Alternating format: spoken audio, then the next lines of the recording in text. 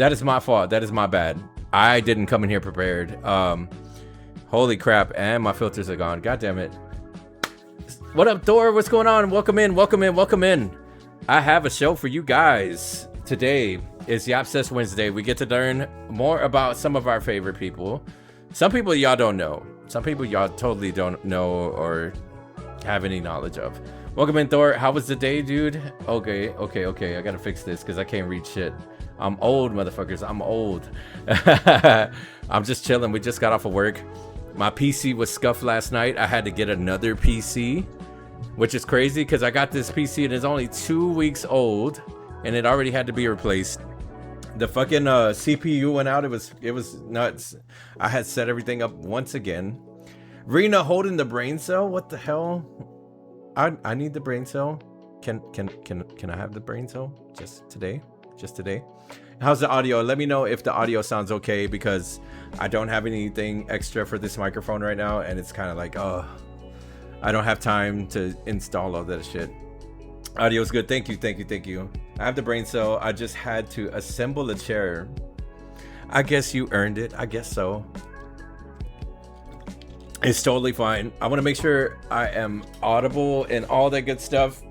Yeah, like I said, I'm joined by Saturn Blaster, a member of the Canopy Stream team. He's actually one of the leads, and I'm excited for it. We get to learn a little bit more about this guy who's participating in the community. This guy has definitely come around and hung out with the peoples here. Some of y'all know him. He played Forza with us too. A little bit about him, like yeah, we're part of the same team, but beforehand we were actually friends at some point, and he seems really cool. I checked out his streams a bunch. Does a lot of single player stuff. He's in the Resident Evil series for the very first time, which is crazy to think about. People that have not touched that series, and it's exciting to watch him make decisions.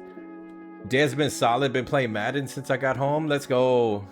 Until I play Valorant. You play Valorant? Man, I thought that was only Tiff. I don't know. That's cool, man. She's been trying to get me over there. I might install just because it's Tiff. It's not something that is I can't really say that too loud because Dr. Bestie will get upset about it. No rivals, dude. Oh wait, it's YAP Wednesday, right, Crispy? That's crazy. How was the movies, by the way? I saw you watching like a lot of movies. I'm jealous. Wish I had the day off. Is that yesterday or is that today? I can't fucking remember. Unfortunately, I do. Dang. I mean, like, I play a lot of toxic games. Like, people don't like rivals that much. They say it's a gooner game. I disagree. It's fun with friends. You know, you play a lot of rivals. Get like a 6 stack, 6 people in there. It's a lot of fun to play. This guy, is that the Jasmine T? Holy shit. Thor, what's happening right now? I'm kind of nervous. Should I turn my camera off? I feel like I should. I don't know. I'm kind of nervous, bro. It's the guy that made me a suspicious user. I was in shock when I saw that timeout happen. I was laughing. But I guess it does happen. One of my friends accidentally timed me out too, and I was like, there's no way. There's no fucking way. Right? Is that Tiff? What's up, Tiff? I saw Backrooms and Obsession. Oh, shoot. Seeing movies back to back, that just takes it back a little bit. Where I used to sneak in movies. No, I didn't say that out loud. Nobody knows I did that. Nobody knows. He just hates you? No, he doesn't. No, I'm sure he doesn't. That's crazy. Not our man's, dude. Wait, who said that? Backrooms was trippy and Obsession was fucked up. Both were great. That sounds like a good time. You know, I sound very enthusiastic about watching those movies after saying that out loud. It's a fucked up movie, but it's a great time. It's a great time.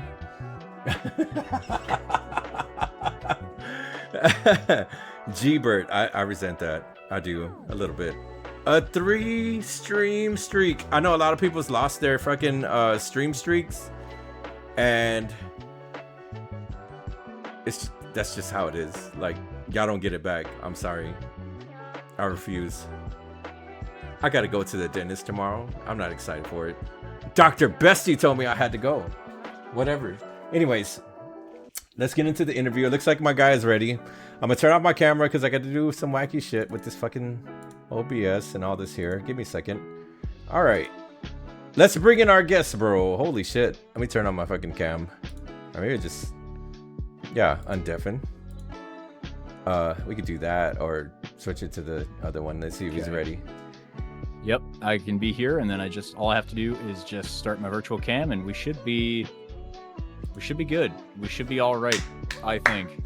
I wish I had one ad cut me off already on YouTube, so everything that we talked about that's gonna happen is gonna happen. It's gonna go wrong today, but we're gonna be okay, man. Let me make sure your volume's at 100% there. There we go. Can you guys hear Saturn? Yes, please do let me know if you need me to turn up my volume or if you need me to just mute. Please do let me know. I can do whatever you need me to do. Mute? No, man, we gotta appreciate that voice there, man. He's got like a solid podcasting voice there. Holy crap. Well, thank you, man. Thank you. Also, thank you for having me on this show, dude. It's gonna be so much fun to do this. I haven't done an interview in a long time, so I'm excited for it. It's gonna be great. Can I meet G-Bro? God, I can't. It would help if I could read. I've got a great voice, but I can't fucking read to save my life. Can I mute G-Bro? No, I won't be doing that to our host. That's the streamer's curse. None of us can read. I can wholeheartedly admit that. I read like a teleprompter, and sometimes it's like Ron Burgundy, like huh? What did you say? Anyways, everybody, welcome Saturn. Saturn is our second guest on YAP Wednesday. It's good to finally sit down and be able to get to know this guy. He's played games with us, played Rivals in passing, does a lot of his stuff. He's also a streamer. He has a busy schedule, so I appreciate you taking the time out, first of all, coming out to do this. I know a lot of people, they just not, is this the shy thing? I don't know. A lot of people like just kind of mixed feelings about being put on the spot, but you seem to hold on. Let's put you full screen there we go. Yeah, get me full screen. There you go.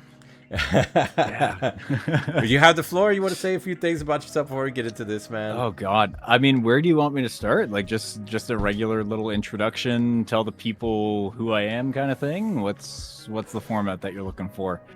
Well, we're teammates, right? We're part of this thing called the Canopy.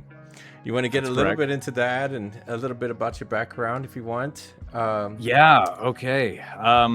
Sure. So let's just start at the beginning, I guess. Just who I am then. For those who don't know me, I'm Saturn. I'm one of Jeeves' teammates over on the Canopy. I've been doing this streaming thing now for 2 years. As of May, I think 25th, that was my 2-year anniversary. I am I'm a college student right now. I'm doing my second diploma.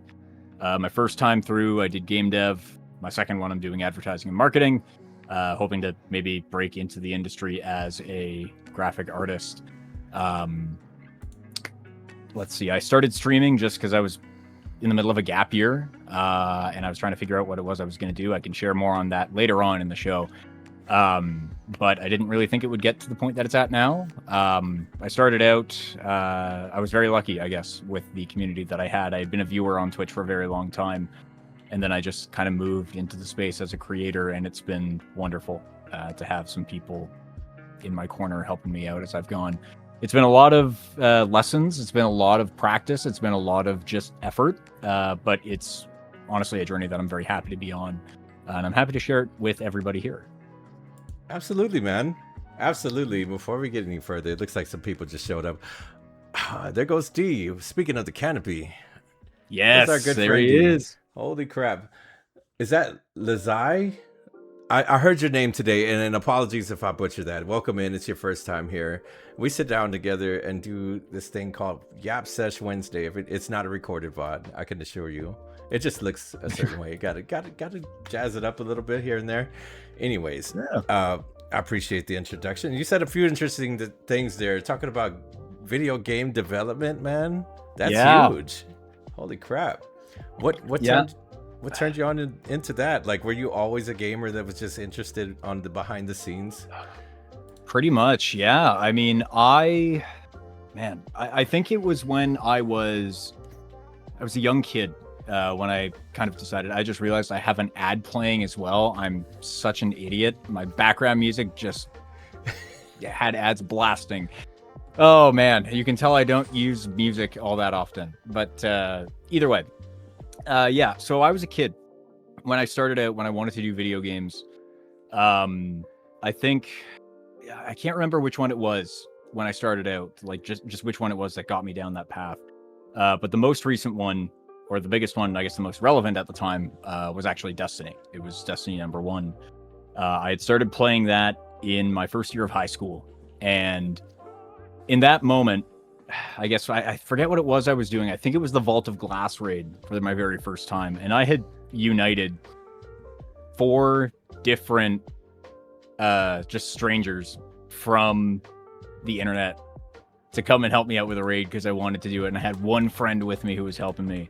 But in that moment, in uniting those strangers to help me out, I kind of realized that the games weren't just, amalgamations of code. It wasn't just like game design. It wasn't philosophies coming together and being put on display. It was community. It was something larger. And when it becomes something larger, you can do some pretty incredible things, especially with the player base there. So in that moment, in playing that raid, I kind of decided that I wanted to partake in telling those stories and creating those experiences for people. And yeah, like I went through high school ready to go into game dev. Like I wanted to do it. I got accepted into the program at my school that I wanted to go to. Life was good. It was great. We were also part of the first cohort that was fully online during the COVID-19 pandemic. Oh, wow. As people may remember, 2020, when the world shut down and time froze. And I was on the longest March break of my fucking life. I was ready to go, man. And then 2023 rolls around. I'm graduating. And unfortunately, the game dev market just kind of crashed. The entire industry blew up. And people may remember, I don't know what the official number is now, but we saw like 20-some thousand people lose their jobs in and around that year. And then I think since then, the number has only continued to go up.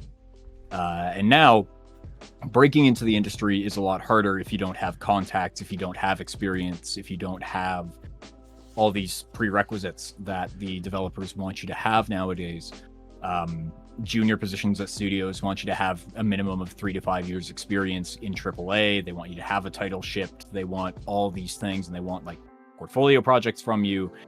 And it just wasn't feasible. It wasn't really something that I was having a lot of success with. And so in taking that gap year that I took between kind of exiting game dev and starting up in advertising, I basically had to have a good think about what it was that I was going to do. And I basically had to take a bit of a blind leap of faith. I read up on a program. I was like, okay, this is good. It has a placement opportunity. Let's just see what happens. And I was very skeptical initially going through it.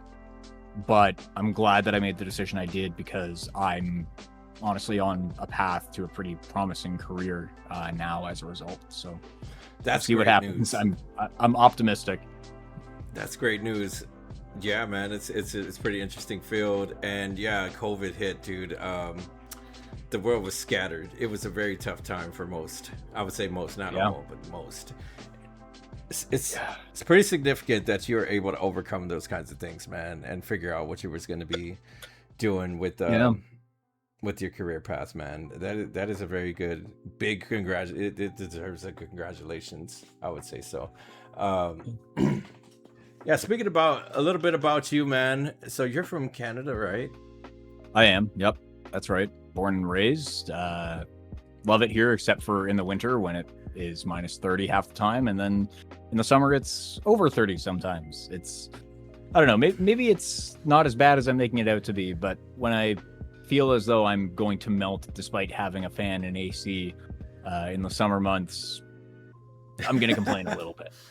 There's no middle ground, right? It's just all over the place. It's either Yeah, far- no, it's either all on or all off, and it's just nothing, no peace.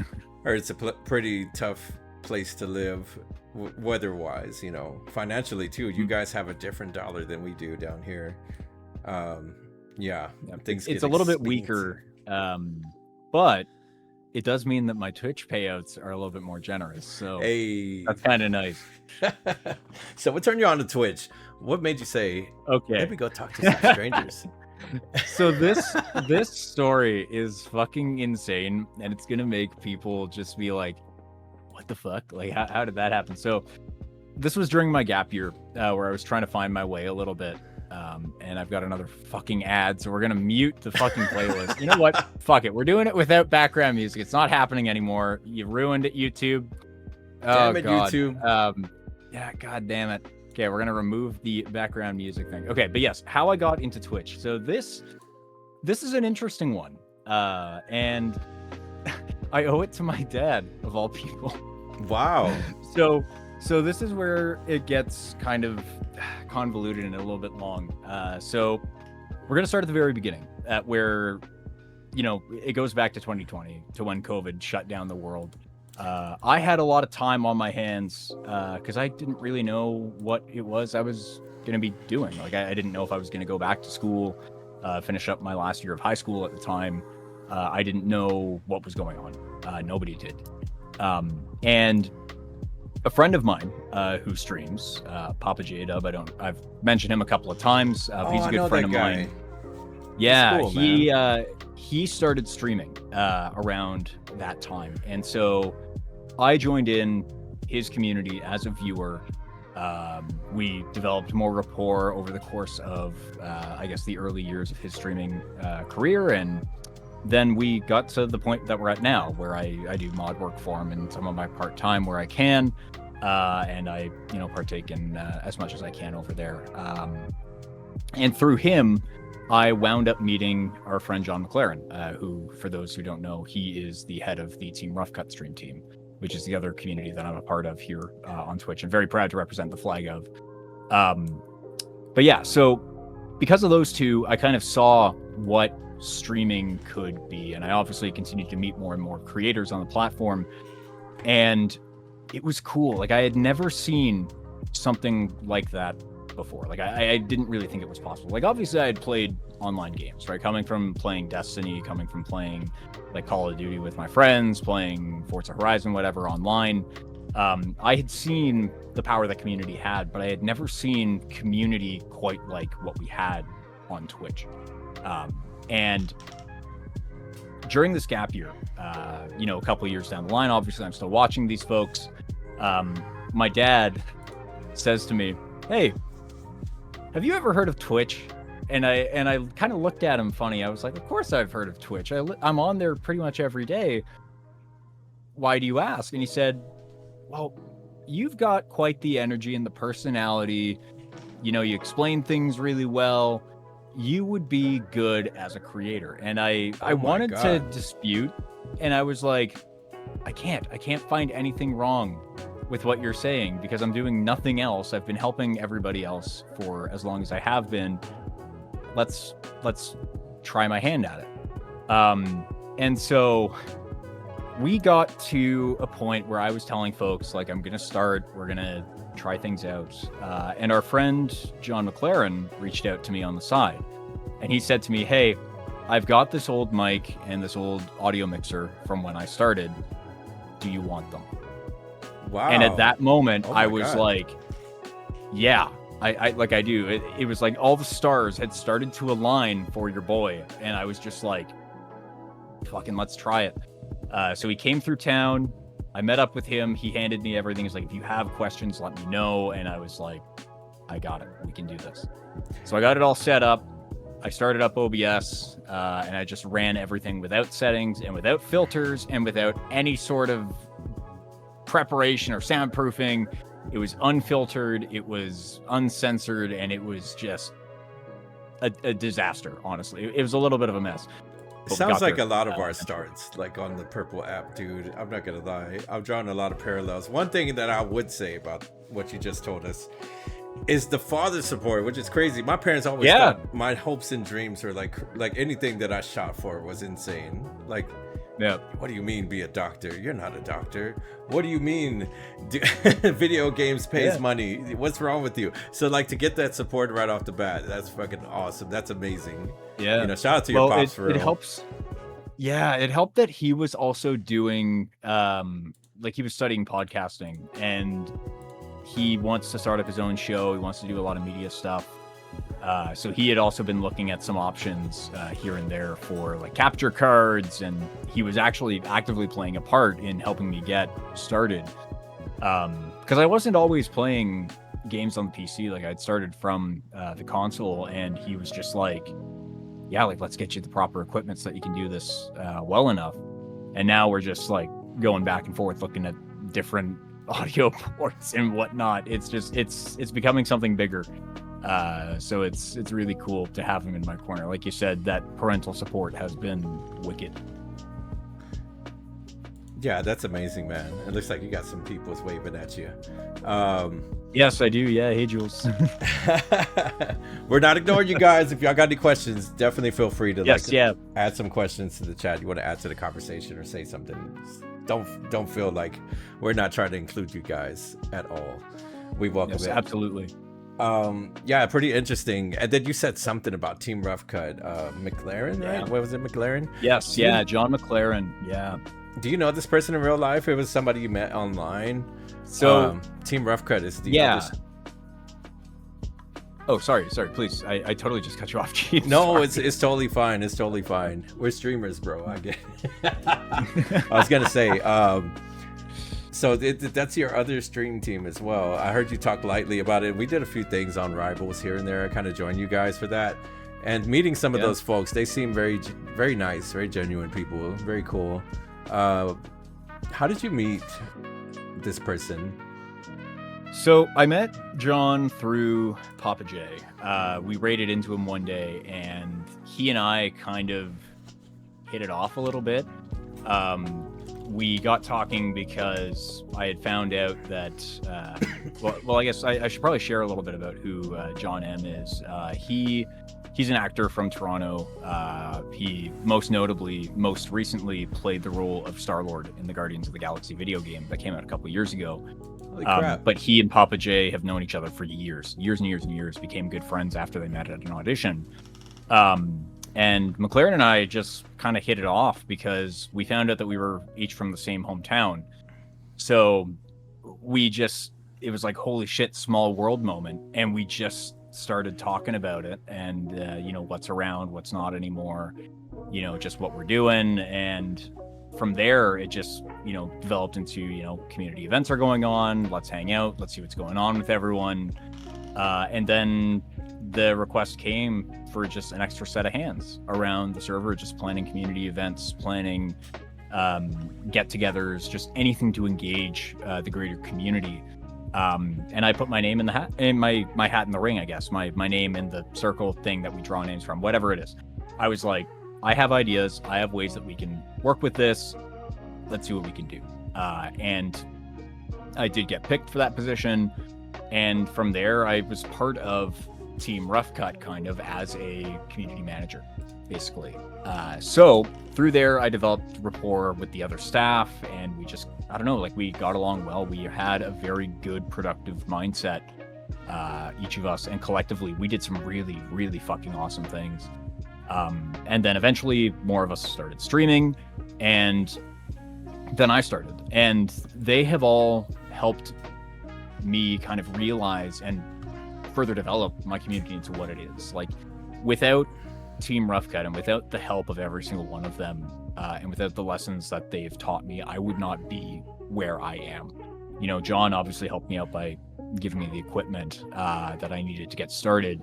But, we had Goose, who was showing me the way to methodically approach everything from development to, what is a good boundary to have on stream, what's the best way to approach all the changes that you want to make. If you make one small change, then it all adds up eventually to where you're making multiple big changes. Just how to approach things, not so much like work and not making things seem daunting, but also how to handle things in chat as they pop up. We had our friend Simon as well, Simon Ice 23, who has shown me like the value of hard work, honestly, and dedication to the streaming. He's been doing this, I think, for about 3 years now.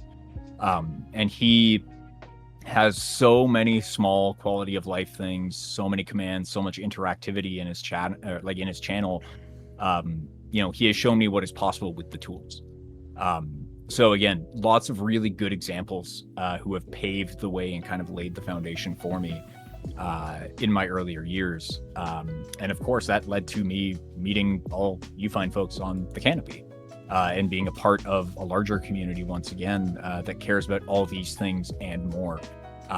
You know, being present with your community and taking it beyond that, helping people who need the help, you know, doing charity work and just like lifting each other up. Absolutely. I don't know, just like that natural crossover and the natural kind of overlap in values and core beliefs. Yeah, like without them, I wouldn't be where I am, basically. And I mean, I say that and I mean that super sincerely.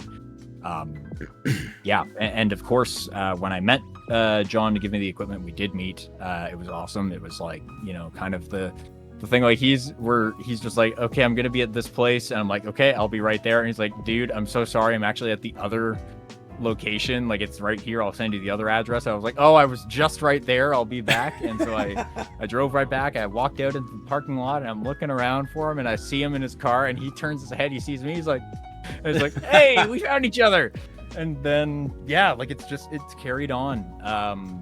And it was so hilarious. We just the other year, last year in April, there was a showcase for the Nintendo Switch 2 in Toronto. Oh, and nice. Did they give away? Get invited to go. No, so they didn't give away the console, but it was just like, come down, check out the hardware, play it for a couple of hours. My dad heard about me getting this, and he was like, I'm going to take you down there. And I was like, okay, let's go. And so we get there, and we actually ran into John there.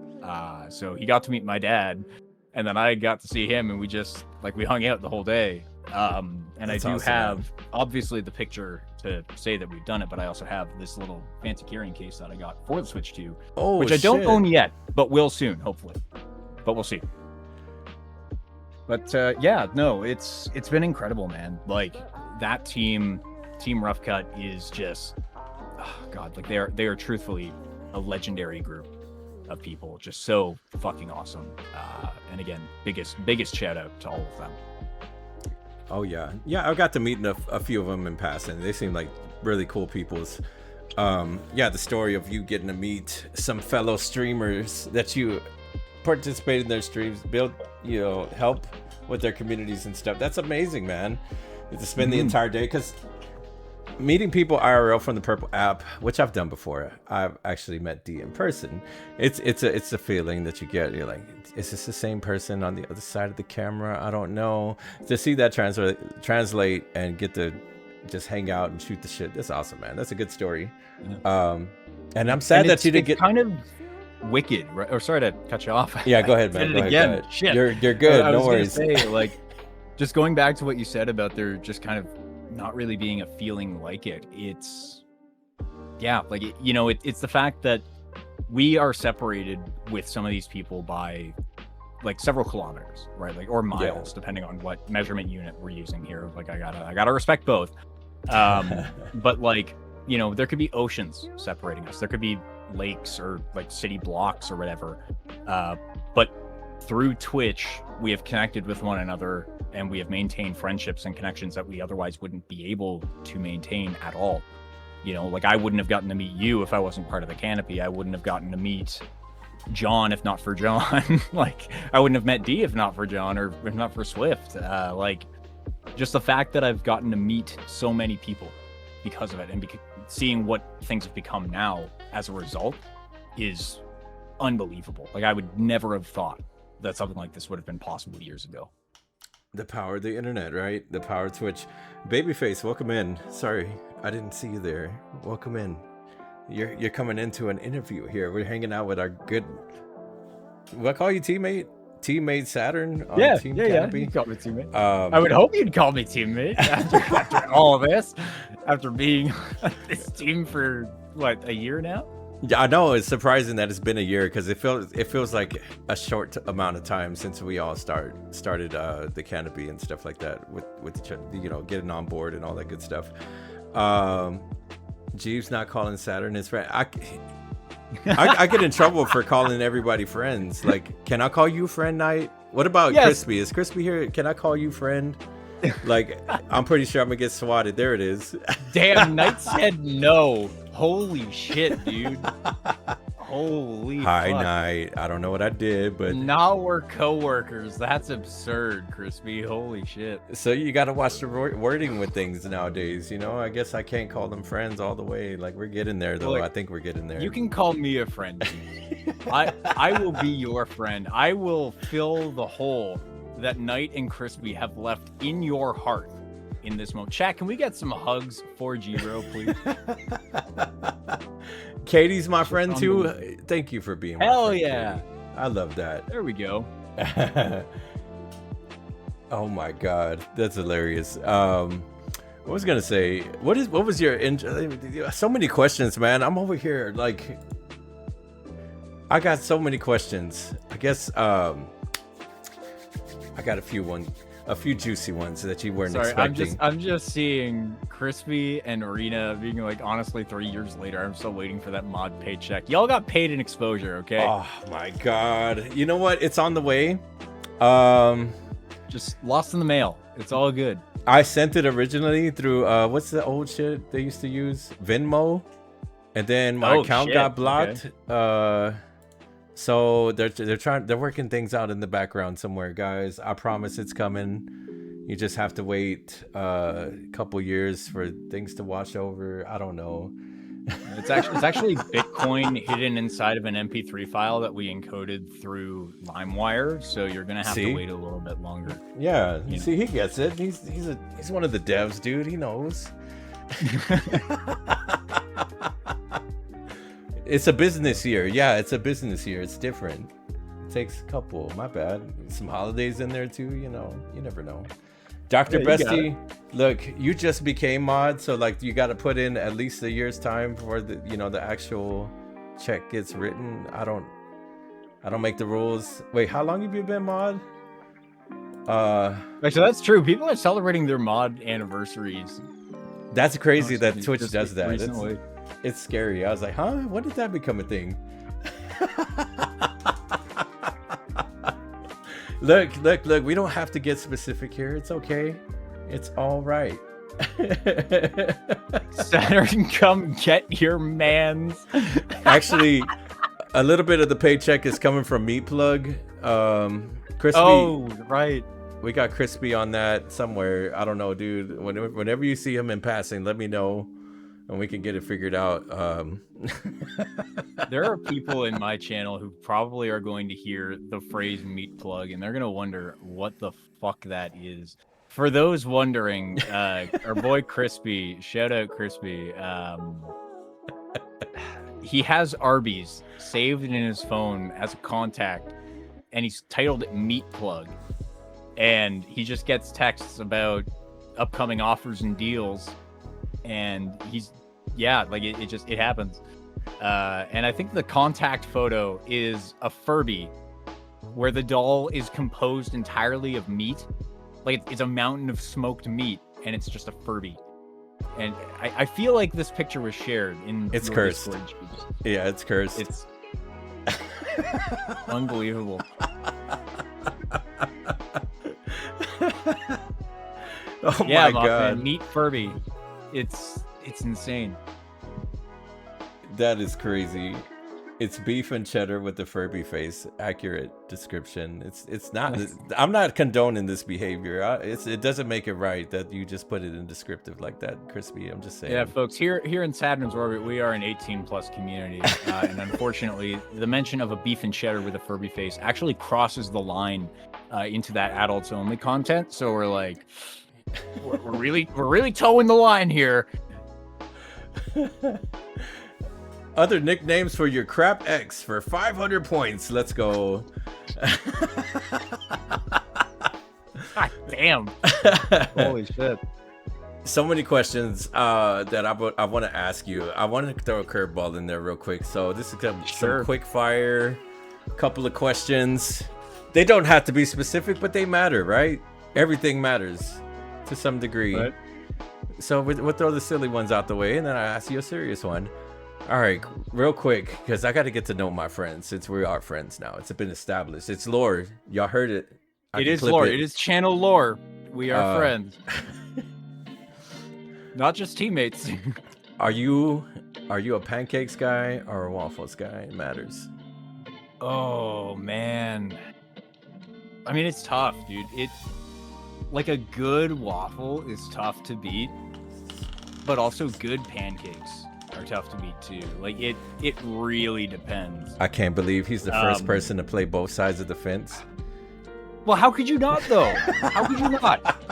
Look, sometimes, God, I don't know, man. I think for the most part, normally I am team pancake because of the fact that it's a little bit easier. It's less effort than waffles. He's got a point. He's got a point. But if you're telling me that I have to choose between a hot Belgian waffle and I've got a whole plate of fruit there that I can top it with, and I've got like the whipped cream, all the fixings, I'm going to pick the waffle every single time. So it's one or the other. If I'm feeling lazy, I'll go pancakes. But if I've got it prepared and ready for me, I'm going waffles every single time. It's disappointing, man. That's strike one. I'll go ahead and... Strike one? What? Am I wrong, Look, guys? I'm playing both Am sides. I wrong? I'm playing both sides. I don't know. Look. You're good. I'm just being silly. There's only one... Wait, what does Knight say? There has only ever pancake... I can't read. English doesn't make sense right now. I can't read what she said. Did she do that on purpose? There's only one pancake that's made you doubt waffles over pancakes. Really? Okay. Saturn Yapper is crazy. Brant, thank you, dude. Also, what's up, Kurt? Good to see you, man. Oh, that's teammate Kurt. Damn, he just made teammate Kurt. Teammate. That's fucking awesome, man. Potato waffles? Is that real? I think it is. I believe they're like waffle fries, I think is what he's trying to get at. Okay. They call it a little different. Yep. Those waffle people are wrong, and I'll stand by that statement every time. Mothman, look, I don't want to hear it, dude. I don't want to hear it. All right, next question, real fast. Shoot from the hip, if you will. We're gonna go get some wings, right? You want bone in or boneless? It matters. Oh, fuck, dude. Well, here's the thing, though. Boneless wings are not wings. They're chicken nuggets. Okay? So... Oh, I see the look of disapproval. I see it. I see it. I might have to say boneless wings just to appease G, bro. No, he chose his fate. He chose his fate. It's a bone-in guy. Right. God damn it. I am a bone-in guy. I'm sorry, man. But look, sometimes you get those good chicken drumsticks. You get the good wings. Or you get the flats. The flats are good. But I do like the bigger wings. Like the flats are okay, but they're not my go-to. I guess that's fair. No. Guess that's fair. I had plans to take us out to eat afterwards, man, but I don't know if it's happening. Damn. Well, here, we got to talk about sauces, though. That's the thing. Sauces are where I can redeem myself, I think. Probably. Because I'm a buffalo sauce kind of guy. I love buffalo. All right. I like me some sweet and sour. Some honey garlic is good, right? I don't mind some regular barbecue as well, but like a good buffalo sauce is superior. Like that is top tier. I respect it. Cannot be beat. A good buffalo sauce, barbecue, mango habanero, even some lemon peppy. Oh, okay. Lemon pepper superiority. We got to talk about lemon pepper wings, y'all. Holy shit. Gift from God. I'm just gonna say it. Gift from God, he says. I think so. lemon pepper wings. Okay, honestly, that might be buffalo wing. Let's be real. I think it might.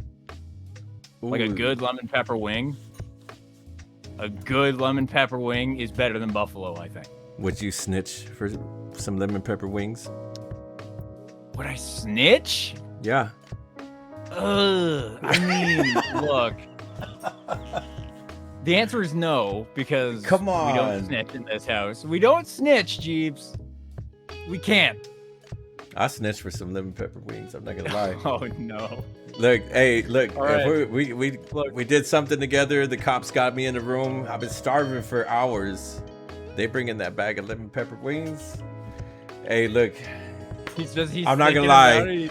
It was 7 a.m. when we started. It was him the whole time. I want those wings. We're getting out of this somehow. God, he's just like, so I took a plea deal, and you just see he's got this like the lemon pepper sauce on his fingers. It's like, oh God, just trying to hide it. Oh jeez. All right, so guys, keep this in mind. If you ever get into cahoots with our boy Jeeps here, keep the lemon pepper wings away from him, because he will rat your ass out. Some of y'all will too. Don't lie. Don't lie. Would y'all? I'm asking everybody. Would y'all snitch if it came down to it and y'all were hungry? They had you locked up in that room. I need that answer. Y'all need to write something. I can't be the only one. Hey, I got Rena on my side. This is good. All right. Thank you, Rena. I appreciate it. This was normal. You don't want to know the war crimes against food Jeeps has done. Kurt, I think I've heard some of these war crimes against food that Jeeps has pulled. I feel like I've heard at least one or two of them. Actually, no, you know what? I can share one. Did you buy the round meal that you said we were going to try? No, what? I didn't buy the round meal. No, I got taco milk. Okay, I got a story about Rena, I got to hear about taco milk. Hold on. What is this? Crispy, you care to do the honors? It's his fault. 100% Crispy's fault.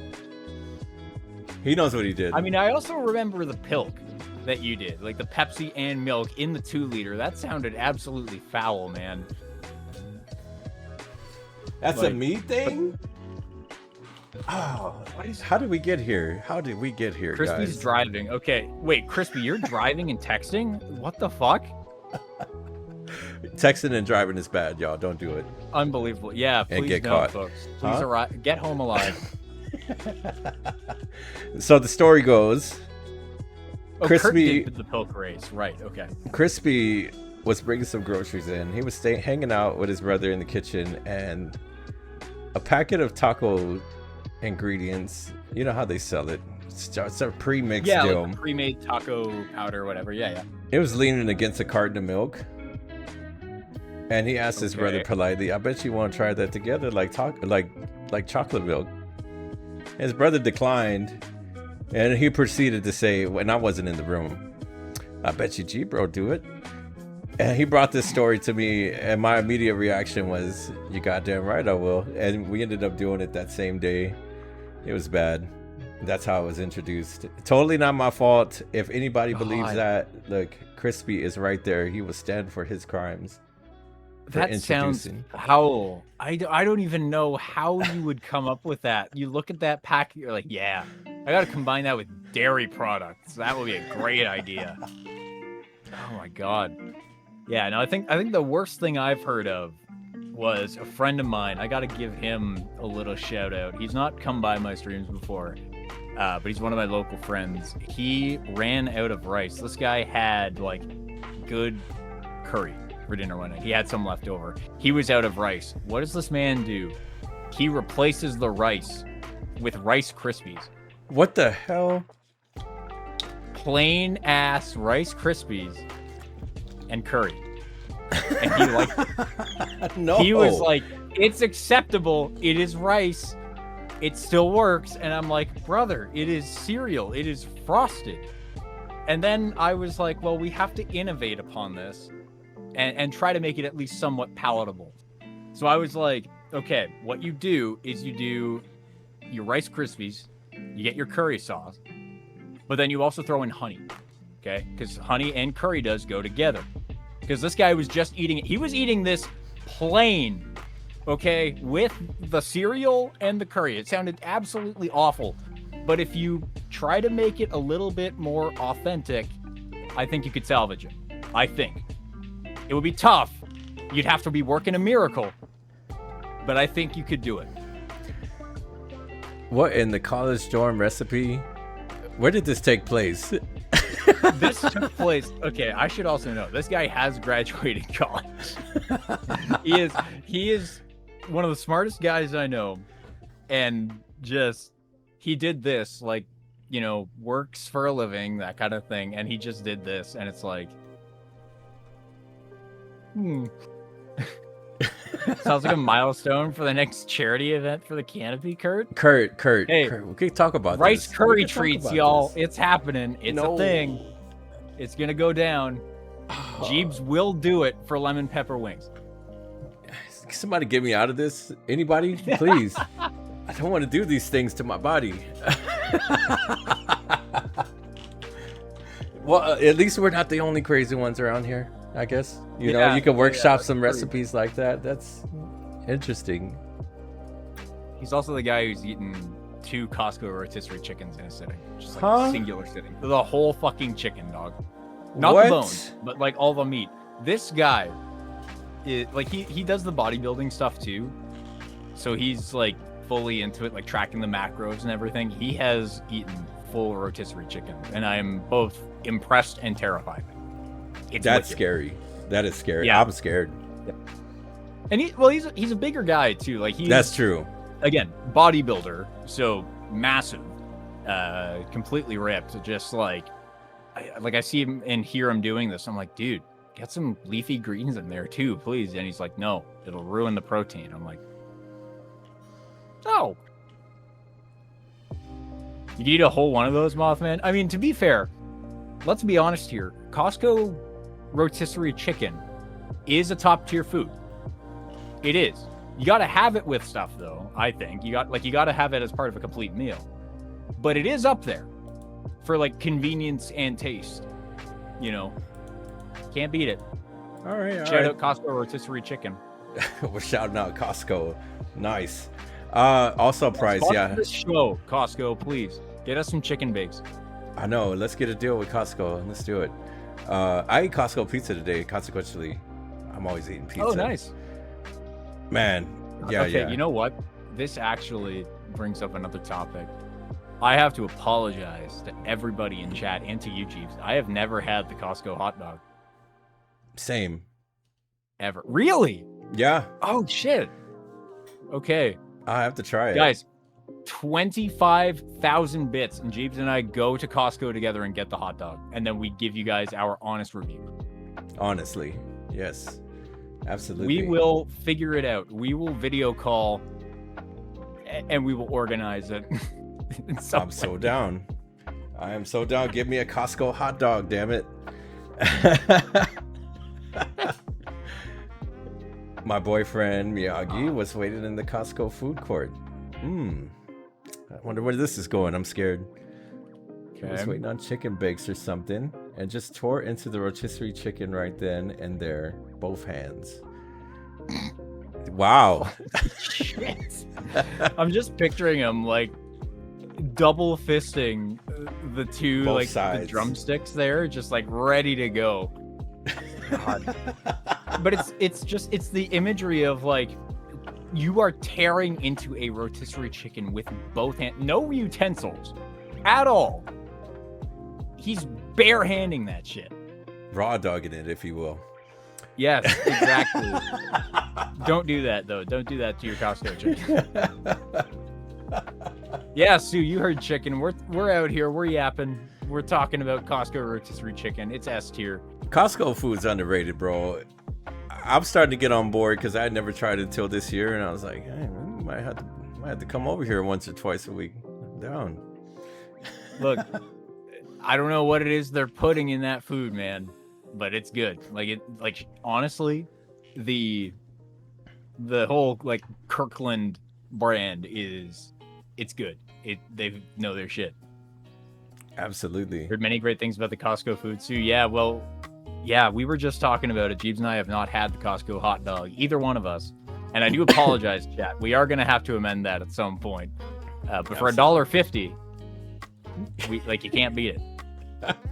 Dude, actually, I don't know if you heard about this, Jeeves. The Costco manager, they were talking about changing the price of the hot dog, making it more expensive. Okay? And the Costco CEO said to a guy, and I quote, "I will fucking kill you." Oh my God. Like, he was just like, the hot dog remains $1.50. Otherwise, holy shit. Yeah, it's true. Crispy knows. Oh God. One thing about that is food is expensive as hell right now. Everywhere you go, there is no such thing as a dollar menu anymore. I gotta appreciate Costco for doing stuff like that. Like, get a $5 pizza. How much does it cost now? I can't remember. That is awesome though. I respect that CEO. Not for what he said. In our time of need, Costco is the hero that we deserve. Let's be real. Absolutely. Shout out Costco. Thank y'all. Yeah, man. I don't know. You can't go around. I don't think it exists anywhere. McDonald's got rid of their dollar menu. It's a value menu now, right? Like something like that. Oh, did they actually? Oh my God. Can you get something with $1 at McDonald's? Can anybody attest? I don't know. I don't know if you can. That actually does remind me, though, of just a couple years ago, back when I was in my game dev days. I was learning how to use Photoshop. That was the beginning. That was where everything went downhill, folks, was when I learned how to make memes in Photoshop. You were memeing a friend of mine. Oh, yeah. I was making loads of shit posts, dude. It was ridiculous. I was photoshopping all kinds of shit. I was big into the Jean-Claude Van Damme movies too. So I was doing shit with him and it was really funny. But a friend of mine was really big into the Junior Chicken from Mickey D's. Okay. And I got to give this guy a shout out too. He's a fucking great friend of mine. Over time, like I had initially photoshopped like a McDonald's poster, like, you know, the ones that they get in the restaurant where it's like the person eating the thing and it's like the price on the sticker right beside it or whatever. Yeah, so I did that with him in it. He had like a whole plate that he was holding, and he was like, you know, so I put the Junior Chicken on top of it, and I had the sticker there, and I was just like, here you go. Over time, I managed to actually update the price of the Junior Chicken, and it has increased from like $1.29 to $3.50 over the course of like the past 5 years. And it's just, the meme has gone from like, hey, my friend just really likes the McDonald's Junior Chicken, to holy fuck, inflation. That's great. It's so funny. You have it somewhere, right? Maybe we get oh, what, the meme thing. Oh yeah. Yeah, I've got a few other ones. I've got, I might be able to pull up some of them. Let me see if I can find some and we can discuss. At least one of the creations that came about there was the Jean-Claude hamburger here. Let me see what I can do. I have it somewhere. But yeah, feel free to throw another question at me if you want as I look for it. I can multitask. Oh yeah, I got a few questions, man. So we got over the silly stuff, but I definitely seriously wanted to ask you something important. Don't worry, it's nothing crazy. At least I don't think it is. What is something that you geek over that nobody knows about? Like behind the scenes. Something I geek out about that nobody knows about. Oh, dude. He's getting nervous. Gosh. I got him, ladies and gentlemen. We got him. I don't really know. I mean, I'm a big Magic the Gathering guy. Like, I think people probably know that, though. I don't know how often I talk about it, but I'm really big into Magic. Like, I've got the binder that you see behind me, the red one over top of my Destiny books. That's my kind of collection of my mythic rares and my rares and stuff. But I also have, to my left, a bunch of my bulk that's just sitting either in boxes or on top of boxes or whatever, just cards I haven't sorted yet. And then I've also got all my Commander decks to my left. That was my introduction to the game, was the format Commander. And let me tell you, folks, that format, oh man, 100 card decks, it's a lot. That's an expensive habit. But it's a lot of fun. It is, but it's a lot of fun, dude. Like, I don't know what it was. I think it was the fact that I just got to experience it with good people. And like we have fun. Like the whole point of that format, and I see the shock in chat being like, oh yeah, 100 cards. Yes, 100 cards. It's 99, including your commander is 100. And the whole point of that format is, gosh, Magic's been around for like 30 years now. So there are a lot of cards in the format. It's like something ridiculous, like 20,000 cards, I think. The whole point of that format is you pick one card that is a legendary creature, and you build your entire deck around that creature, and you have a strategy in mind, and that you follow that strategy to a T. But there's a catch, and the catch is that you can only build your deck using cards in the colors of that legendary creature that you set outside of your deck. So if your creature in question is, white, blue, and black, you can only use cards in that color identity to build your deck. And you have to kind of bear in mind what it is that your commander wants to do. And it opens up a lot of doors for self-expression and for like doing some really, really crazy, cool, synergistic stuff. But obviously it's not a great way to learn to play the game because of the fact that it actually enforces a lot of bad habits, and it's a 4-player game as opposed to the game being designed initially for 2 people. But it's a lot of fun when you get into the nitty-gritty. Hell yeah, man. Nothing wrong with that. We got a few friends that collect cards in the chat. I used to at one point. I lightly touched Magic for like 2 seconds and then I dipped. But it was quite a lot to learn. It looks like you got a question from Crispy in there too, if you want to read it. Yes, yeah. So if I could erase any game from my memory to get the chance to play it again for the first time, what would I choose? Oh my god. That is a tough question, Chris, because there are a lot of games that I think I would love to play again just for the first time, just for a variety of reasons. If we're talking narrative and we're talking like just writing, I think Clair Obscur is up there. Oh, wow. That's a recent one. It is, but the writing was so good. It was just so tight, and by the end of it, like everything had been wrapped up really nicely. Yeah, just like when I say that game brought me to tears by the end of it, I mean it. Like it is it's an experience for people who may not know what the game is about. Let me just start off by saying that you need to go into the game as blind as possible, first and foremost. So like just avoid spoilers like the plague. I'm not going to spoil anything. It's just going to be like a brief little synopsis. But you are playing as a team of expeditioners who live in a city that is inspired by France during its Belle Epoque era. So think like lots of old-timey buildings and clothing. Like think kind of like, I want to say like that period of time shortly after the French Revolution, like that style of architecture. But there's also some like science fiction-y elements to it as well.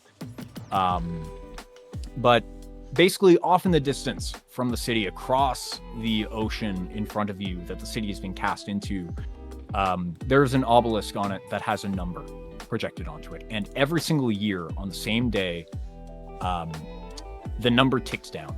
And the people who were the age displayed on the monolith are just Thanos snapped from existence. They cease to be.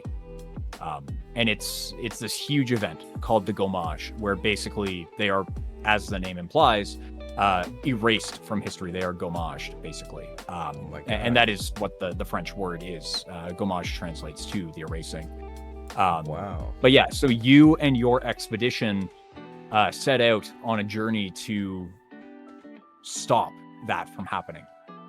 Like you are a part of Expedition 33, hence the name of the game. And it's just, it is a game that is about grief and preventing the inevitable, or trying to and failing to do so, like the cost that you are willing to pay in order to change things that shouldn't change, or I guess changing things that may not be able to change, like facing, I guess, sheer and complete power, and what it means to be powerless while facing those adversaries. It is so good.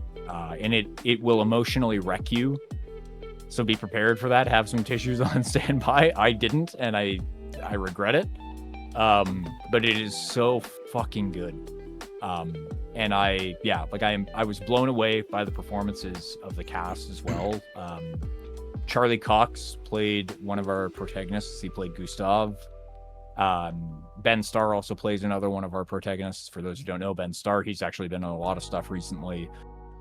Most notably, you might know him from Warframe, where he played Arthur Nightingale. He also played Clive in Final Fantasy 16. Ooh, that's one on the list. There's also Jennifer English, who people will probably recognize as Shadowheart from Baldur's Gate 3. She plays Mael, and she won the Game Award this year for Best Supporting Actress, and it was well fucking deserved. Like, she did an outstanding job, and her range.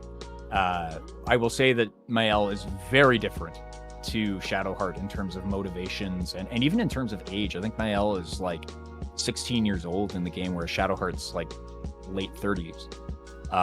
She plays the role incredibly, and she brings this great emotion and just power to that role as well.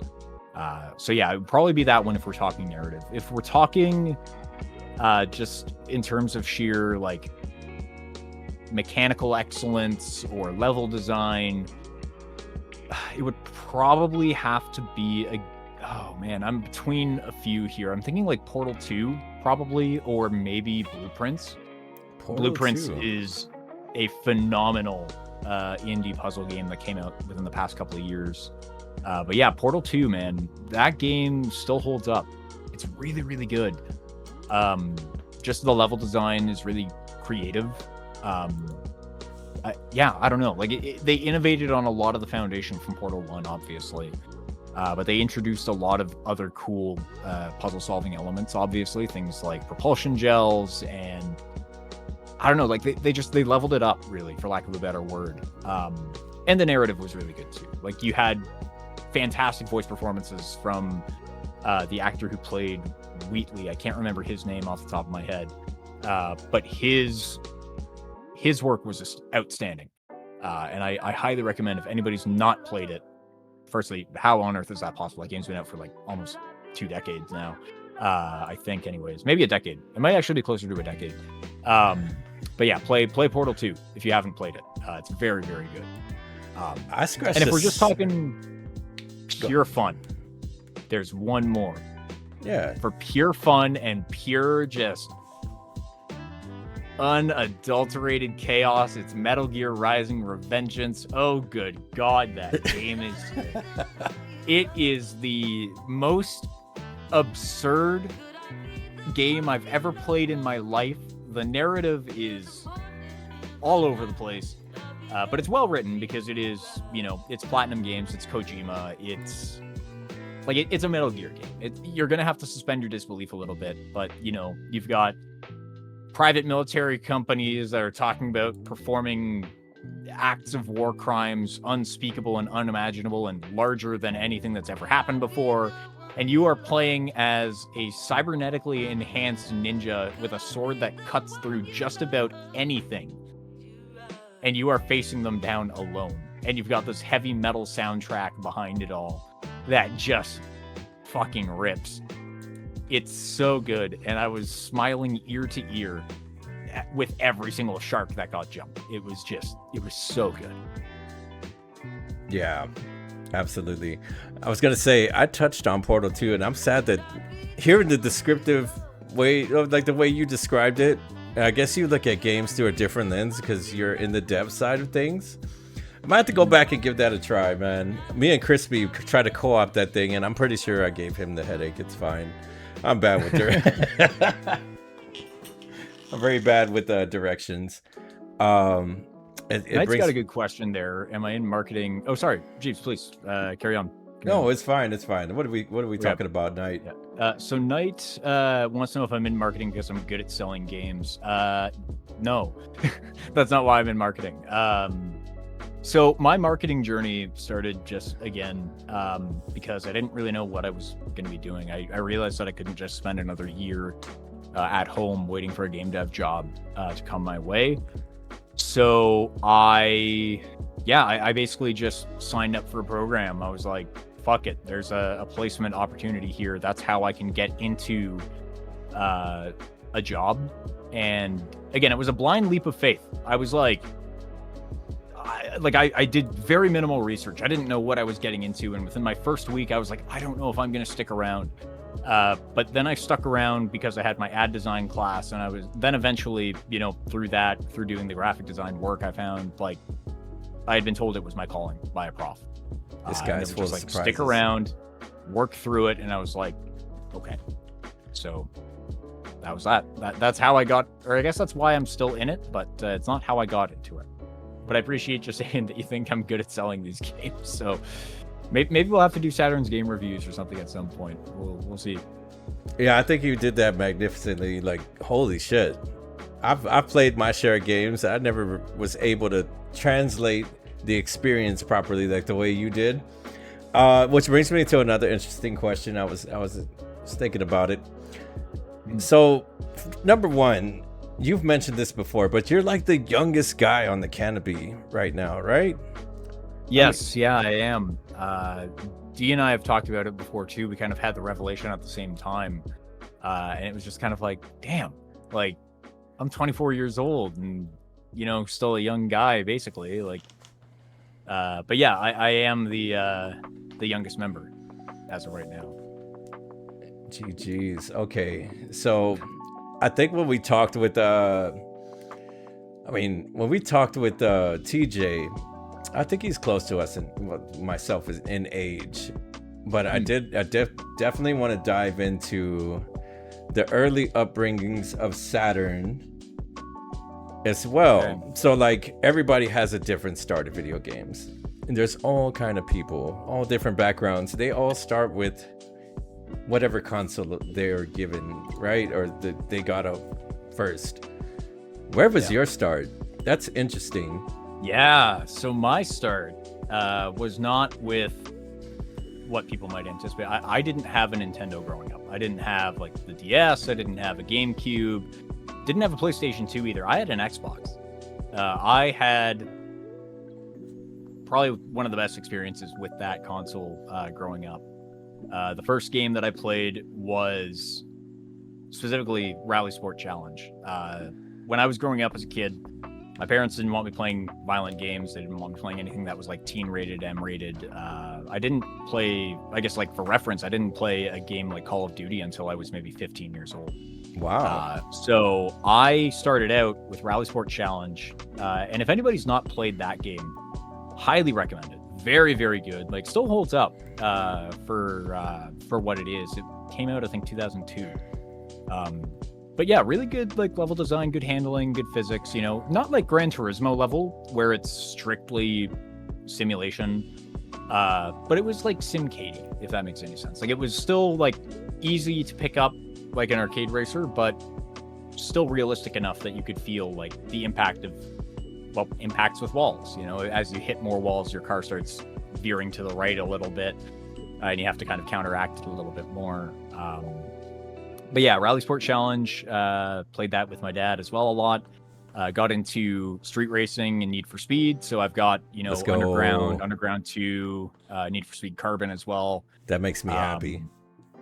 Yeah, dude. Actually, you know what? On my shelf, I do have my copy of Underground 2 still. It is here. Holy shit. In my room. And it still works as well. But yeah, Carbon was excellent. I loved the kind of dynamic element that they had with the like the campaign and the different heat levels per area, the canyon duels as well. And Dee, I'm really glad that you mentioned that other one, Midnight Club, dude. Okay. I was getting we to it. We got to talk. I was getting to because growing up, I didn't play Midnight Club 3 though. I didn't play 3. I played Los Angeles and I played Midnight Club 2. And if people don't know, Midnight Club 2 is widely regarded as one of the hardest games in the racing genre of all time. And I cut my teeth on it, man. Like it was tough because I was a young kid at the time. I was maybe 9 or 10 playing through that game. But I have since gone back and beaten it. And let me tell you, that game does still hold up 20 years later. Like it is like I think if I remember correctly, that game is actually a year younger than I am. Wow. It came out in 2003. Holy Actually, on the shit. exact same day as my birthday, too. Funny enough, like it shares the date with me as well, which is crazy. But yeah, the level design stands out still. The AI is still really difficult. It is honestly a really well-made game. Rockstar knew what they were doing when they made that. And if anybody has the means to emulate it or play it, I highly recommend it. Finding it on PC is a little bit tough, though, because Rockstar actually delisted it from Steam a couple years ago because they ran out of time with the music licensing. So now keys sell for $80, which is ridiculous. But you can emulate it for free. But also don't redistribute that, because that's technically pirating software, but it's also like preservation of software. So do it, but do it within your means. Don't do anything illegal. Yeah, no worries. Gotta cover my bases and cover yours. Guys, try to pick up the game on its original format if you can find the plugs for it. Right, guys? Right? Because we don't know what that is. Don't pirate it, though. And if you do, Jeebs will be waiting with that bag of lemon pepper wings. Just you wait. It's gonna happen. Lemon pepper wings. I wanted to ask you about that shelf back there. I see a lot of good stuff back there. I was staring at the Destiny 2. I think it's a Destiny 1 or Destiny 2. That looks I got my ghost there. Yep. That looks pretty awesome. Years ago. Your game collection. You love physical media? I do. Yeah, I'm a big supporter of that. Yeah, I don't know. Like, just the fact that there are companies who take digital, like, or give us digital media, but then remove the means. Yeah, it's unfortunate, right? Like, what is up with that? It's ridiculous. I don't know. I really wish I knew. And actually, I have a relic on that shelf now, or something that is similar to a relic now. I might be able to go and grab it. Come to think of it, if you just give me 1 second. Yeah, do your thing, man. No worries. Where is it? That becomes the question. There it is. Okay. I miss physical media, dude. So I really do. A couple years ago, I don't know if anybody remembers this old game, The Crew. Ooh. Shout out. But yeah, Ubisoft actually shut down the servers very recently for The Crew. I don't know if anybody remembers this, but this was kind of what gave birth to a little movement out in Europe. I think it was called Stop Killing Games. But basically, Ubisoft shut down the servers, and it was found that before they shut down all the servers and brought the game offline, there actually was just an offline mode in the game, but they never implemented it. And so the whole idea was the fact that, you know, they had this game, it was online, it was playable, it was working fine, but then they were just like, yeah, no, we're just gonna kill it, you know. And when you play these games and when you play these online games, it's like you're giving us permission to take it away at some point. And then there came a point where the CEO, I think it was, started saying to people, oh yeah, you have to destroy the physical media now. They really said that? No way. Yeah, that's the not CEO, real. I think it was saying something like, you have like an obligation to destroy the physical disc. And I'm like, no, absolutely not. But, especially with the prices, dude. Yeah, like you legitimately cannot access this game anymore. You cannot buy it anywhere because they've delisted it everywhere. You can't download it because you need to have like some kind of tool checking for a license key or something like that online. So they've removed the means to do that. And yeah, it's just like digital media, especially in the case of that game. If you own that game digitally, you cannot get it anymore. Like it doesn't exist. And physical media is the only reason that this still exists. Like, it's the only reason we have it. That's insane. That is insane. Yeah, like that's partly why I guess I am a big supporter of physical media, is because we need to be able to preserve it, right? Like, I've got memories playing this game. Other people have memories playing this game. And like, I don't know, like it's a shame that we're not going to be able to experience it anymore. It's part of the reason that I miss a lot of like the single player games that we used to get all the time, that were fully complete, fully polished, fully ready to go. And now it's just like, oh, you want to play the single player game, but you have to connect yourself to internet and download this update, and then you have to check your license, and then you have to do this thing, and it's like, oh my god, just stop. Like, yeah, we went past the 360 days, and where you can pop in a disc and it's ready to go.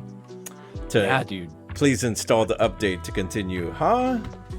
Yeah, it's like, oh incomplete. great, you purchased this game for $80, and now you have to download a 60 gigabyte update and play it next week, and it's like, damn, dog. Also, welcome in Double Katie. Both Katies are here. Hi guys. Hi Ooh. guys. Sky's here. Welcome in, Sky. I feel like, yeah, growing up, getting accustomed to like owning DVDs, owning VHS tapes. That's how dated I am. I don't even want to get into that, but some of y'all know.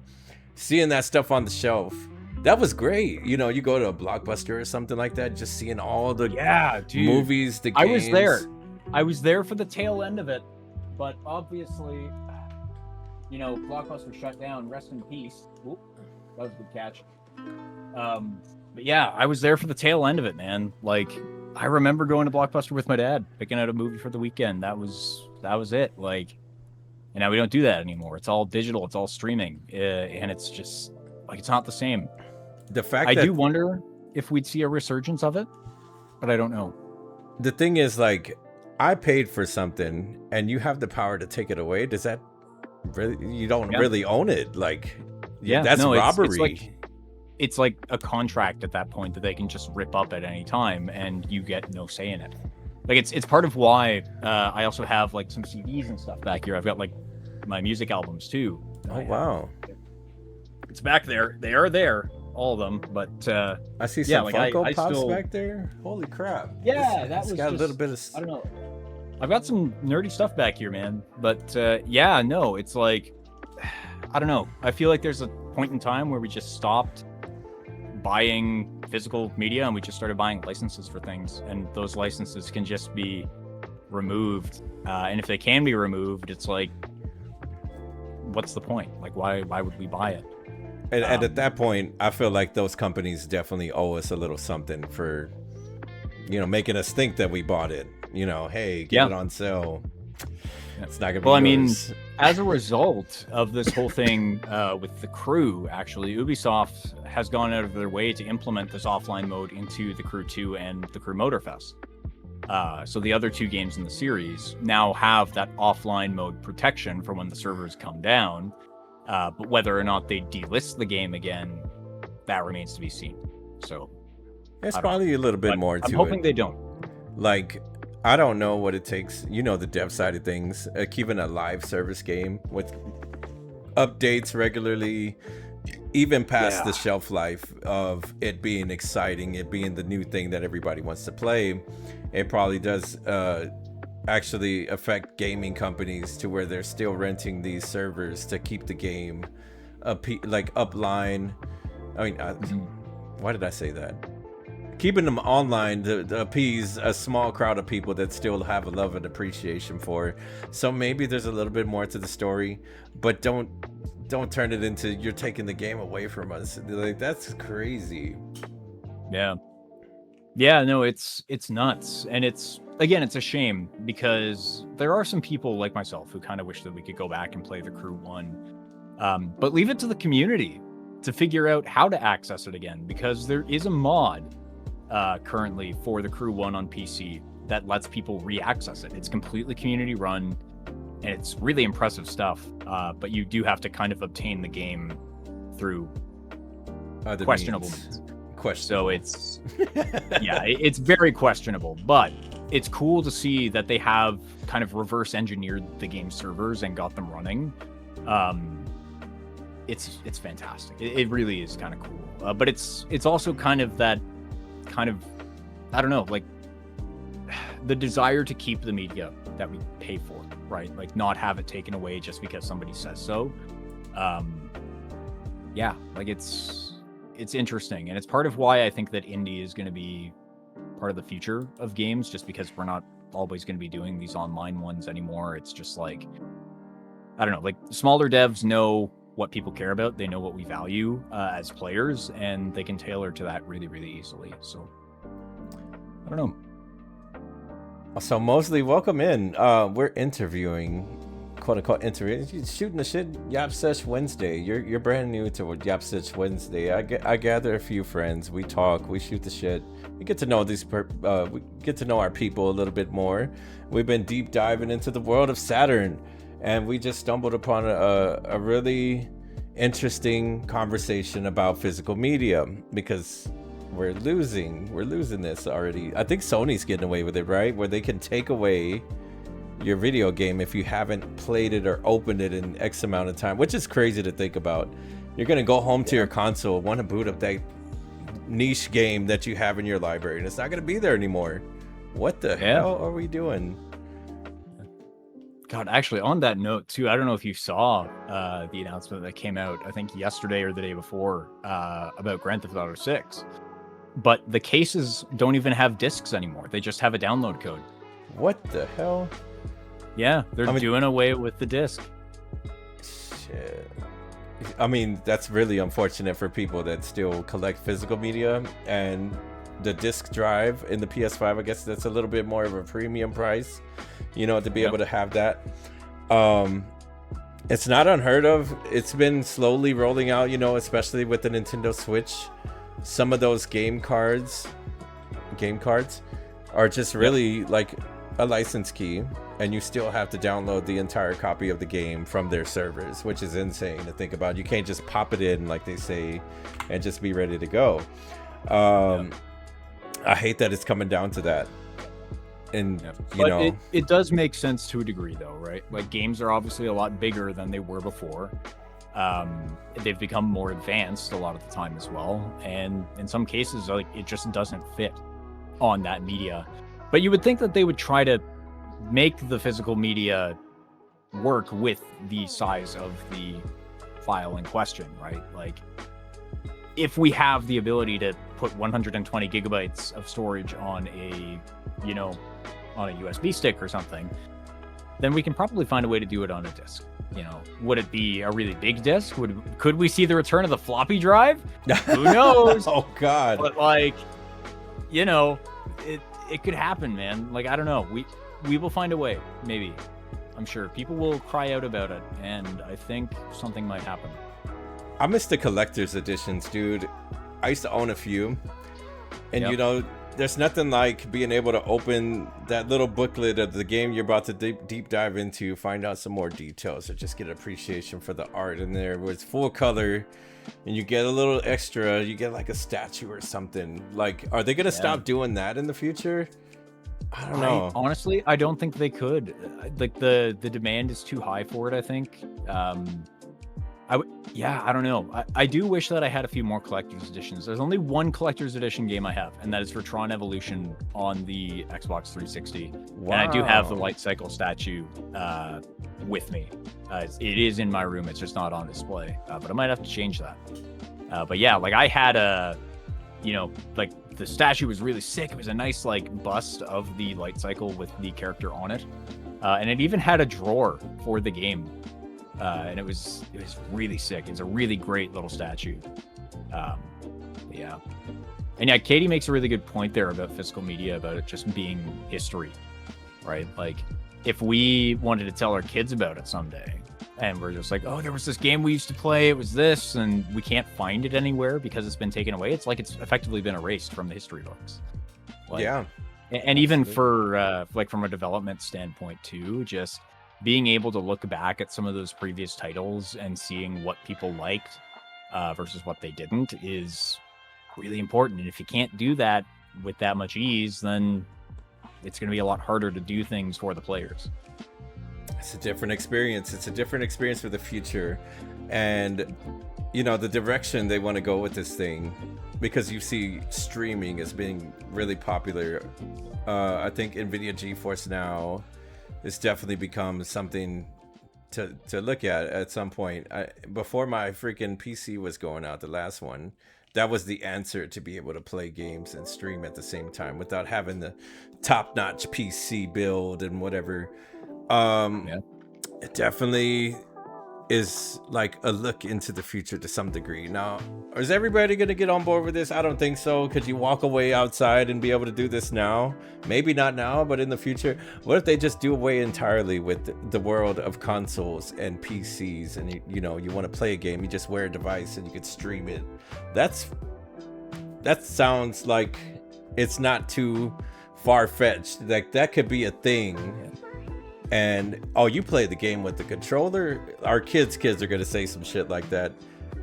Yeah, that sounds terrible. Yeah, like, although I'm not looking forward to some Ready Player One shit. I'm gonna be honest. The idea of the Oasis and everything that paradise, we'll call it, it was anything but. Like, even the name Oasis, right? An idea of something so perfect and picturesque and lush and like essentially what you need in your most dire of times, and then you peel back the veil and it's not even there. Like it's not real at all. It's, I don't know, like I feel like there's some irony to that. Just yeah, I ideally don't want to be facing that. Yeah, man. Let me enjoy my video games. I'll play on a controller. I'll go to an arcade. Like, not a lot of people would like relate to going to arcades like I used to back in the day. But yeah, there's a special magic there. There's a, you know, some certain things are not meant to be touched, and I think that's one of them. All right, let's catch up with the some of the people who had concerns in here. The physical version of Firmament from backing, it was a joke. They sent a physical box containing 2 digital redeem codes that expired. Not a physical release at all. Yeah, man, that's a bummer. If you pop open a game that you bought full price, even $70, whatever it is they charge now, and all you get is a code, might as well have made the online purchase. Like, why even bother waiting in line at the store to get your game when you could just go to the shop, make space on your drive, right? Like, what's the point? If you want to take the next one, man. Yeah, sure. I see Crispy saying that kids will never understand blowing into an N64 cartridge even though you weren't supposed to, or jamming a piece of cardboard in there with the cartridge so it didn't wiggle in the port. God, man. See, I didn't grow up with an N64. I didn't grow up with like having to do like the jamming things into the cartridge port. But I definitely grew up with like having to blow on the back of a disc because it got a bit of dust on it, or like having to get the smudges off with the corner of my shirt or whatever. I don't know, like it's a shame because I'm gonna miss those days a lot when everything is just as simple as, oh yeah, verify files and play away. But yeah, I don't know, like I feel like that's kind of like a really key memory, or a key like experience, if you will, to growing up and playing games. But I also appreciate the ease and the convenience that we have now, compared to what we had back then. Yeah, you could say that.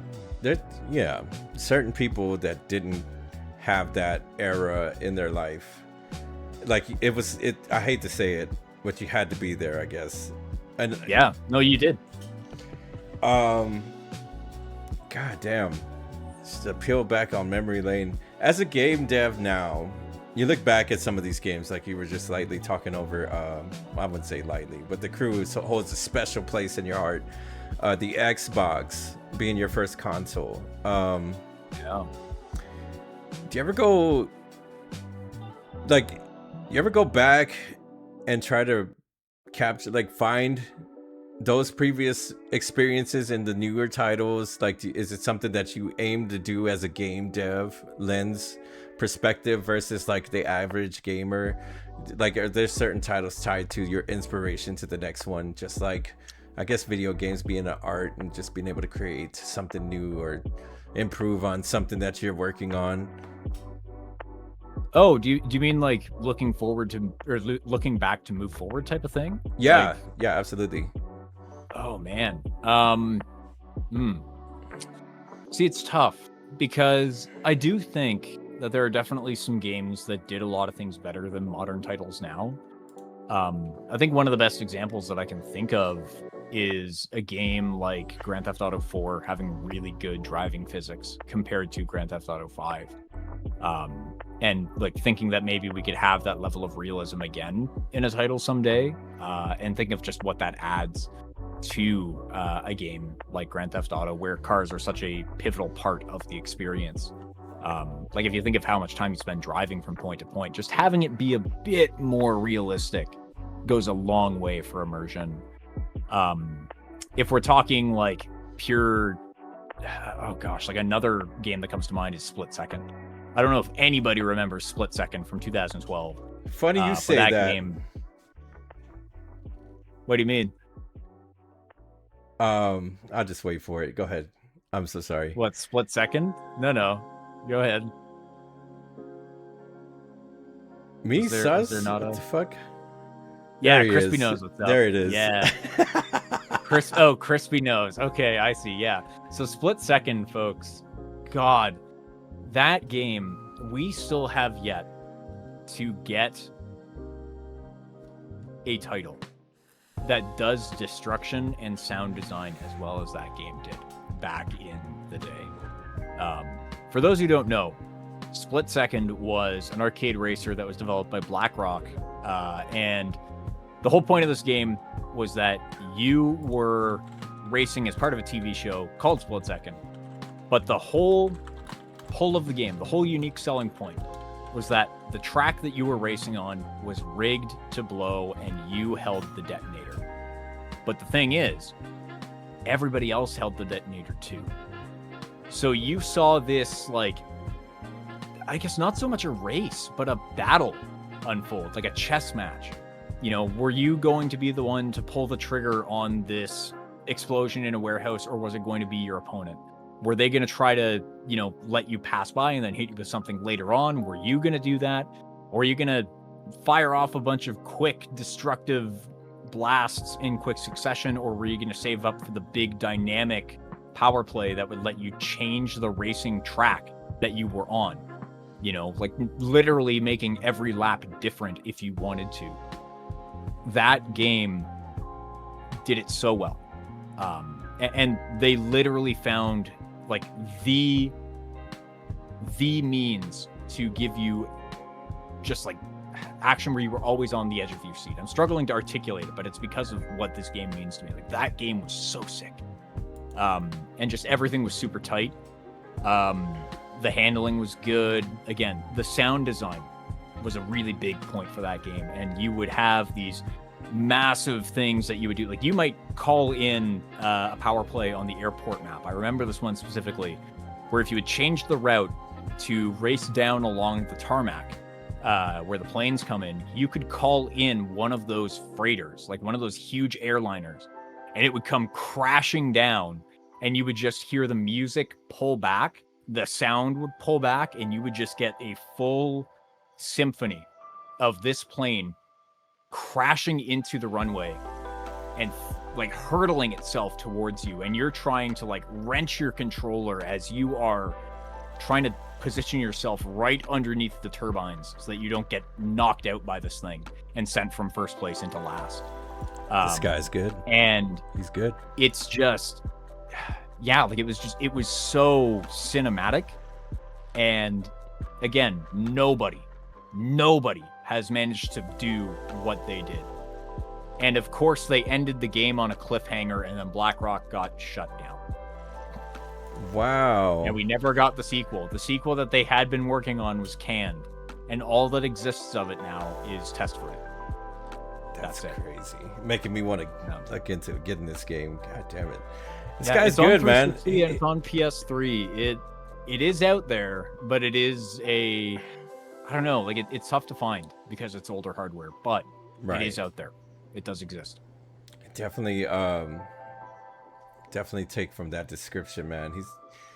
It's like an effortless thing for you to go in depths in these games, man, and I'm so jealous. I am so fucking jealous because I played my fair share, but to really pitch it to somebody and share your experience is another thing, being able to articulate it and things like that. It sounds like a very interesting game. It sounds like I want to play it. It sounds like I need it in my life somewhere. God damn it. It is honestly really just well done. Again, it does hold up. When I say it holds up, I do mean it. Like, the AI is properly challenging, and the level design and layout is really good too.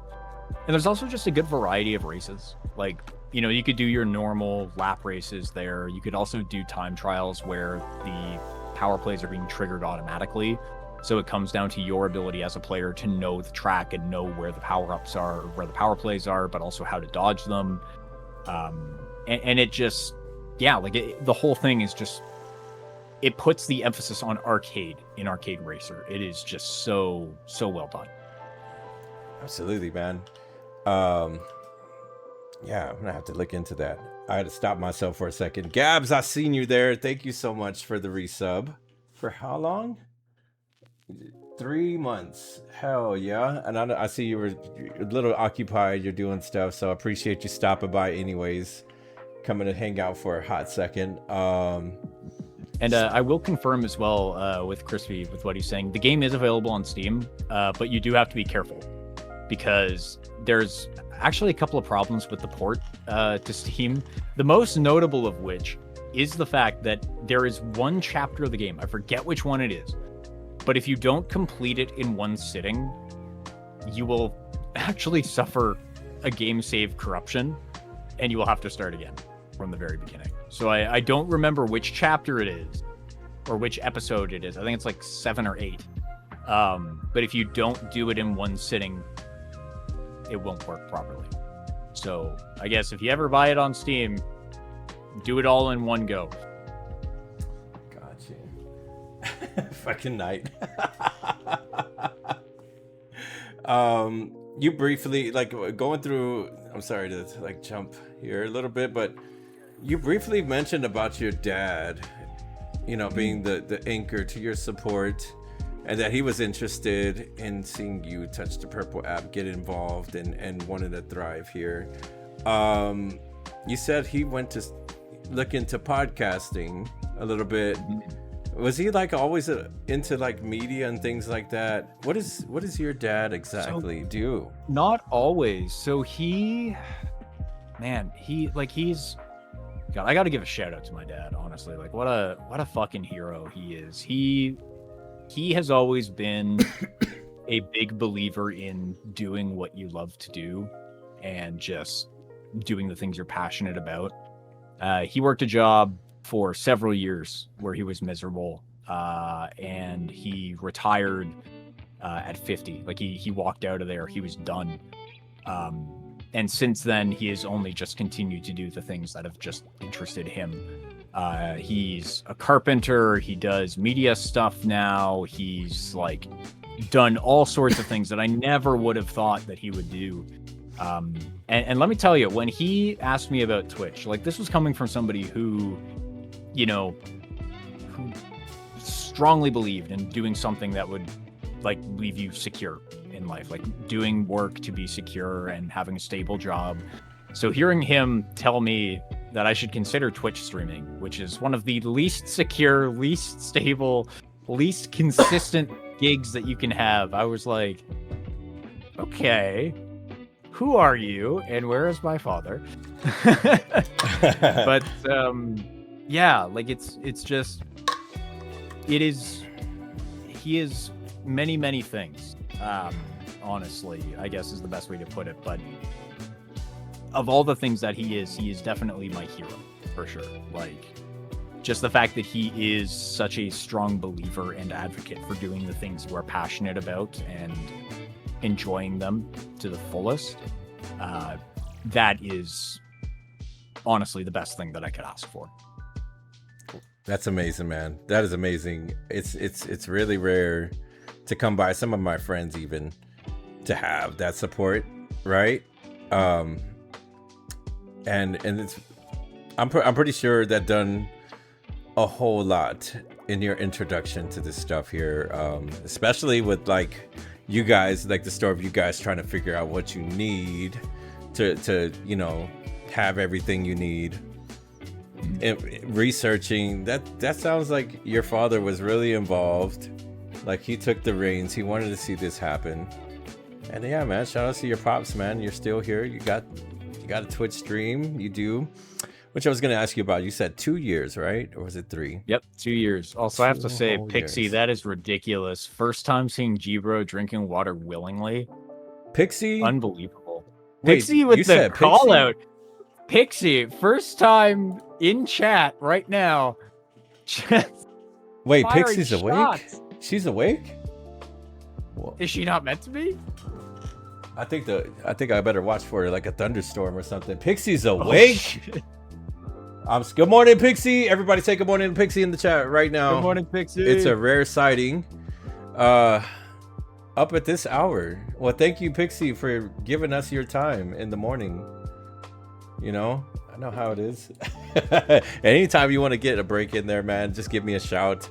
I'm actually going to get out of my seat, go use the bathroom. You want to talk to people for a second. Yeah. I got plenty more questions, man. Y'all feel free to ask Saturn, you know, throughout this interview if you have anything that's scratching your brain right now. And yeah, I'll be back. Cool. I resent that command. so- I resent it. Wash your hands is crazy.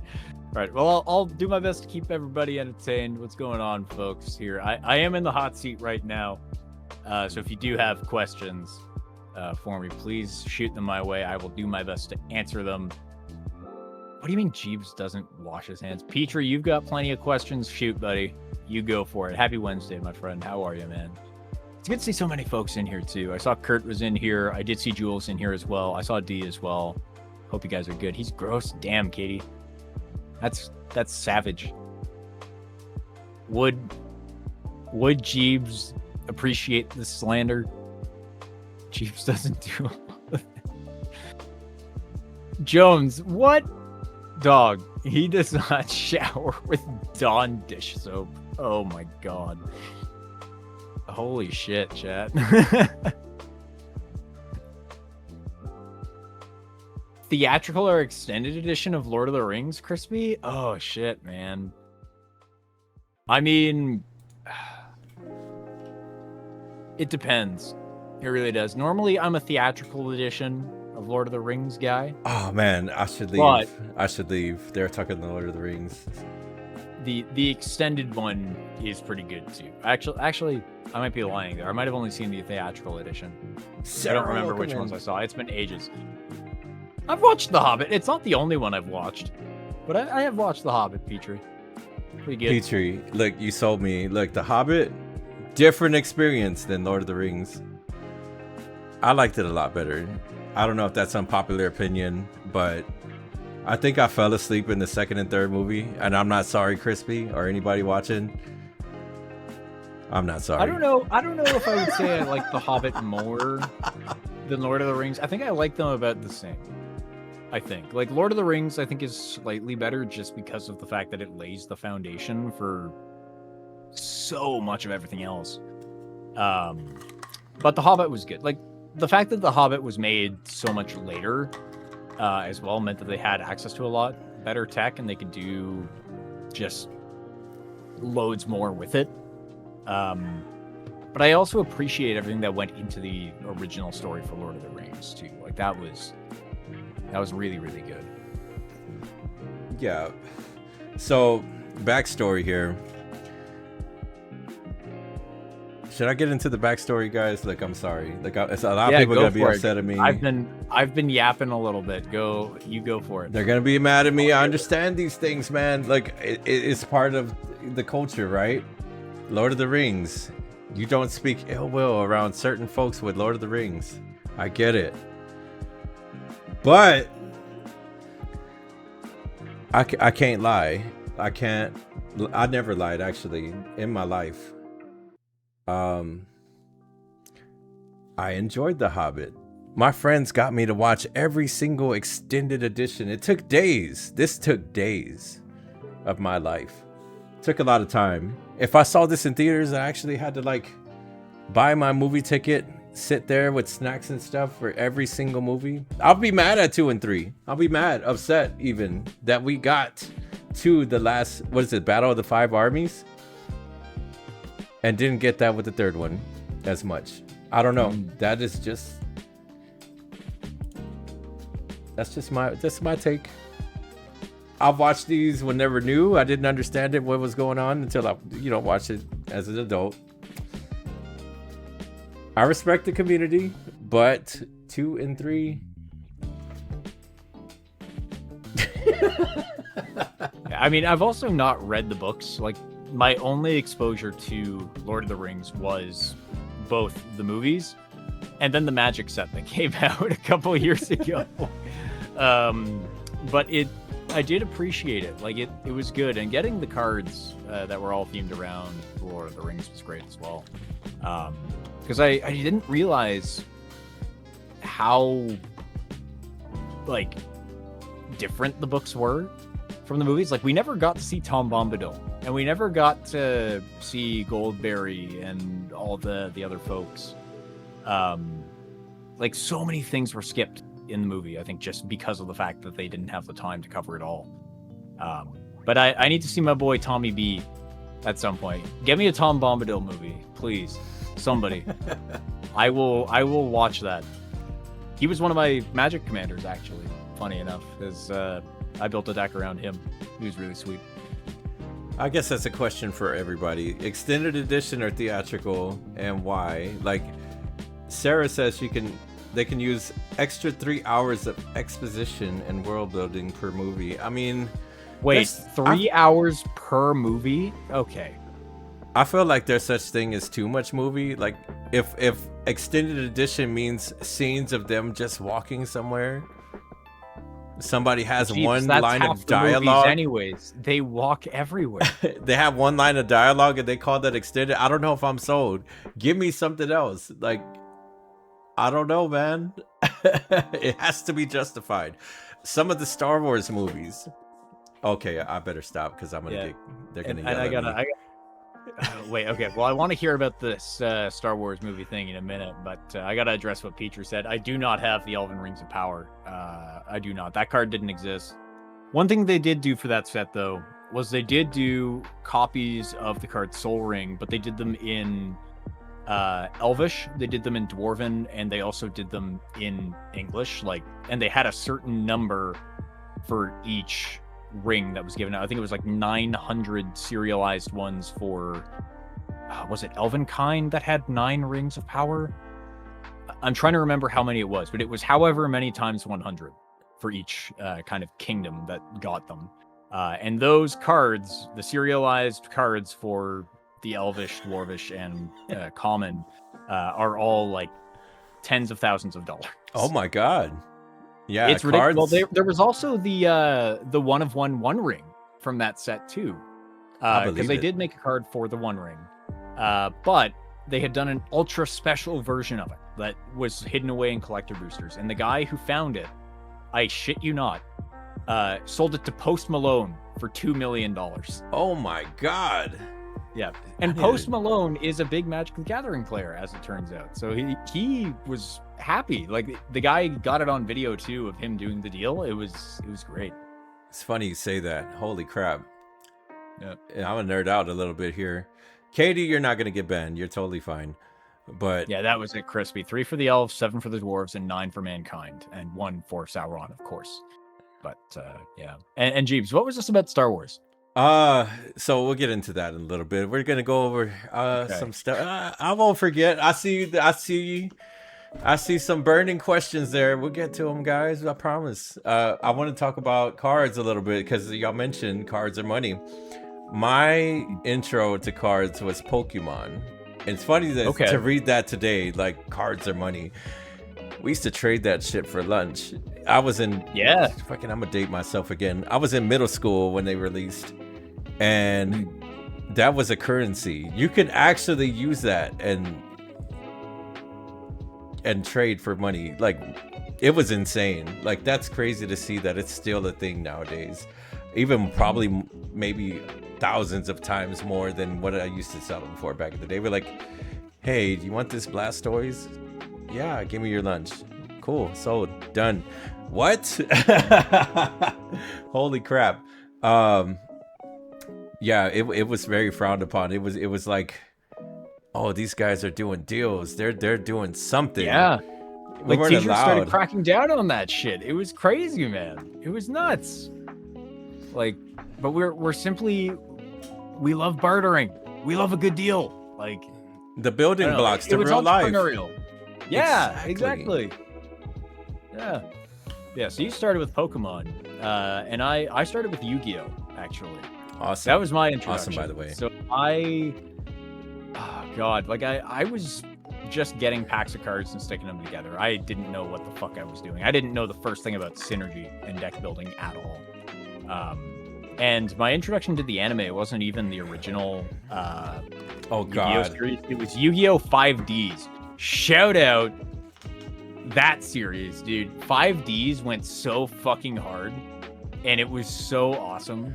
Like, I still remember seeing them on the dual cycles and like ripping it down the highways and shit. It was so cool.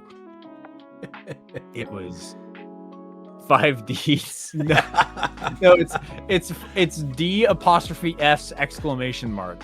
Like it was so good though, man. Like God damn it, Katie. You say Fudo. You kind of walked into that one. It's all right. Oh man. No, I just early Yu-Gi-Oh! Was good. The first show, I would say, like they had a terrible first episode introduction. There are so many things that broke the rules to the actual gameplay. And really? We literally watched Yugi's grandpa get hospitalized for losing a game. I think what happened? Nobody knows. What? Anime was so strange back then. Yeah. Holy shit. God. I guess he didn't have the heart of the cards. Have a watch party for the first episode only. I swear to God, it's so many laughs in there. I'm gonna have to, honestly. Again, I've only seen 5Ds. That's the only series I've watched from Yu-Gi-Oh! But yeah, I remember I tried to play it in college because there was a game that came out on Steam, like the new Yu-Gi-Oh! Game. And I remember building a deck and going in and like I managed to win a game in 2 turns. Oh like my on God. the second turn of the game. I hadn't even had my first official turn yet. It was like, damn, I just beat this guy who I thought was going to murder me. This is not fun at all. Damn. And it was just like, at that point, I was like, okay, Yu-Gi-Oh! Is too fast for me. I don't fucking understand the intricacies. It's wild. And then my friends got me hooked onto Magic that way. And that's why I started playing it, was because they were just like, it's so much better than Yu-Gi-Oh! And I was like, holy fuck, you're right. So I started with the Cyberpunk set that they did called Kamigawa Neon Dynasty. That was my first kind of introduction to the game. And then I've been with it since then. And it's been fucking awesome. Very passionate. And, yeah. It doesn't sound like you had to hide this hobby or anything like that. Oh, yeah, I would say times are really fucking different. When I said I was into Pokemon or Yu-Gi-Oh! Back then, I got looks. I got questions. Oh, you still play that? You still doing it? Like, it's cool to see like that it's very accepted everywhere. Like, everybody has their thing, right? And that's totally fine. I thought it was absolutely. That was really hard. Like, if I ever mentioned like the early days of anime, like I watch anime, I get a few laughs and that was that. Like, oh, nobody else? Like, it's very like uncommon. And now it's just like everybody's got one that they're watching or has watched one and they loved it. Let me read what Sarah wrote. I didn't mean to skip over that. It was huge at my middle school when first, second, and third editions came out. Which one are you talking about? Yu-Gi-Oh!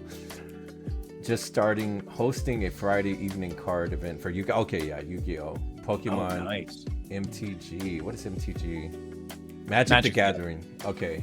Yep. It was wild. So they did it every Friday? Interesting. That's kind of cool though. Like, you just get together with the friends and just play some card games. It's fun. Yeah. Yeah. And one other thing about Magic too is that there's obviously not just one format, as we've talked about. Like, some of my favorites are definitely, like, obviously Commander's up there. But getting the boys together for a draft night is a lot of fun too. And draft is probably the format that I have yet to perfect. Honestly, like, that's the one where you'll never be perfect at it, but it's so good. It's just the perfect way to test your skill as a player and test your card evaluation. Lots of fun. It's like the skill testing game. Wow, interesting. It makes me a little curious. I'm not gonna lie. I might have to look into get in. I can break down draft real quick because the format that I play with my friends is what we call Vintage Cube. So you're probably wondering why the format is called Cube. I can explain that. Basically, long ago, this pool of cards was put together and it was stored in a cube-shaped box. That's all it is. I heard the word vintage in there. It's getting disrespectful now. No, I'm joking. Well, no. So vintage, the reason that we use vintage in the name, or I guess for the name of the format, is because the vintage format includes every single card in the game's history, including the original cards from 93. So then you have like modern, which is all the stuff after, I think, 2008, I want to say. And then you've got like standard, which is within the past 3 years, something like that. But vintage, like I said, combines all of the cards from across the history of the game, across all formats as well. So with Cube Draft, the way that it works is we have a pool of 540 cards from across all of the years of the game put into one thing. And we get anywhere from like 6 to 10 people, maybe sometimes 12, but not often. But for the most part, it's like 6 or 8 people. And you give each person 3 packs of 15 random cards from within that pool. So all of the cards get shuffled up and then distributed at random. And then what you have to do is with your packs, you take a look at your first 15, you look what's in there, you pick what's the best out of all of it, you take it, you stick it face down, you pass it to the left, and then you take the one from the other person. So if you start with 15, you're now getting the pack with 14 cards, and then you go around until that first pack has been distributed. Oh, wow. And then you take your second pack, you look through it again, and then you pass it to the right. And then once that pack's distributed, you then pass to the left again. And then you have 45 cards that you build a deck of 40 with. So you choose like the strongest 23 or 24, depending on mana values and stuff. And then you throw in your basic lands and then you play. But the thing is, because of the fact that there are cards in there from, 30 years ago, there are some pretty broken cards in there. For example, the Power 9 are in there. So cards like Wheel of Fortune, Time Twister, Ancestral Recall, Time Walk, the 5 Moxes, one of every color, which is just a free artifact that taps for mana. So you can play a card that costs 2 on your first turn, or the fabled coveted Black Lotus, which sacrifices for 3 mana of any one color and costs nothing. So in other words, if you've ever wanted to be hit by a gigantic fucking beater on turn 1 that normally you would play on turn 4, that's the format for you. But it is ultimately a skill testing game because you have to know, like, how do cards stack up against each other. Normally you might have staples that are really, really solid, or maybe cards that you really, really like, but do they compare to Black Lotus or a Mox? Or how do they stack up? Like, what is your kind of order of picking and what becomes the priority? What makes a premium removal spell versus not? What gets you card advantage versus being way too expensive for what it is? And ultimately, if you have a situation where maybe you have 2 cards from the Power 9, how do they stack up against each other? Like, what is the better option for you at that given time? Or what stupid broken things can you do? Because that's lots of fun too. Definitely becomes a way to like play the game that I love, and just one that demands practice. It's a format that you really can't crack all the time. But when you can get it down to a science, really rewarding. Yeah, it sounds like it takes a little bit to learn and get into, just like any other hobby. Oh, yeah. I've been curious about stepping in the field of MTG, but I haven't made it there all the way yet. It's expensive. It's a very expensive hobby. Cards and things that we have pictures on. Knight can attest to this. How much do you have on? What is your total value amount in cards, Knight? She's not going to answer. I know she's not going to answer. Don't worry about it. Yeah. See, Knight knows what's up, and I know what's up too. I'm not going to answer that fucking question at all. It would make me sad. So, I mean, I remember. Oh if it's your thing and that's what genuinely brings you joy, nobody can judge, right? That is our thing. That is our sacred. That is our home. Why not? You know, if it's video games, you want the DLC, you want the big boy edition like Crispy. We'll pay the little extra money, get our money's worth, and that's what makes us happy at the moment. Why not? The thing is, big people money. I crack those booster packs like they are my lottery ticket. Like I will spin the wheel. You know, like I will take my chances. I remember when the set Wilds of Eldraine came out a couple of years ago. And if people don't know Wilds of Eldraine, the best way for me to put it is think the Brothers Grimm fairy tales, just depicted in Magic the Gathering. So like you had cards that were from the Hansel and Gretel storyline, except instead of the normal way that it concludes, Hansel gets fucking killed, and Gretel, or Greta in this case, becomes a warrior that kills candy monsters. Huh? You know, that kind of thing. Yeah, it's just like, again, it's all Brothers Grimm theme. So it's the twists on the fairy tales of old. Oh, that's cool. They had a bonus sheet in there. It was called the Mystical Archive. Or no, not Mystical Archive. Sorry, that's from Strixhaven. But they had a bonus sheet where they reprinted a bunch of the big ticket enchantments. Some of the like big special cards that were highly coveted and sought after. And let me tell you, to the Magic players out there, you will not believe my shock when I pulled a foil Ristic Study.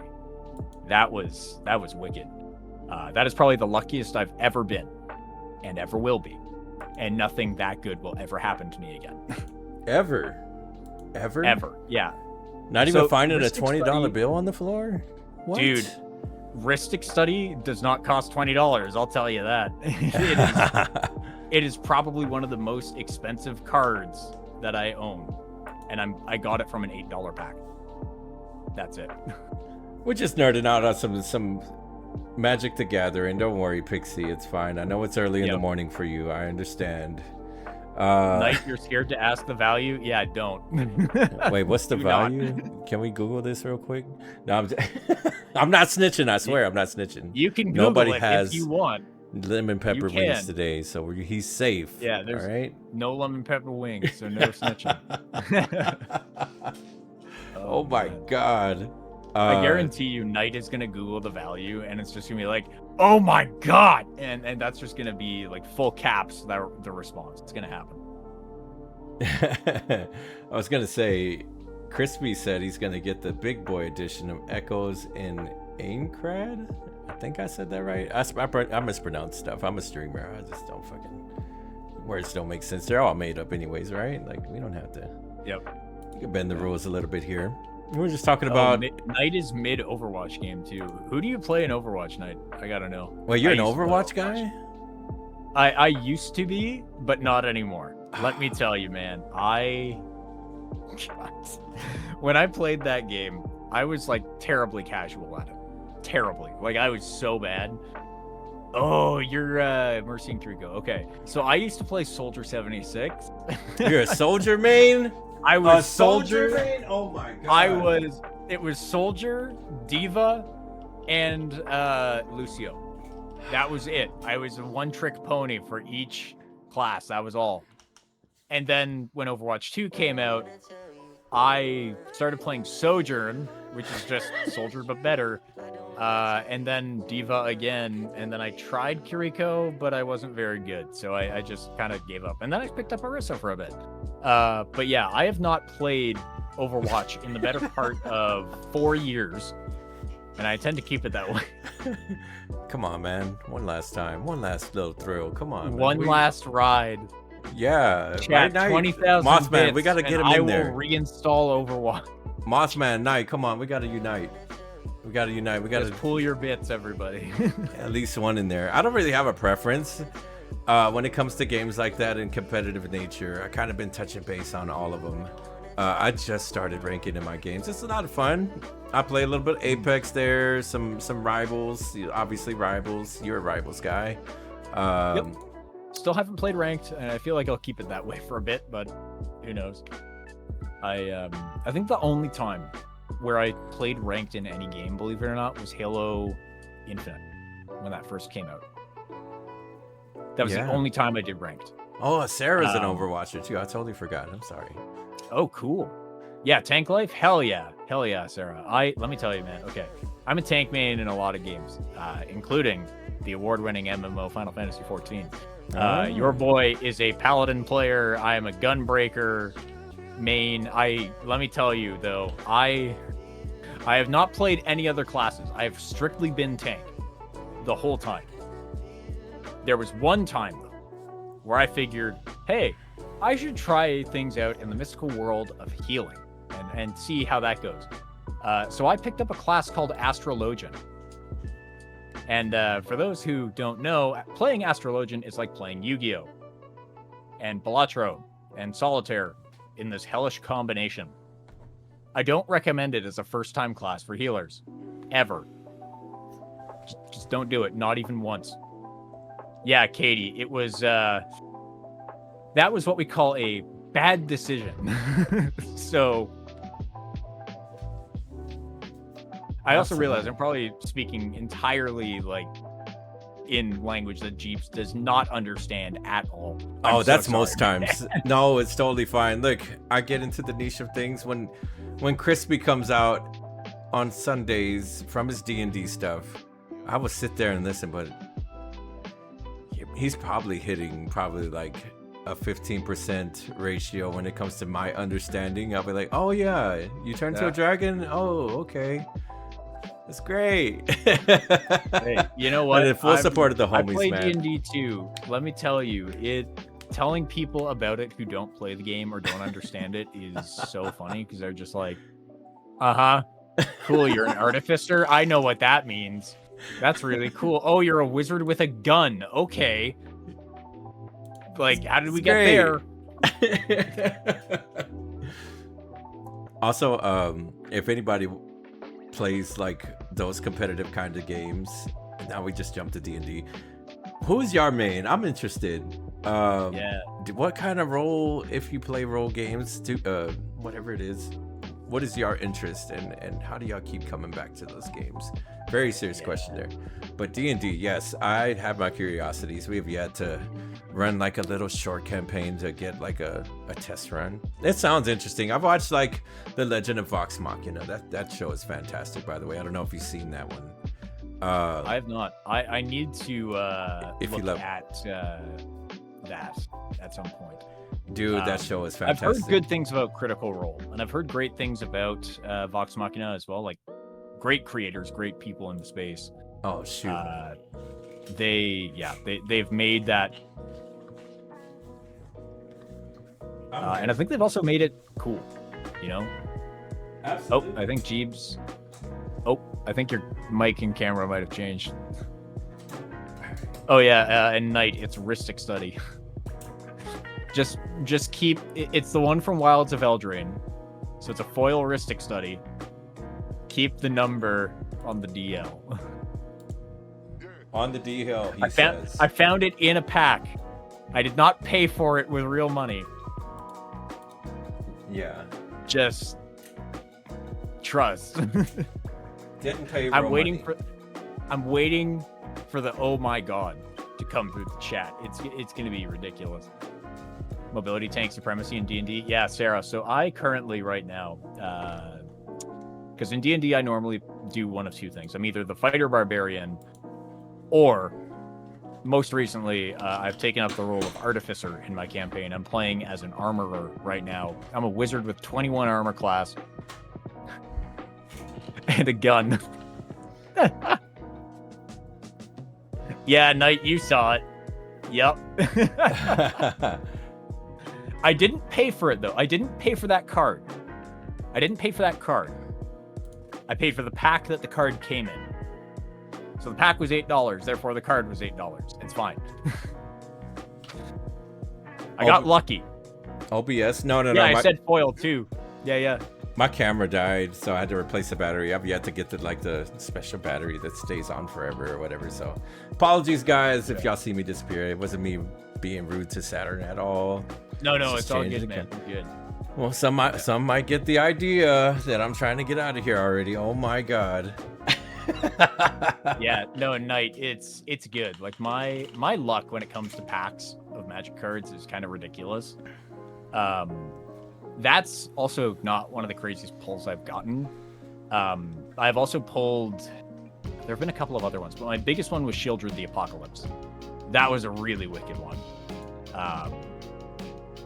It was also the Phyrexian version. Katie, I don't know what you mean. It was the alternate language pull on that. That was cool. But yeah. Look, that's not the way I do it. Look, people that have been here, y'all know how I would do it. If you got something better to do, I'm not gonna stand in your way. Look, I'm not kicking you out. It's just a polite way to respect people's time and space, dude. I'm just saying, like, they get the wrong idea. They say I'm rude and all this other stuff here. Look, we're figuring it out, folks. It's okay. We gotta work through some kinks here, but it's okay.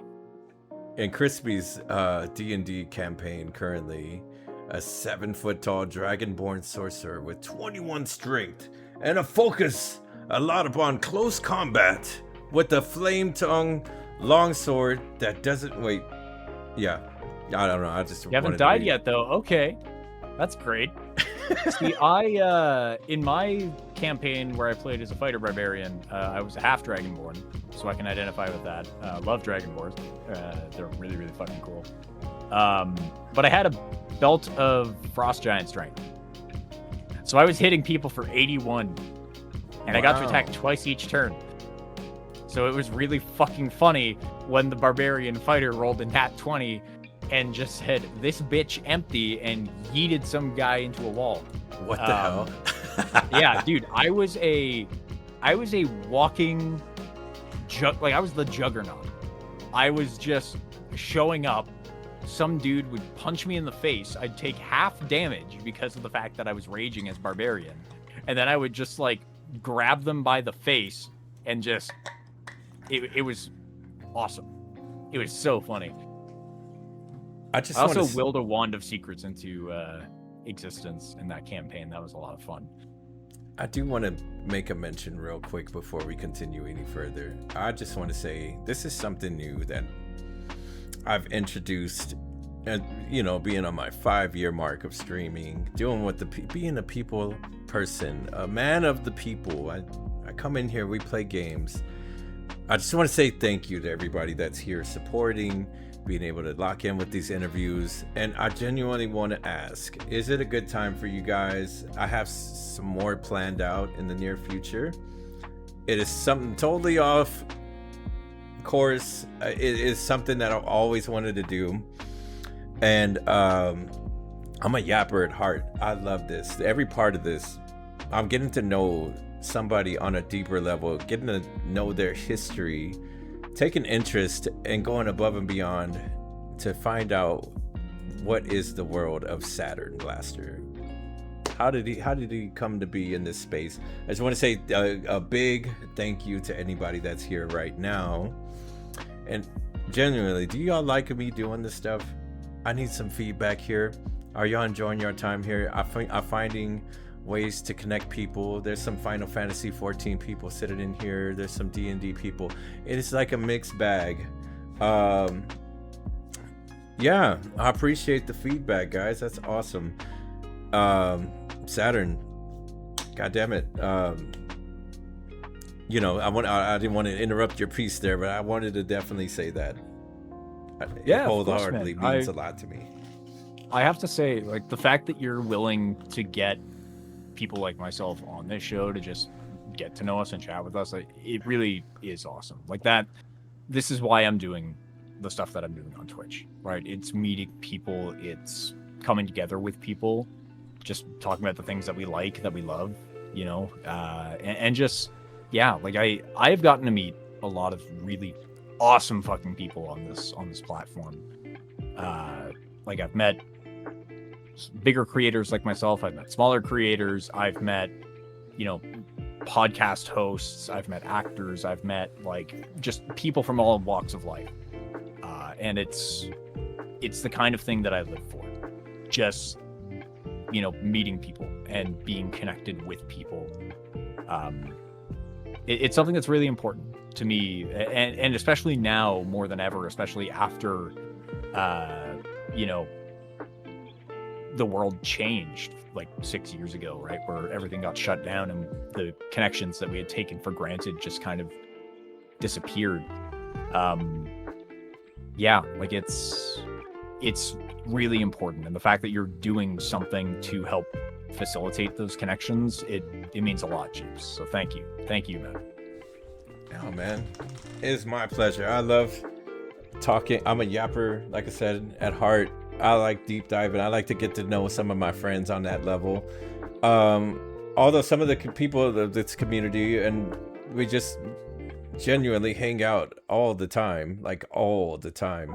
And you know, the power of the internet, the power of Twitch, the power of getting to connect with people on that level, it's fucking awesome. I just want to say thank you guys for real. Yeah, man. Deep dive in the world of Saturn. Like, what was it like for you growing up? Like, besides gaming, like what does your world outside look like? Were you into things? Did you play instruments? What are you not telling us? Yeah. Oh man. Okay. Well, here, I'm also trying to get the camera working again for you, because it seems to be just buffering. Oh wow. I don't know if that's an issue on my hand, but it's like it's fully not working. Let me check that. Yeah. No worries. But yeah, what am I into outside of? Yeah, you guys see Jeeves. Sorry, I should note it's just on my end. Like I don't know what it is. It might just be an issue with like the Discord call, maybe on my end. So I'd have to maybe, fix it, but I can worry about it later. Exit, join again. That's totally fine. Yeah. We'll do that really quick. Okay, we'll troubleshoot. 1 minute. Yeah. Okay. Hold up. Where is the? Oh God. There we go. Okay. Do this now. Let's just do this. No worries, man. Take your time. It's streamer deals we deal with.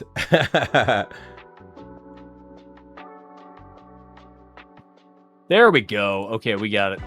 Is Here it better? we go. All right. Way better now. Okay, so let's just expand you again.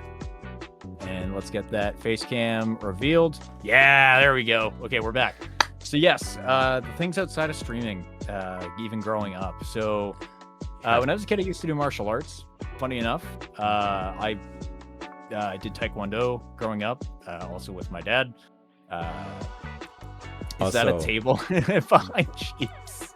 You have to do the virtual thing, I think, again in the Discord. Oh, thing. the virtual cam? Okay, yeah. Hold up. I should have it on. Oh, yes, I do. You're right. Yeah. Let me just make sure it's good. Yeah, No there worries. we go. Okay. It is all good. We got it. Okay. But yes, I did martial arts as a kid. Just it was Taekwondo was the main one. And then after that, I didn't really do a whole lot outside of my my usual stuff, just playing games, hanging out with people. After a while, I picked up guitar. I haven't played in a hot minute. It's been a little while because school kind of picked up again and it got really busy. But I do have an electric that I've played for a little while. I've been dying to get back to it because I have been missing it. But I play, it's a Gretsch Jet. If anybody knows what that is, it's a really nice guitar. And of course it is in Firebird Red. It is like the color for it. But it's not the dream guitar. If I could have any of them, I would want a Joe Satriani Ibanez. It would be the JS 1000. But the JS 2480s are really nice too. But those are about $5,000 a piece, and I do not have that money. So holy shit, that is But they're nice. They're really nice. That is a guitar. Just tonally sound great. They have it in like this really nice muscle car purple is what they call the color as well. That would be the color I'd get it in. Oh, absolutely. It's just like, it's this take on Plum Crazy from back in the 70s when Mopar made exciting cars that weren't all gray or some shade of taupe. Yeah, man. A music guy. I had no idea. Look at this. This is why we do these things. Yep. Me? Yeah, I grew up on classic rock. Again, shout out Papa Saturn. Had me rocking my head to Styx when I was like 6 years old. It was great. Me too, man. Holy shit, that's crazy. My parents are all classic rock. Yeah. think my dad was more like old school hip hop and get everybody into that. Oh, Whatever. nice. Yeah. But yeah, we went to concerts together, dude. That's fucking awesome. So like, your Yep. interest in playing the guitar, was that did that start real young? And was there somebody else that you were like looking up to that taught you the guitar in your family or something? No, it didn't even come from the family. I mean, my mother had taken lessons when she was younger. But aside from that, I didn't really learn from anybody. I just let people know, like, hey, I want to do it. And then I started doing it. And I started back in high school, so it would have been a couple of years ago now. But yeah, I do miss it. Like, it was a lot of fun. I had taught myself how to play a couple of things. I think one of the favorite pieces that I learned how to play was "Wish You Were Here" by Pink Floyd, and that is still just one of my favorite songs of all time. God damn it. Just so good. That whole album, honestly, God, we got to talk about "Welcome to the Machine" and "Wish You Were Here" and The "Dark Side of the synthesizers Moon." and just fucking Yeah. Well, that's the thing, man. Pink Floyd was like they really were revolutionary when it came to defining alt rock.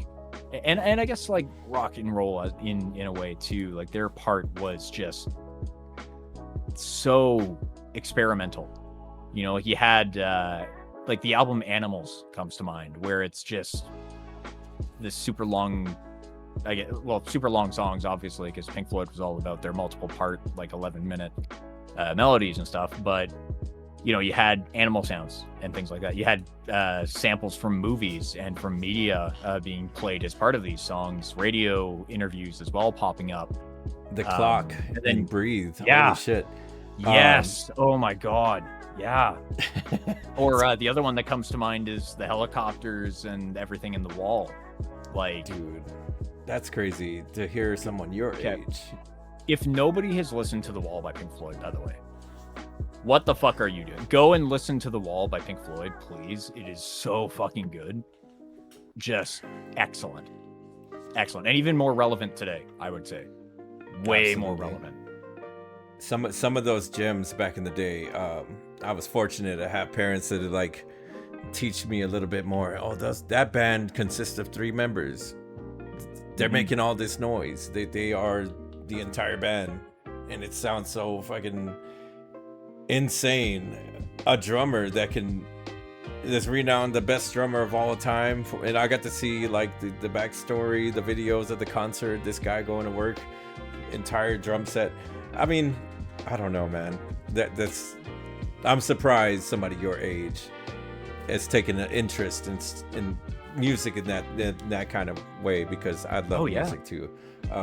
Yeah, like what's the thing is, yeah, go ahead. Classic rock just as a genre it's a shame, because we're never going to get that wave of music again, and it's never going to top the charts. It's never going to like be as it's never going to be what it used to be, if that makes any sense. Like, you know, the charts are dominated by a lot of pop music, a lot of hip hop, a lot of rap. Like, taste has changed, and I don't know if rock has the same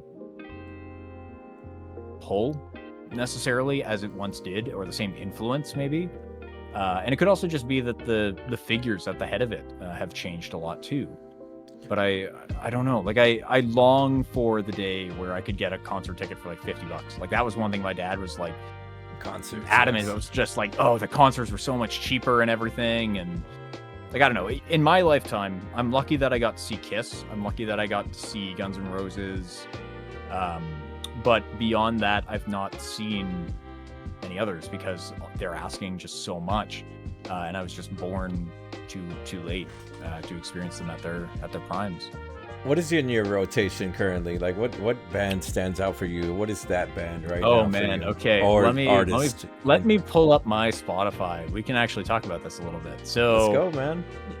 I have a couple of groups that have been in my rotation, but most recently, we've had The Midnight, which is a like synth pop.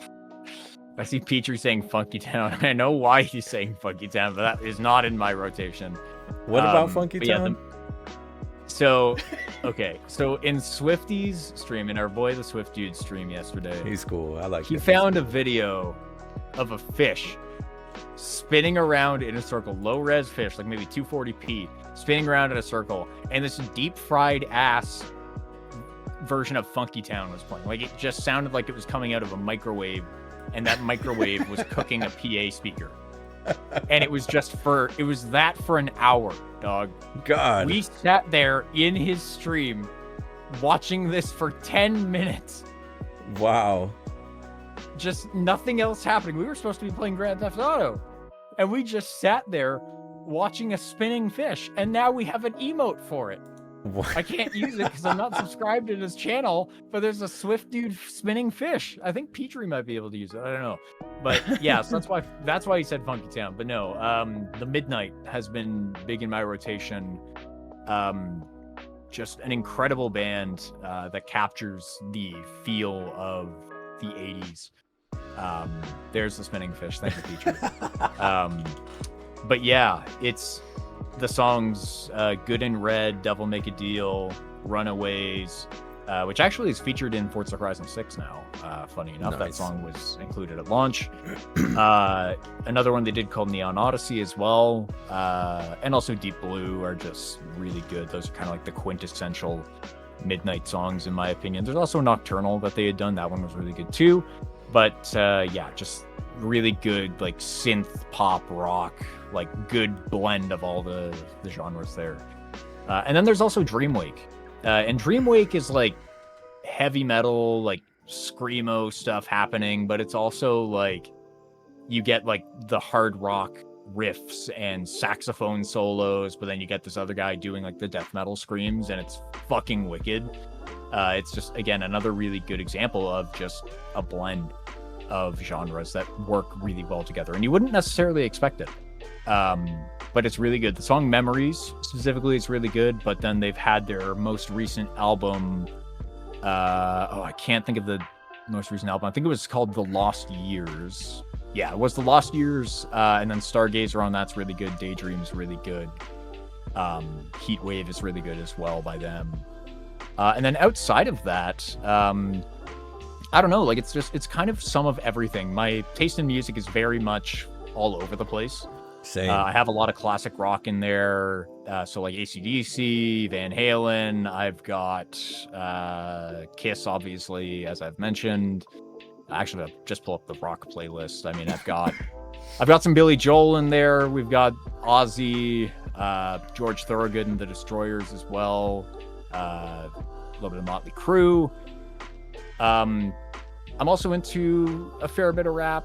You know, like I get into the old school stuff a lot. Like Ice Cube is really good. The Far Side is excellent.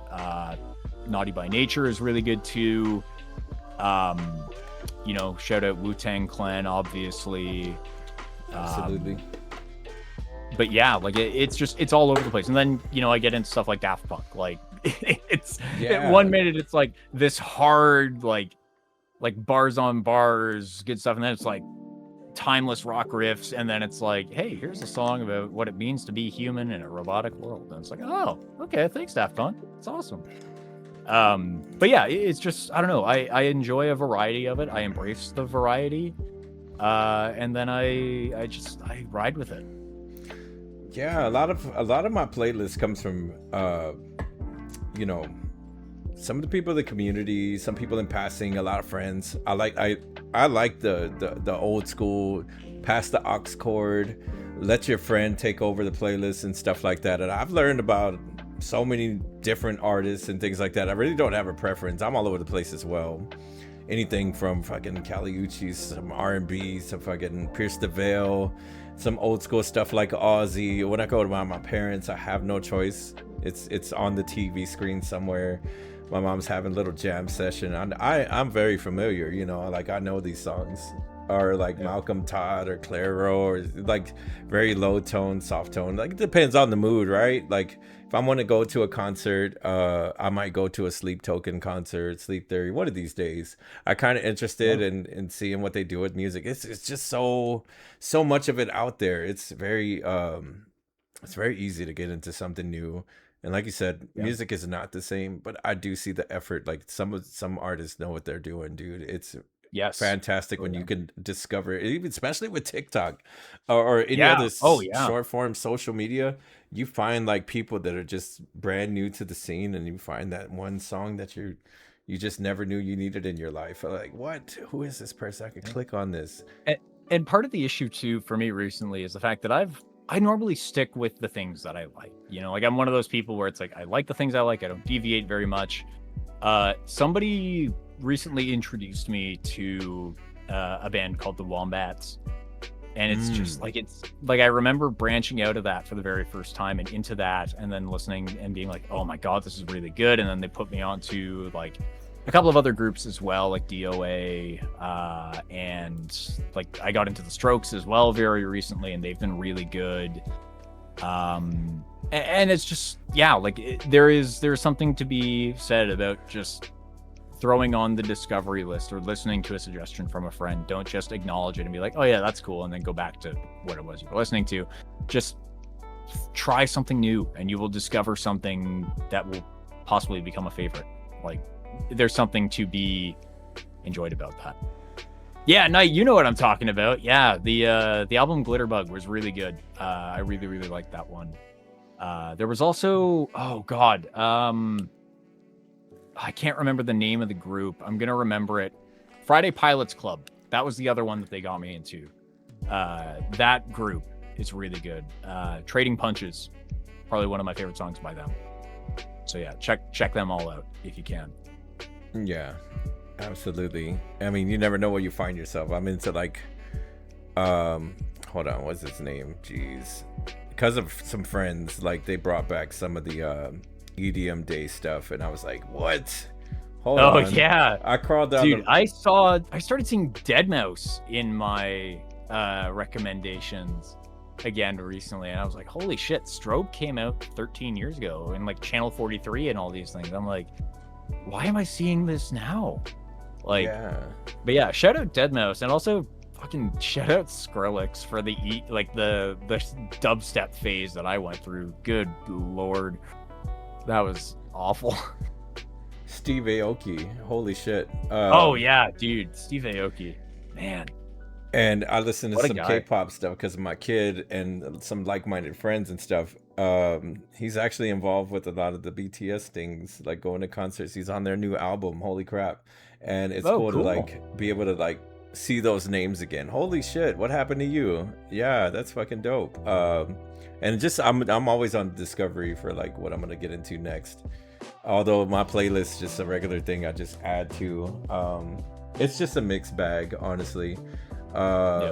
Some fucking local stuff on there. Fucking Travis Scott's on there here and there. Fucking, you name it, Tyler the Creator. Just different stuff that it just, I don't really think about it as being added because it sounds good. I like the sound. It's fucking awesome. Anything with synthesizers, you caught me already. Like if a song has like a very organized way of getting you drawn in, I'm all about it. I don't care what it is. I mean, that was the Police did that with Synchronicity, I think it was. That was like one of the earliest examples I can think of when I heard synth on a song. Either Synchronicity or Synchronicity 2. I can't remember which one it was. I think it might have been Synchronicity 2. But yeah, that's fucking awesome. So yeah, your music background, I guess it tells tales, man. That's awesome. Yeah, it's largely classic rock, but then it just deviated into a clusterfuck. Have you gone to a lot of concerts? Not very many, no. I mean, again, my first one was Guns N' Roses. That was, again, thanks to my dad. And then we went to go see Kiss when they came around. We did mean to go and see them a second time, but then they had to cancel the show because Paul Stanley got sick. So we got to the arena, and then they turned us right around, and it was like, shit. So that was a shame. But then I've seen Grandson as well live. I've seen the Strokes as well. Or sorry, not the Strokes. I've seen the Brokes. They're a cover band for the Strokes. And then I think that's really it. But there's a couple that I'm hoping to see in a couple months. I've seen Two Door Cinema Club is coming to town, as is Kaleo. So I'm hoping that those make for some good shows. That's fucking sick, man. That's awesome. It's something about the live music scene that is like life changing a little bit here and there. You're like, damn, I remember that concert, man. I was there. It was awesome. This happened. So many tales. I don't know. I wish I had the time and more effort to go to more concerts and live band shows and things like that. Or even like an EDM show, just fucking show up. I'm not gonna do all the crazy stuff like in the stories, man, but I don't have the energy for a rave. Oh, good lord. It would be awesome to go to an EDM festival, but I don't think I could do it. I'd be overstimulated. Let's just be honest. Oh my god.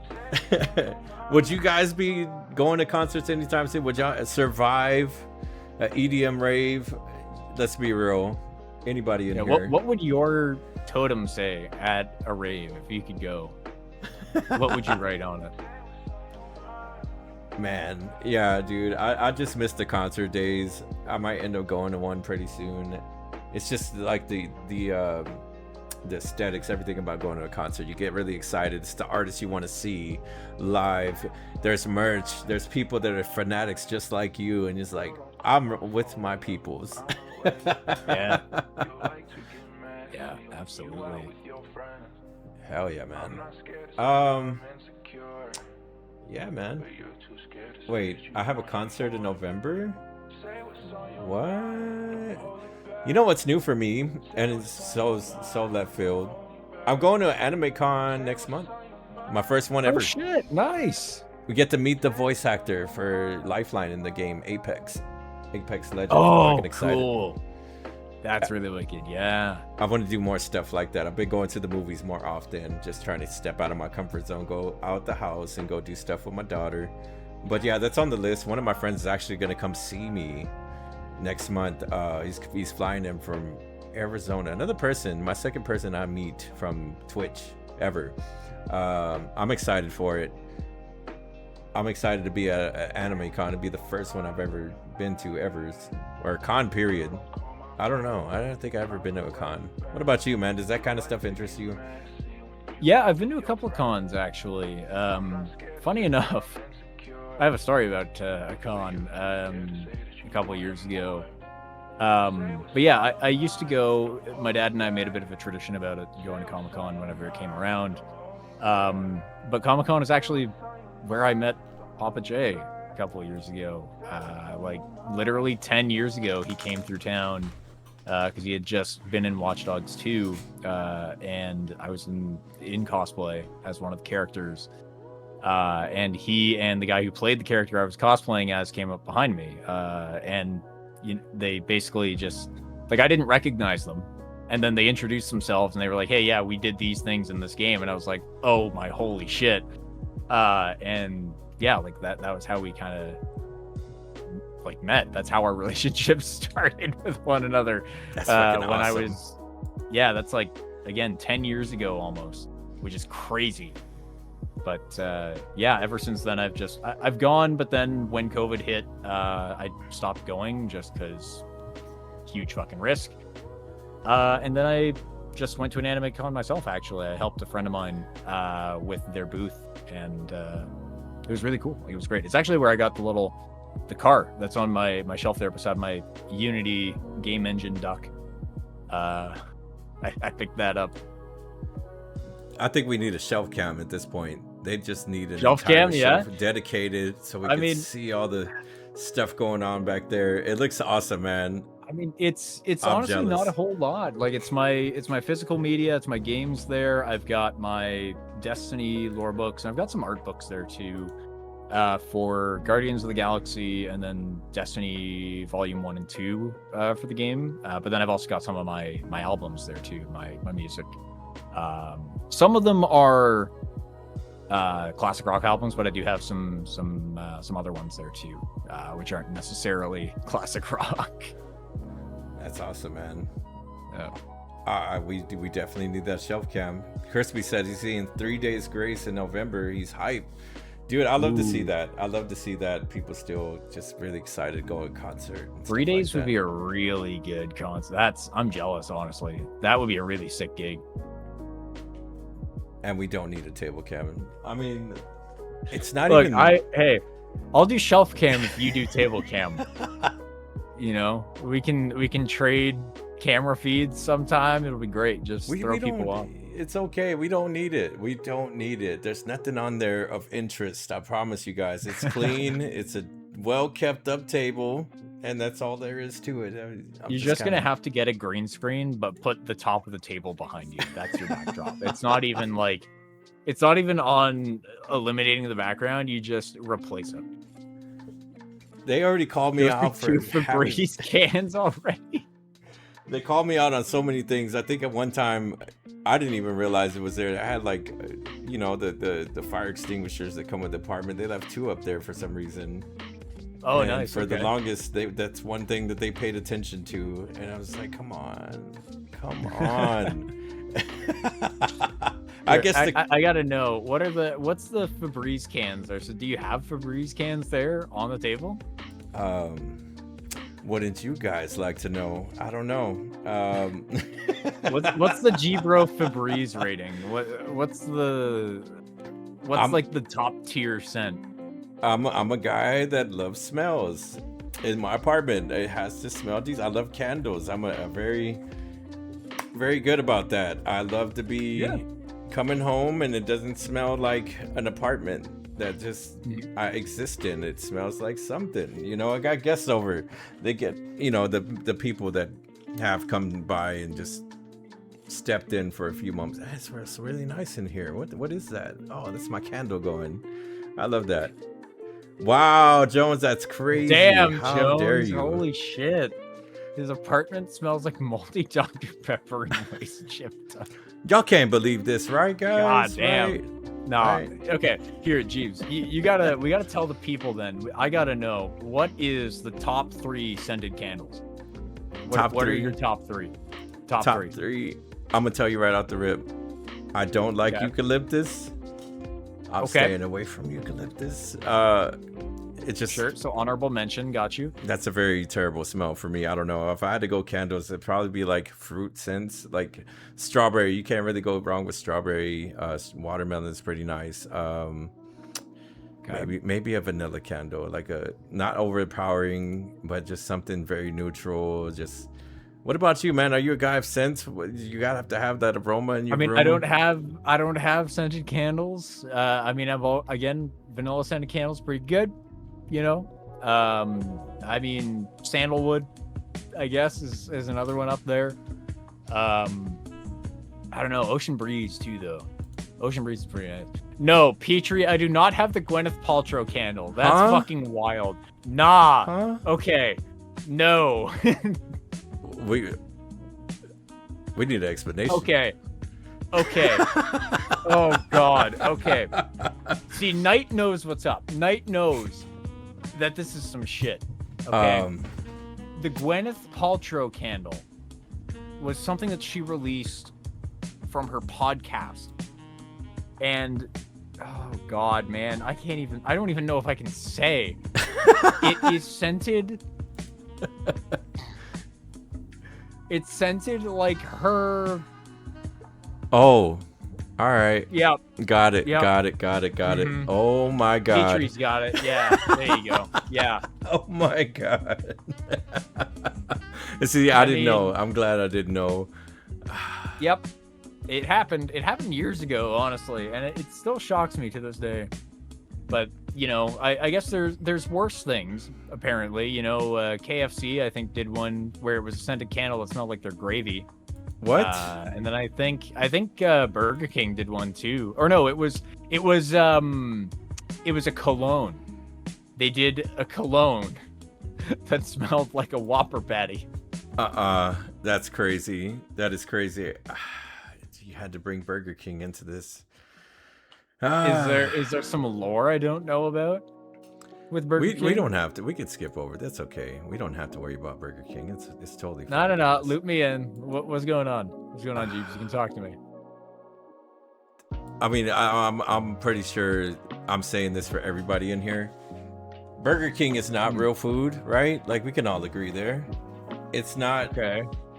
Nobody should eat there, actually. Like, we could just I mean, it's not worth mentioning, right? Well, I don't know if I agree with that, Mothman. I don't think I would say it's better than McDonald's. I don't mind Burger King, but it's not my go-to. That's the thing. Burger King is not my first choice. My first choice, if I have a choice, is A&W or Wendy's. Every time. Okay, I'm a Wendy's guy. All right. McDonald's is up there as well. It's like, I'd say McDonald's is like a solid B.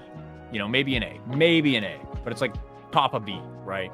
But A&W and Wendy's is S tier. Okay, and I will not accept any alternative. You know, like Five Guys is okay too.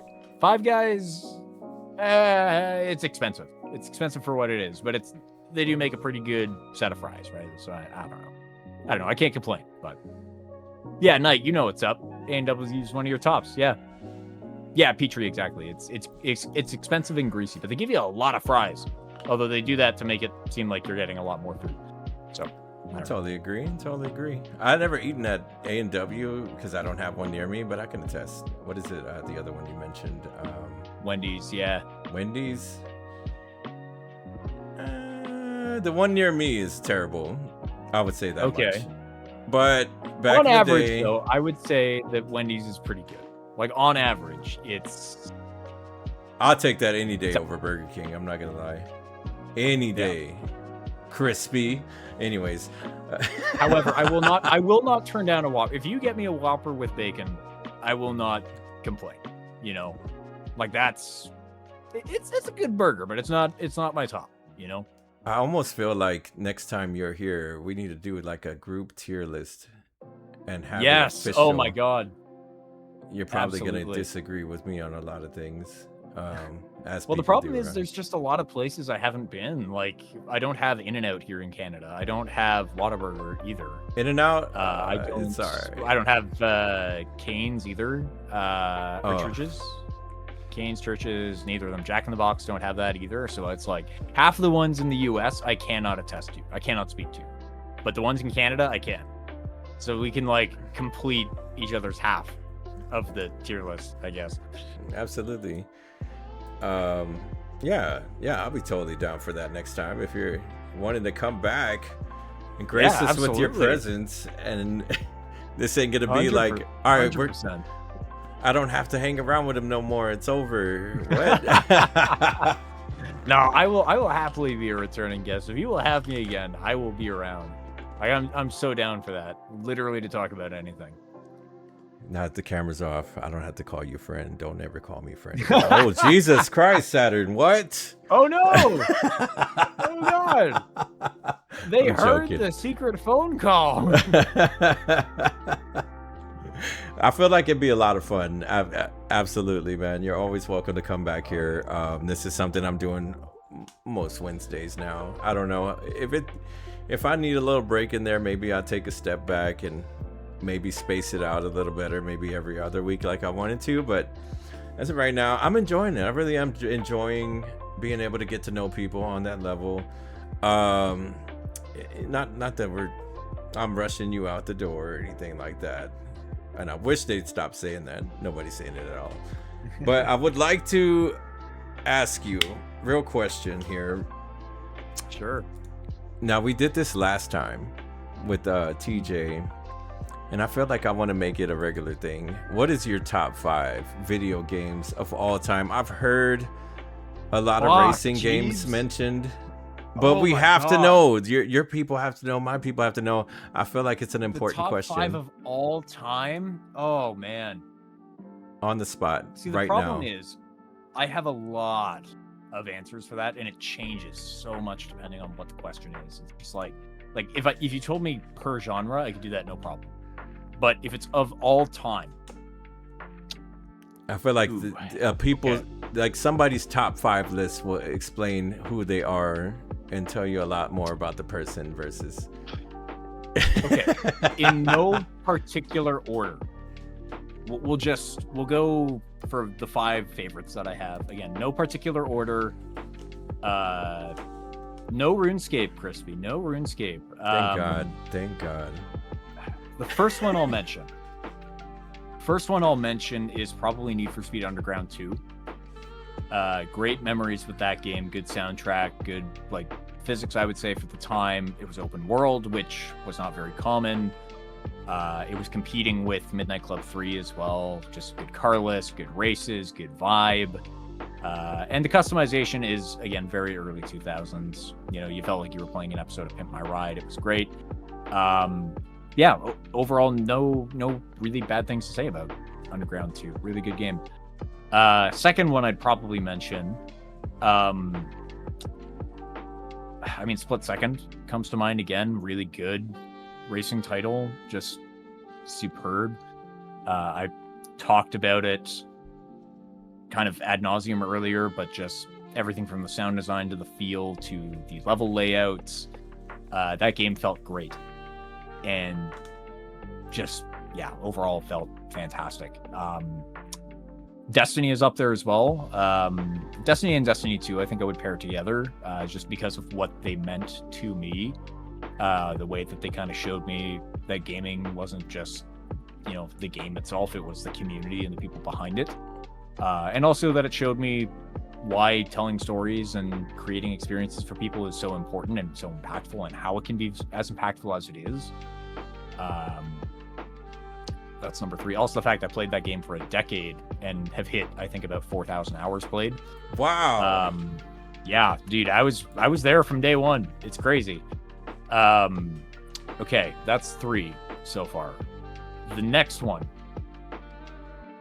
Oh God, I mean, Clair Obscur has to be up there as well. I think this is like the 4th of 5.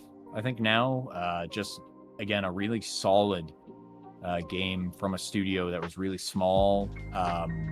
Beautiful narrative, beautiful imagery, beautiful like mechanics and combat, just flow. Overall, just ticked every box, deserved the Game of the Year nomination and award. It swept for good reason. And the last one. The problem is that there are so many games that I want to tuck into that top 5 spot. But I think the last one that I have to put up there is probably Dark Souls Remastered. Wow, the unexpected turn there. The original one. So the reason that I say Dark Souls Remastered up there is because that was my first foray into the Souls-like genre. I played that game offline before I even started streaming. A friend of mine who I met through D&D, funny enough, had said that he had never, or I guess had found out that I had never played it. He bought it for me, and that summer, whenever I had time, I was playing that with him in Discord. And he was kind of serving as my coach. Like, this was a guy who was speedrunning the game and was capable of doing so, and he was watching me play through it. And I still remember fighting the Asylum Demon at the very beginning of the game, and he remarked, "How are you so good at this?" Because I was nailing the timing on these dodges, and it was fucking ridiculous. But he was just like, he was wowed by the skill that I displayed. I gotta shout him out though. He is on Twitch. He doesn't stream. He has stopped by and lurked a couple of times, but his name's Thunderkegs. He's a fucking awesome guy. Yeah, feel free, man. Yeah, if not for him, he like I wouldn't have even played the Dark Souls series. I never would have tried it, and I never would have liked it. But Dark Souls Remastered was also just like the peak, in my opinion, for level design, for boss design. All the other games did great. Sekiro was excellent. Like, the games that came after, like Lies of P, were excellent as well. But Dark Souls just had this level design philosophy that always wanted to take you back to where you started. Like, every single area was connected back to Firelink Shrine for the most part. So you could go to the deepest, darkest depths of, like, Blighttown, or even beyond that, go towards the, it wasn't New Londo Ruins, but it was the area below that. You could then resurface in another part of the map, and then you could go back to Firelink. And the boss fights were the most memorable too. The ones that come to mind are Ornstein and Smo being the first ever duo boss fight in that game, and they handled it really well. Just a true skill gate for players. like you had two bosses that when you killed one of them, the one you left alive adopted the powers of the one you killed. So it just became this uber threat. And you just had to deal with them and evaluate on the fly, constantly leaving them both in your cone of vision. Because if you turned your back on one of them, they'd come for you.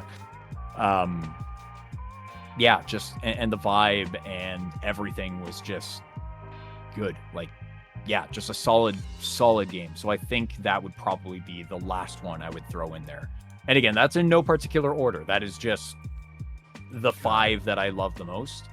Because it would be impossible for me to put them in order, from like favorite to least favorite. Understandable, man. Very passionate about your video games, and definitely when you said Dark Souls, that sent me back a little bit because I never finished that game. Oh my god, it was so torturous getting into that one. And it's funny you say that a friend torturous. Yeah. It's just, yeah, like it. The thing is, I just, you mentioning that kind of brought it to mind. It brings me back to something that a friend of mine, or that friend told me. And he said to me, the game isn't hard. It's just unfair. And when you eventually learn all of the little intricacies, you get rewarded for it. And it truly does become easier. It's just, you have to know how to play it.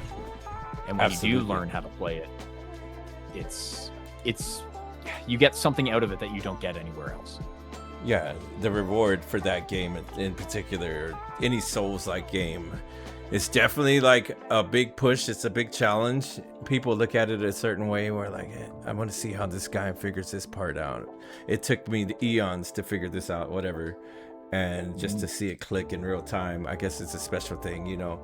I was very not about the Souls genre before I got introduced to Elden Ring again. I had it in my library. I was curious, and I quickly gave up. It wasn't until I think it was Crispy that pulled me back into that game, and we co-opted a little bit here and there. But that game, by the end of the entire game, I was so satisfied. I was all about it. I would play offline, on stream, and just one of my favorites of all time.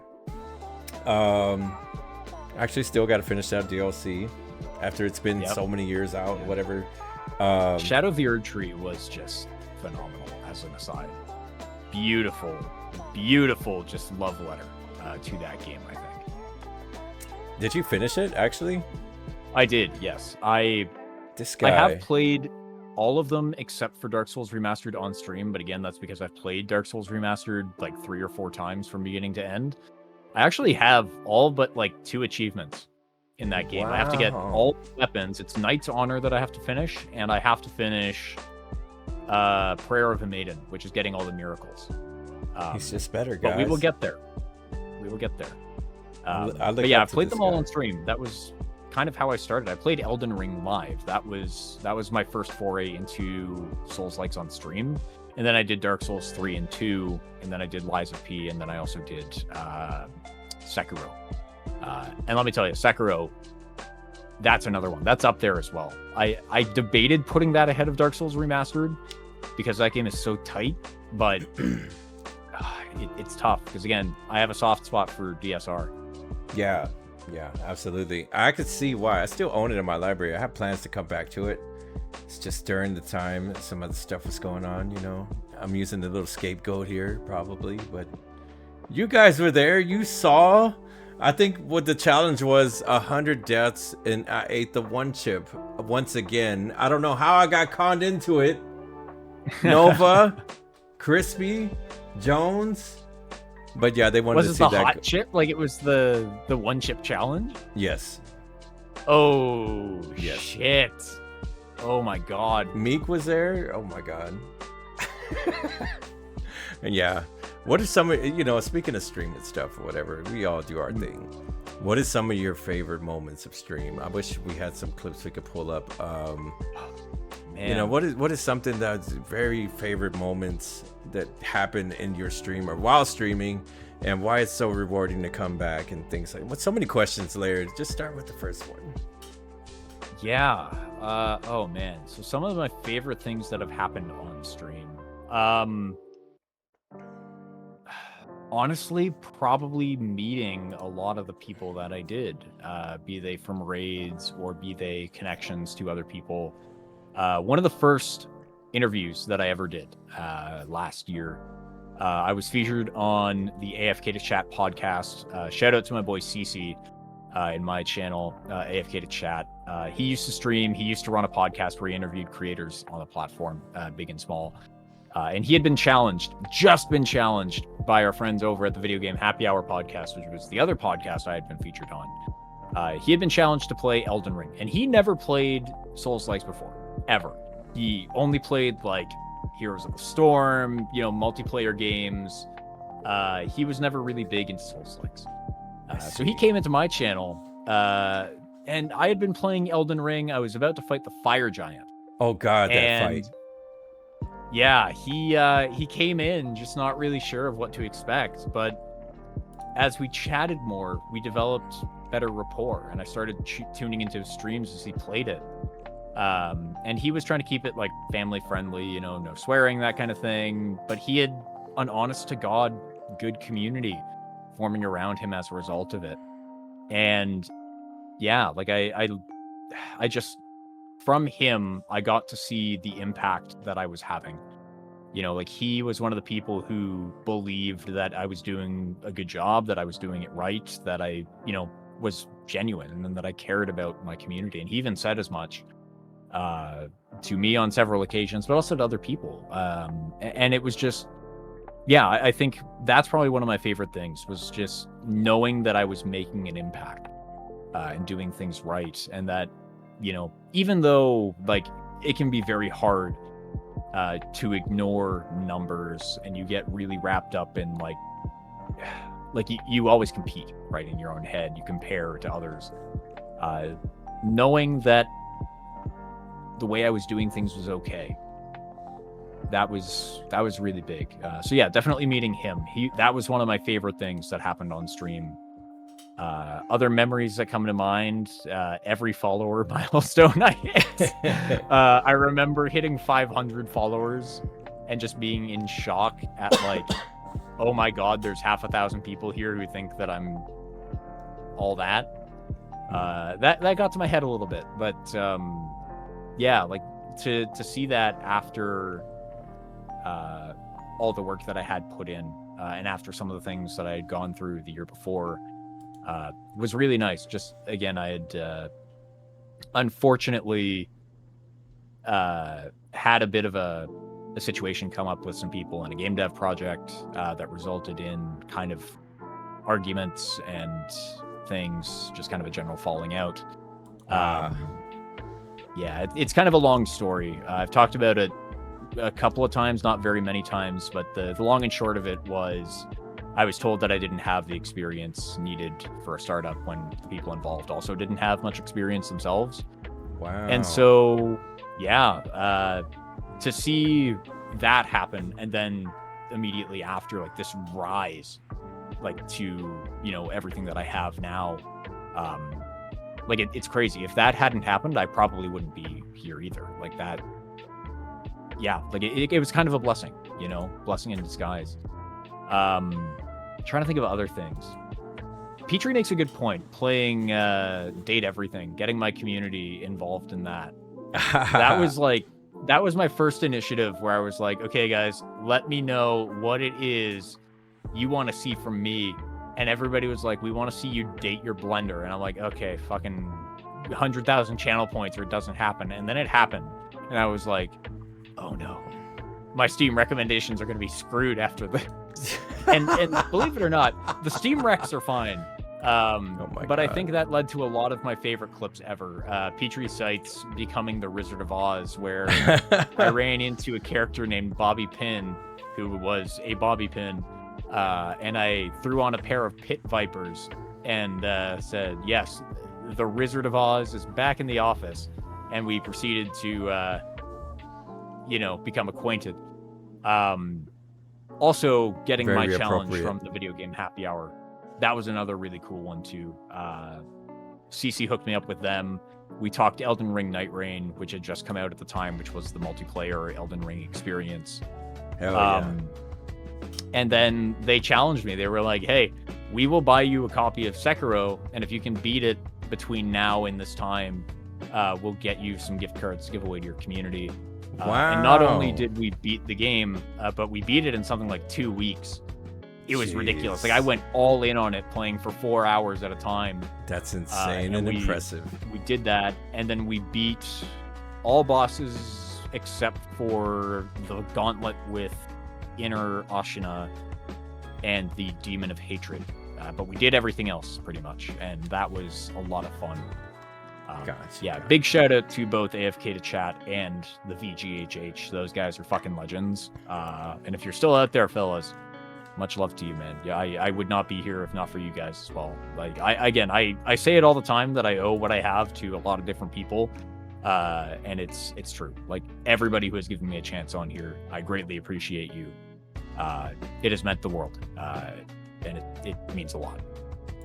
Absolutely, man. Who will we be without the people that support us, honestly, or just people believing in us? And that's the way I would like to say too, because you never know with this space here, or any space anywhere, or just in general, being social, just having a group of friends to have your back, or even like encouragement. Words of encouragement, I feel like, is a lost art that people don't give enough praise on a regular basis. You know, if you're not already telling yourself you're doing a good job, or just have that support system like your pops. Like, that's fucking amazing still to me. And hold on, before I get carried away, welcome in, Kara. Have a good morning. I see you're gonna go grab some coffee. Can I have some too? I'm down. I love me some coffee.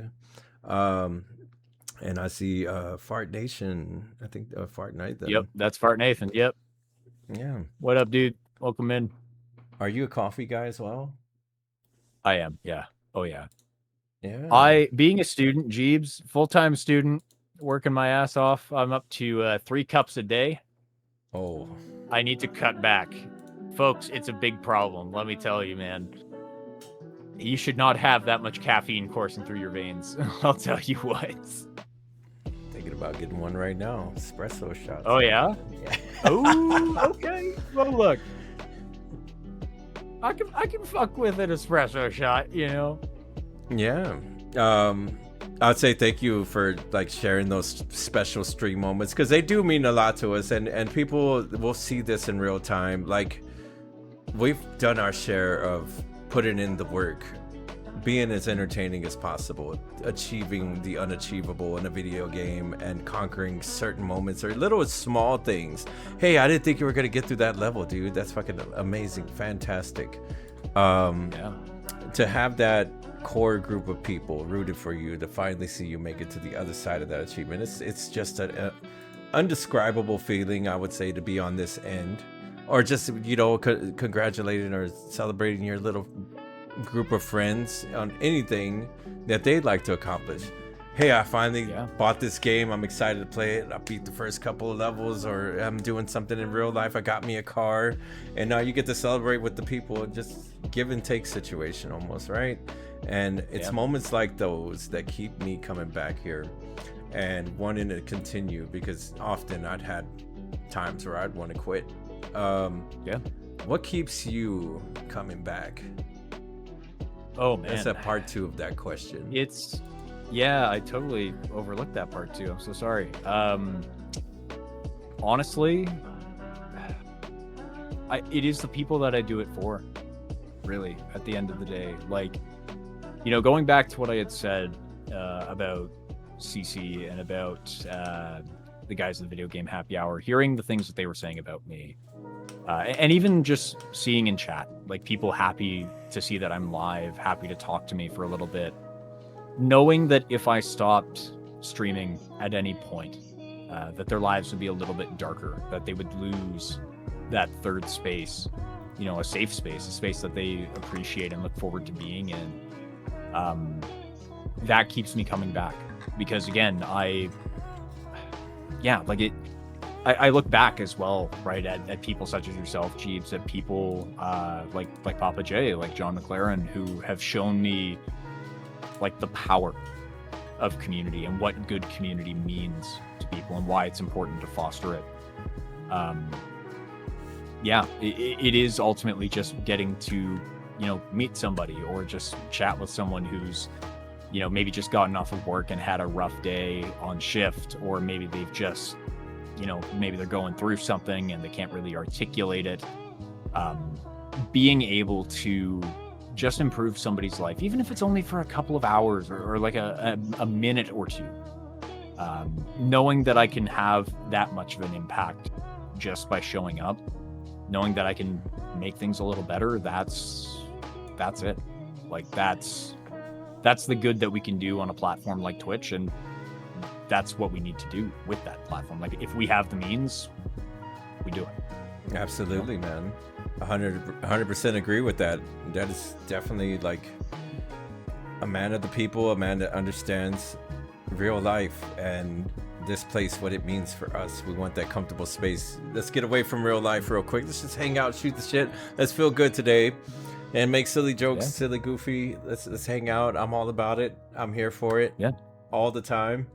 And yeah, it definitely improves people's moods, improve people's day. I love that sentiment. It is definitely a very special thing whenever you can capture some of that and continue to do the same thing the next time you're live in whatever little capacity. Even if you're in a bad mood, your friends will pull you out of that because it's your friends, right? Like it's something golden about that. It's like a art form. You can't really, it's not like anybody's trying from either end. It's just you're just happy to see each other at whatever capacity that is. And I think that's what makes it so rewarding, right? Is that people don't want you to be perfect. They don't expect you to say like the right thing, or sometimes they just don't expect you to say the right thing. Or sorry, I probably worded that really poorly, but it's like, you may not know what to say. They may not know what it is they need to hear. You may not know the best way to help them. Sometimes your presence is all they need. And that, like, that's powerful stuff. The fact that your presence can just take away that pain for a little bit, it's big.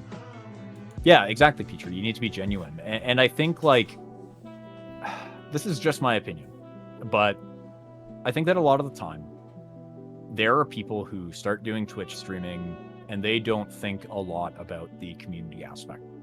Yeah. They think about starting Twitch as a get-rich-quick scheme because they see larger creators on the platform. People like Queso or iShowSpeed or whatever. And it's like these 1 in a million cases of somebody winning the lottery and just getting incredibly lucky. I don't know if that blurb thing played because I have channel points off. No. I didn't set it up correctly, but no worries. Yeah, no. Just getting back to what it was I was saying. The 1 in a million lottery ticket scenarios. People start it because they want to try to have that happen to them, but they don't think about like everything that comes before that. Right. They don't think about the effort that goes into fostering a community full of people who care, who support one another, who lift each other up. They don't think about the people who keep coming back. It's just how many more people can I get than yesterday. And yeah, exactly. When they don't see those numbers, they get beating themselves up, and then they stop because they didn't see that instant success. So it's being there for the long run and not necessarily the short-term objective. Right. And you got to have a love for what you do. You got to have a love for people. You got, the genuine aspect. Absolutely. And I'd say some of that stuff is imaginary to me. This place, for what it's been for me so far in the 5 years that I've been here, I've never really, that was never the focus. It was having fun, enjoying my time, making tons of friends as much as possible. And just, it's crazy. Like, I remember a lot more about people in here than I do in real life. It's bad. I know it's bad. But like, if a name pops up in there and we have that rapport, we have that history, I get excited. I don't know. It's like I get really excited to see some of my friends and just be able to banter back and forth. There's stuff on here that I've done that's pretty questionable. Whatever. We're not focused on me right now. No, we don't have to pay attention. Whatever, guys. Welcome in, Esmic. I'm so sorry. You caught us mid-interview, hanging out YAP Wednesday with our guys, Saturn Blaster. We're deep diving into the world of Saturn and sharing some experiences here on the Purple app and other things that we're interested in. Yeah, you know, you get caught up in the wave of course, somebody looking from the outside in. I want the quick everything. I want to do all these numbers, and like that stuff is imaginary at some point when you're having fun. And I'd say that's probably should be your focus, is to have fun, because why do something you don't like to do? Yeah, if I show up and this feels like a job, I don't know how I'd feel about it. Yeah, and the thing that keeps coming to mind, and something that, you know, I keep telling people, is just comparison is the thief of all joy when it comes to Twitch, especially. Like, you know, and I will say, as somebody who's been doing it for 2 years, like I've definitely been there. I've compared myself to the people who've been doing it for 5 and have had like the 50 gift sub bombs or whatever come through. I look at the people who get like all that, and then it's like I get maybe 1 in a month. And especially early on, like when I was maybe within my first year, I remember starting up, I think like a sub goal for the week of like 3. And then it would be like 1 of 3 for like 3 weeks. And then it was like, oh yeah, the next month, finally we got our second one. And then it's just nothing again. And I was just like, ugh. And eventually I was just like, okay, we got to turn that off. Because as soon as I see that number and it stays stale, I'm just going to be self-conscious about it. And it's going to ruin it. So I stopped that, and yeah, like I put more focus on making those connections with people where I can, because that is like, that's the reward. You know, it's bringing people together and serving as a place for them to unite under like an interest. Like I remember playing Dark Souls 2. That game has a feature where it's all fully online, like at all times. You can't avoid invasions. I got invaded by stream snipers on multiple occasions, and they were escorting me through areas. There was one guy who always at the top of stream would come in, and we'd started off with a duel, and it be like this whole thing with meeting this guy became trial by combat. I do my best to beat the veteran, and if I fail, it's okay. And then we, like, the first time he came through, we talked, and we spent like an hour going through like the unwritten rules and hidden scene of Dark Souls 2 PvP, because it does exist, despite the fact that this game has been out for like 10 years or so now. Like, it's alive and thriving, and there's a whole code of conduct among the player base for it. And it's like, holy shit. Like, but you know, I wouldn't have met that person or had the opportunity to meet them if I had, you know, blown up overnight. I wouldn't have had that chance if I had stopped streaming.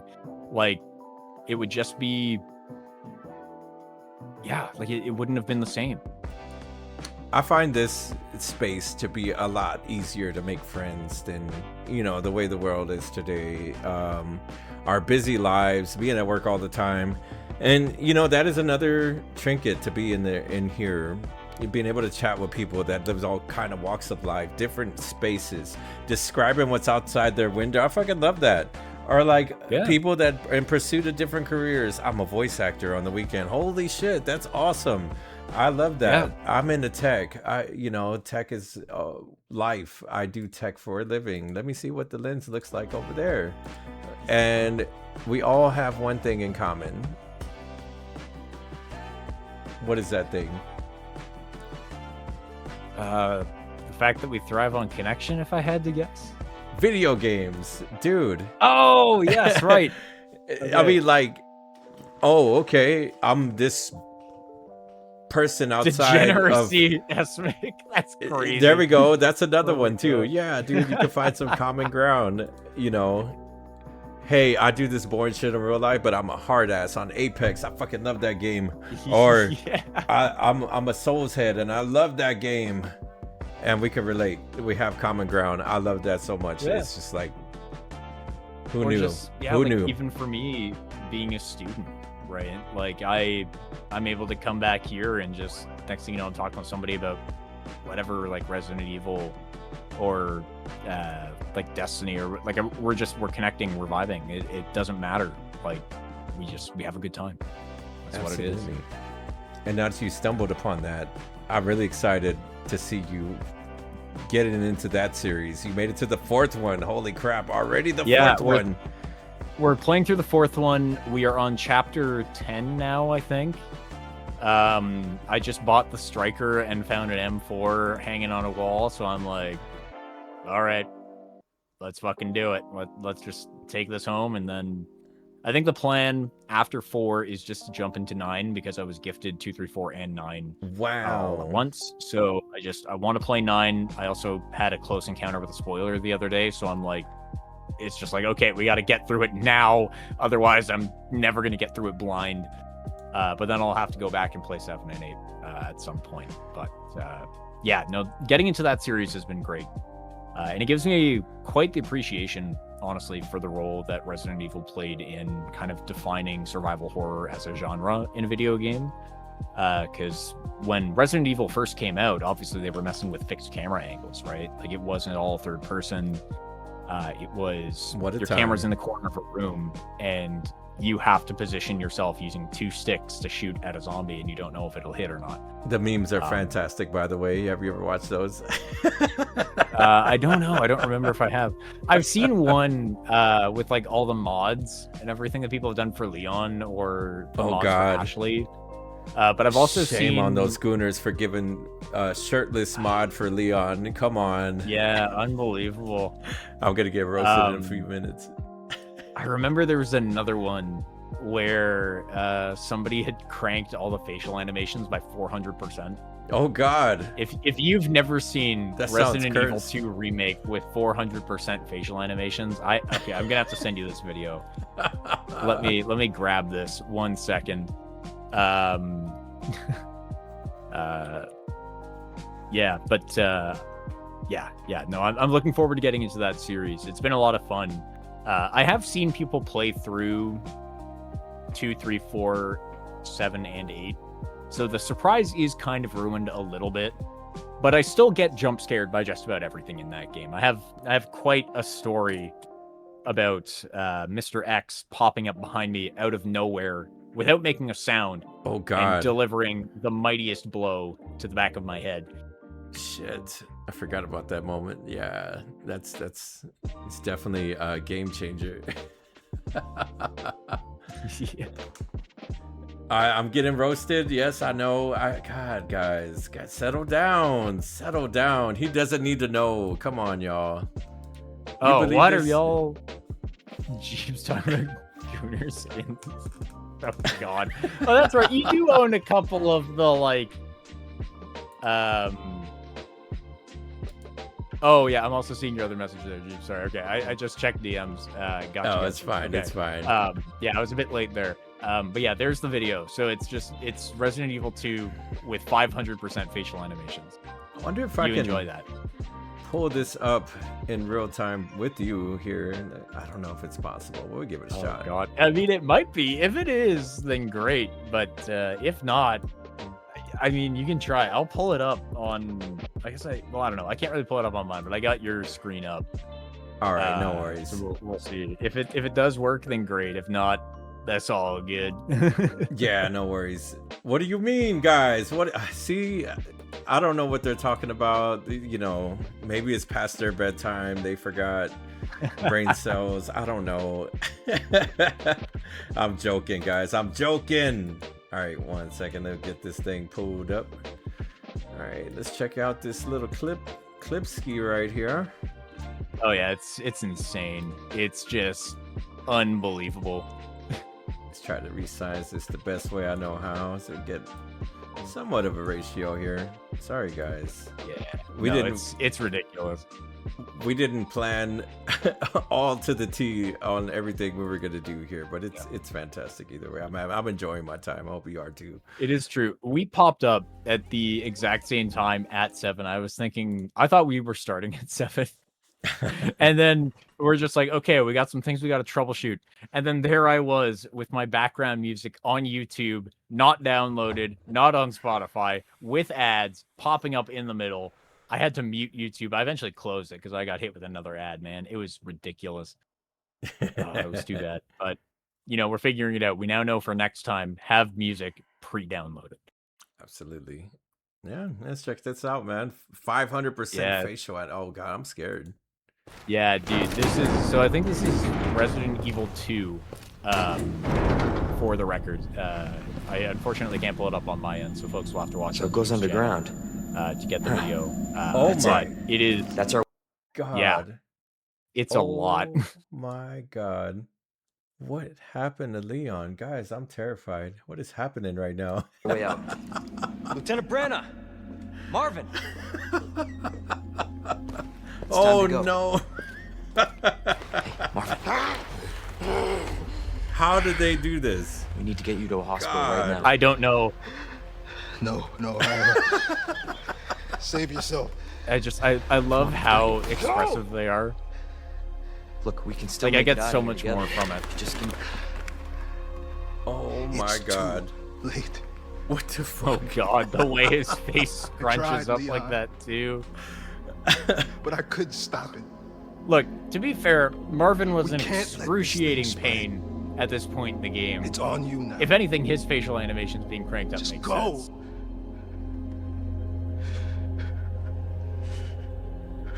We live for the Understand. mods. We live for the Oh, yeah. mods. Jesus Christ, that is insane. Holy crap. I mean, what's a game you played modded ever? I mean, I'm pretty sure Honestly, Elder Scrolls was the start, right? no, it wasn't. It was of all things, it was Left 4 Dead 2. Oh, So, bit of a story when it comes to Saturn playing games on Steam back in 2016. This was before I had a gaming PC. So I was using my family PC, which didn't have a graphics card. holy. Yeah, so I was running an Intel Core 2 CPU, Intel Core 2, with 4 gigs of RAM. Is that even possible? And I was playing... Yes, turns out it is. And I know what you're wondering. Saturn, you also have Rocket League in your Steam library. Did that work? Yes. Barely, but yes, it did. This was also before I had an Xbox One, so this was kind of a disaster. But yeah, I was able to play Left 4 Dead 2 with all the settings cranked the fuck down on my old family PC. We did some And shit, the dude. mods were relatively like realistic, right? I was swapping out weapon models for things from like The Division or Resident Evil, whatever it was. And then I had also changed the music for the tank spawn to be that of BFG Division from Doom 2016. Oh wow. But yeah, there were a Solid. couple of other ones that I had that were lots of fun. I think right now that mod has been replaced by God, it might be Razormind from Payday 2 from that OST. That one's really good.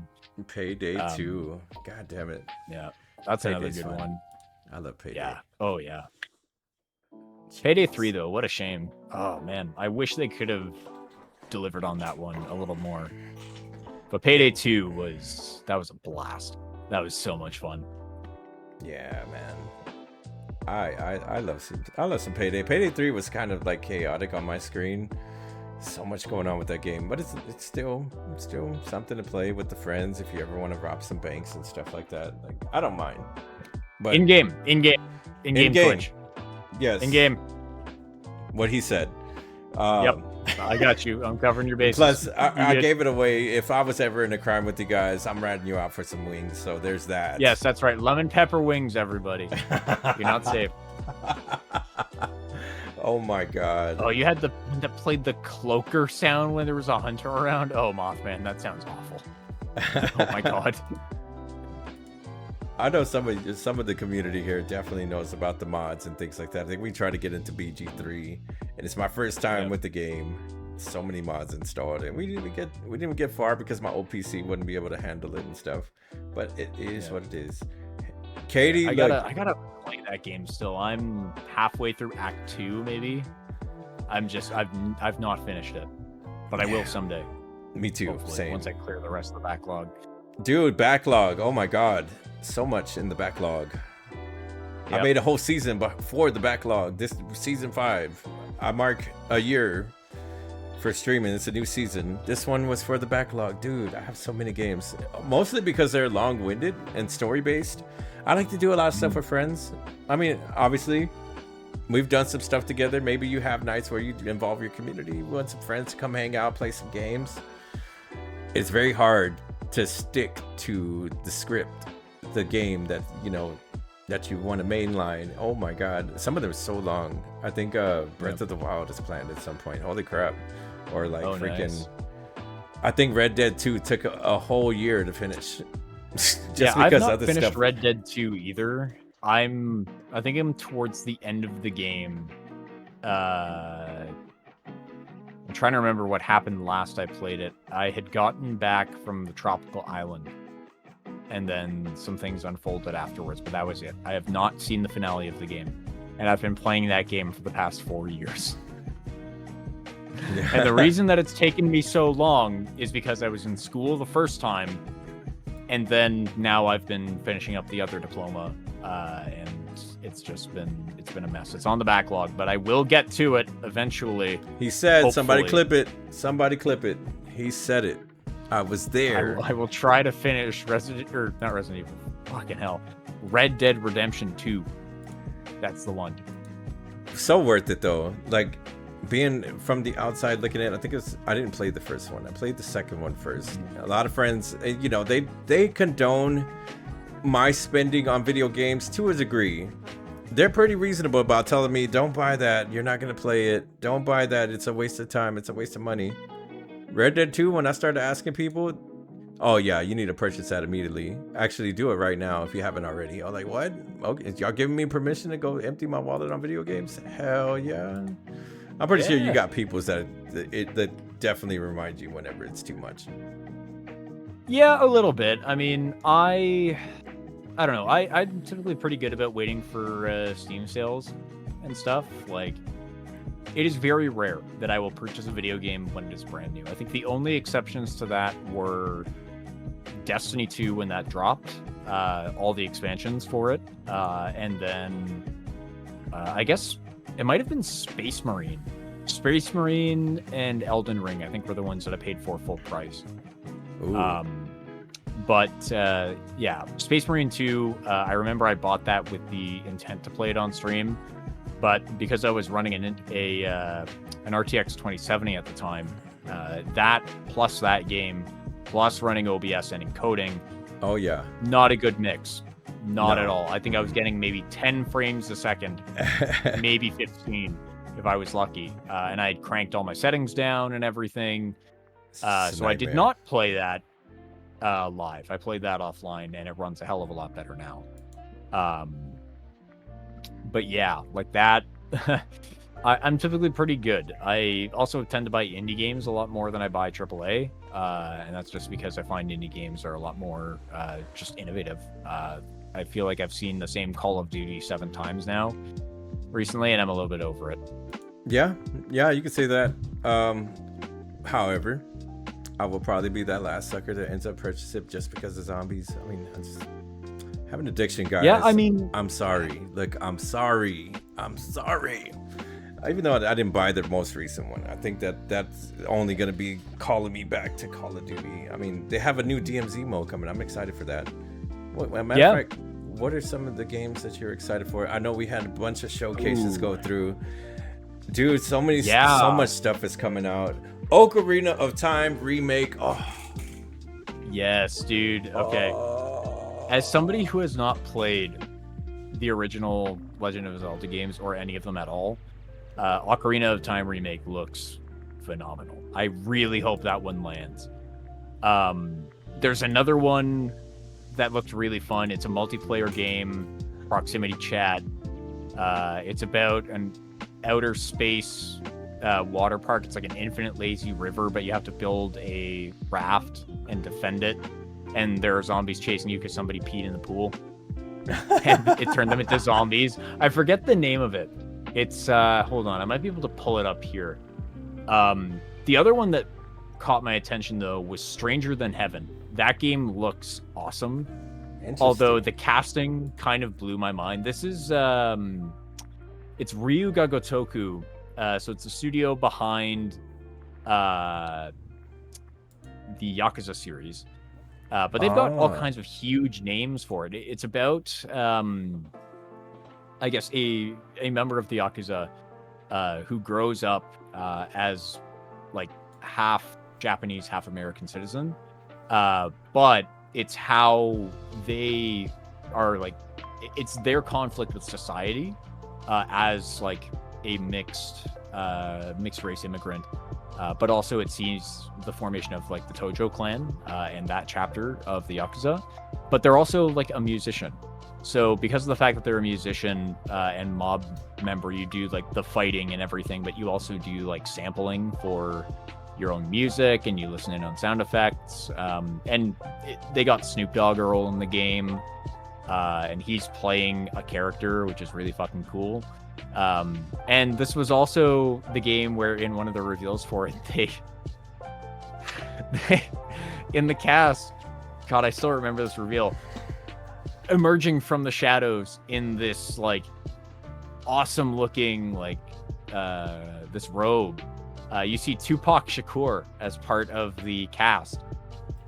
Wow. Yeah, That's so insane.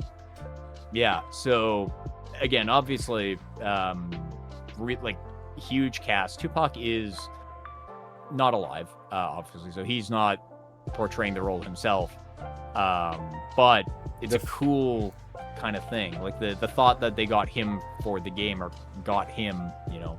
Yeah, because Safina Shakur is not here either, and they have to get the rights from somebody else. And I would imagine it's probably like a bunch of links you got to go through to be able to do something like that when somebody's not here, especially a celebrity on that status. It's like, what? But no, that one looks really cool. The one that I was thinking of was called Lazy River. That's what it was. The other one though that caught my attention was a reboot of an old series called Stuntman. We are getting another Stuntman game. I don't know if anybody remembers that game from the PS2 era. But basically the whole premise is just like the name implies, you are a stunt driver for different movies.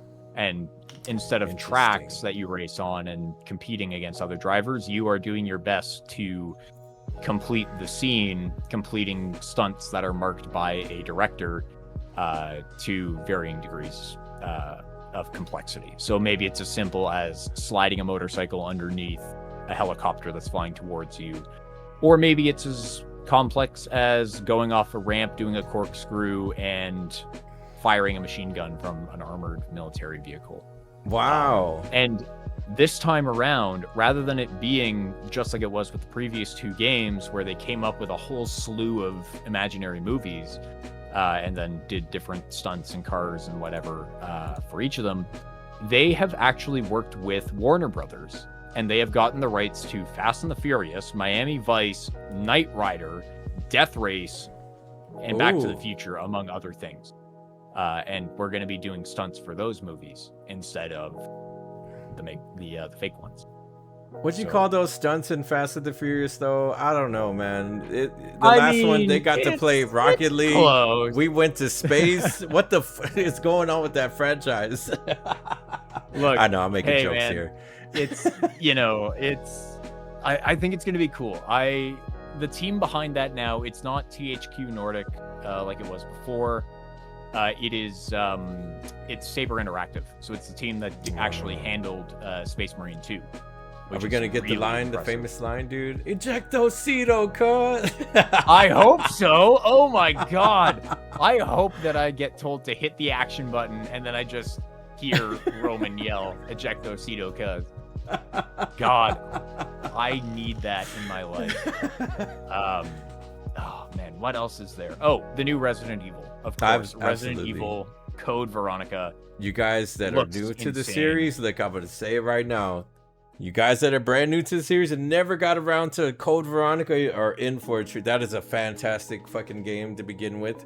I had it on Dreamcast. I never finished it completely, but I think I did. I can't remember. My memory's fuzzy.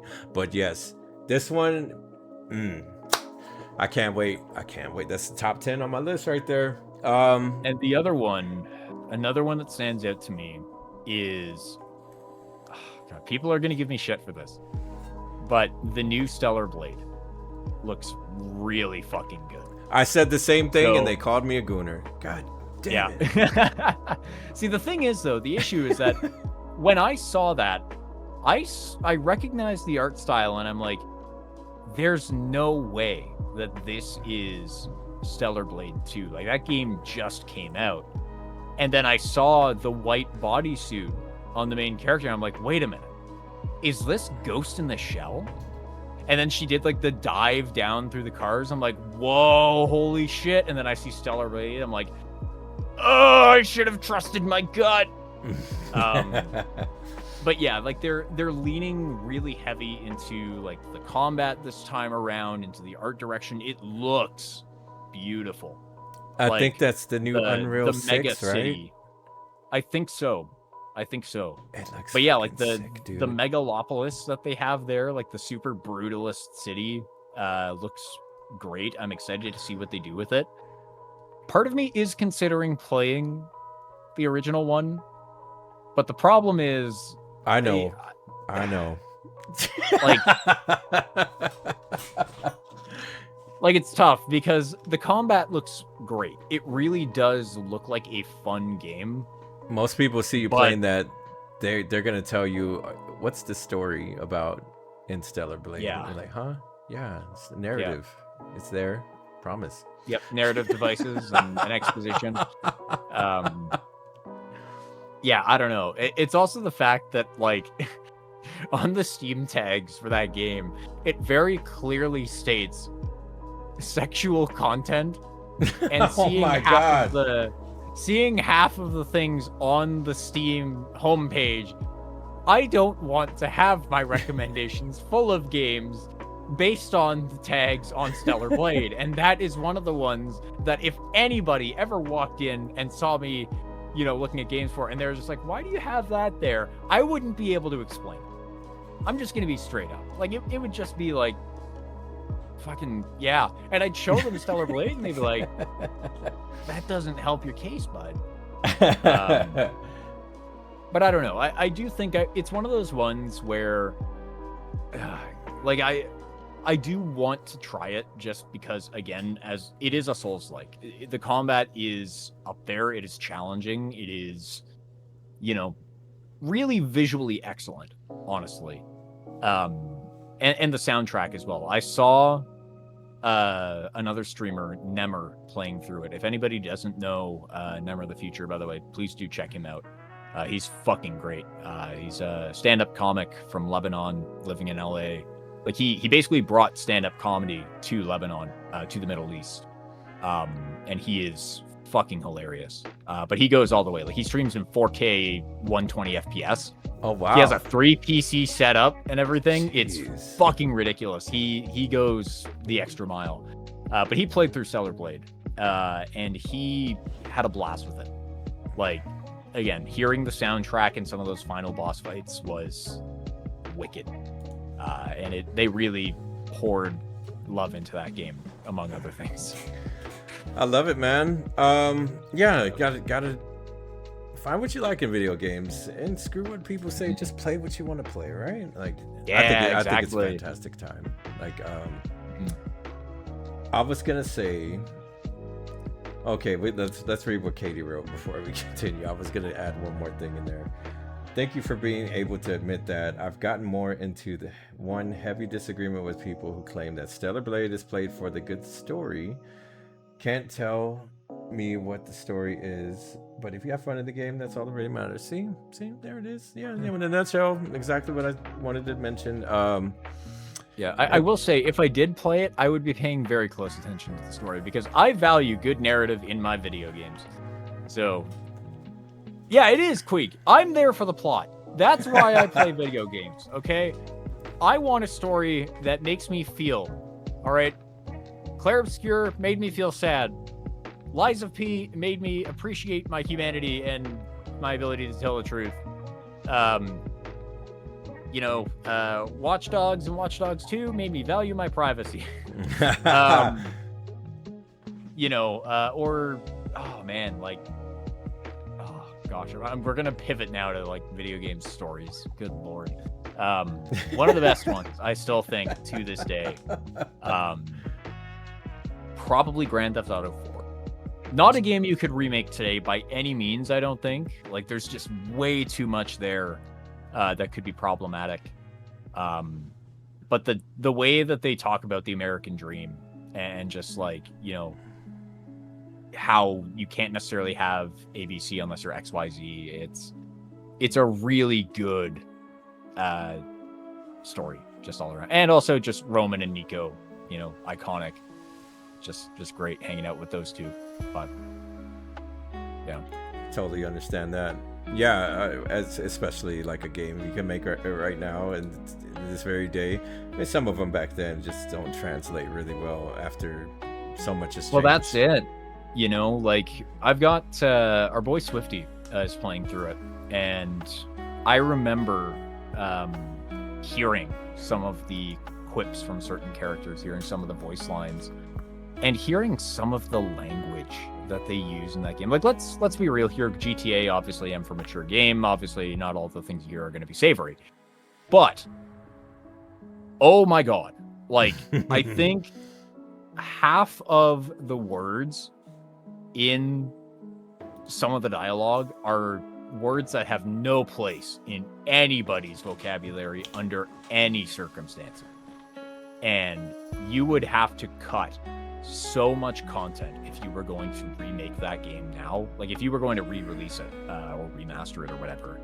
Like, I can think of at least 2 scenes in particular where some really awful things are said within like short periods of time. Just terribly offensive things being said that just have no place. I totally understand that. Holy crap. Times have changed, media's changed, and thank God we don't have to relive some of that stuff, right? To pivot a little bit here. Like I said, it's been a blast having you on, man. I know you're just a little nervous on how this thing would go, but I'm kind of glad we just eased ourselves around the talking space, man. Again, thank you for joining me and stuff. I really appreciate that. Being a member of the Canopy for having me, man. I just I gotta say, I hope I've been okay. Like, I hope we haven't walked in any dangerous waters here necessarily. No. What do you guys think? Have we said anything offensive? I didn't say. I hope not. I sincerely hope not. I was gonna say, thank you, Gabs. I got you. Yeah. I look forward to the future of what you got planned, Saturn. So what does the future look like for you in your streams, in this space? What other games are you looking forward to? What's on the map for you in the near future? I know you got Resident Evil and you're tied up with that. You do Forza as well. And that's fun because you do it in groups. We also have to talk some Canopy stuff, man. And we're starting to get back into it again. Our first year. Yeah. Of course, this is a inclusive group of friends. Now you've made leader, right? Leadership. We're gonna get into charities.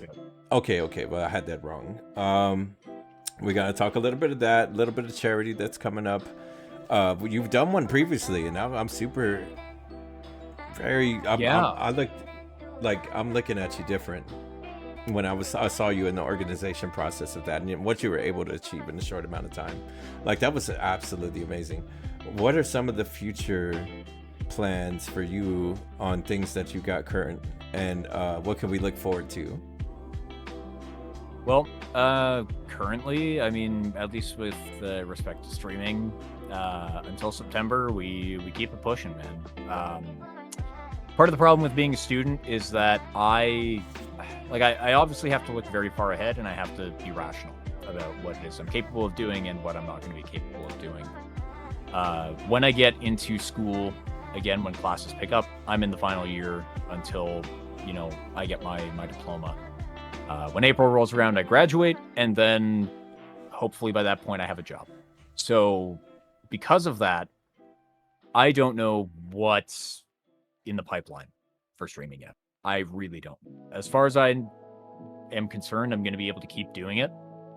But there's a very good chance that if I do keep doing it, things are going to have to change. Like the time is going to have to change. The days I do it will change. The place I do it might change as well, depending on what happens. As of right now, though, like I just keep doing what I'm doing. I keep working as best I can with the communities that I'm a part of. I keep organizing things where I can. I just do my best to put on a good show.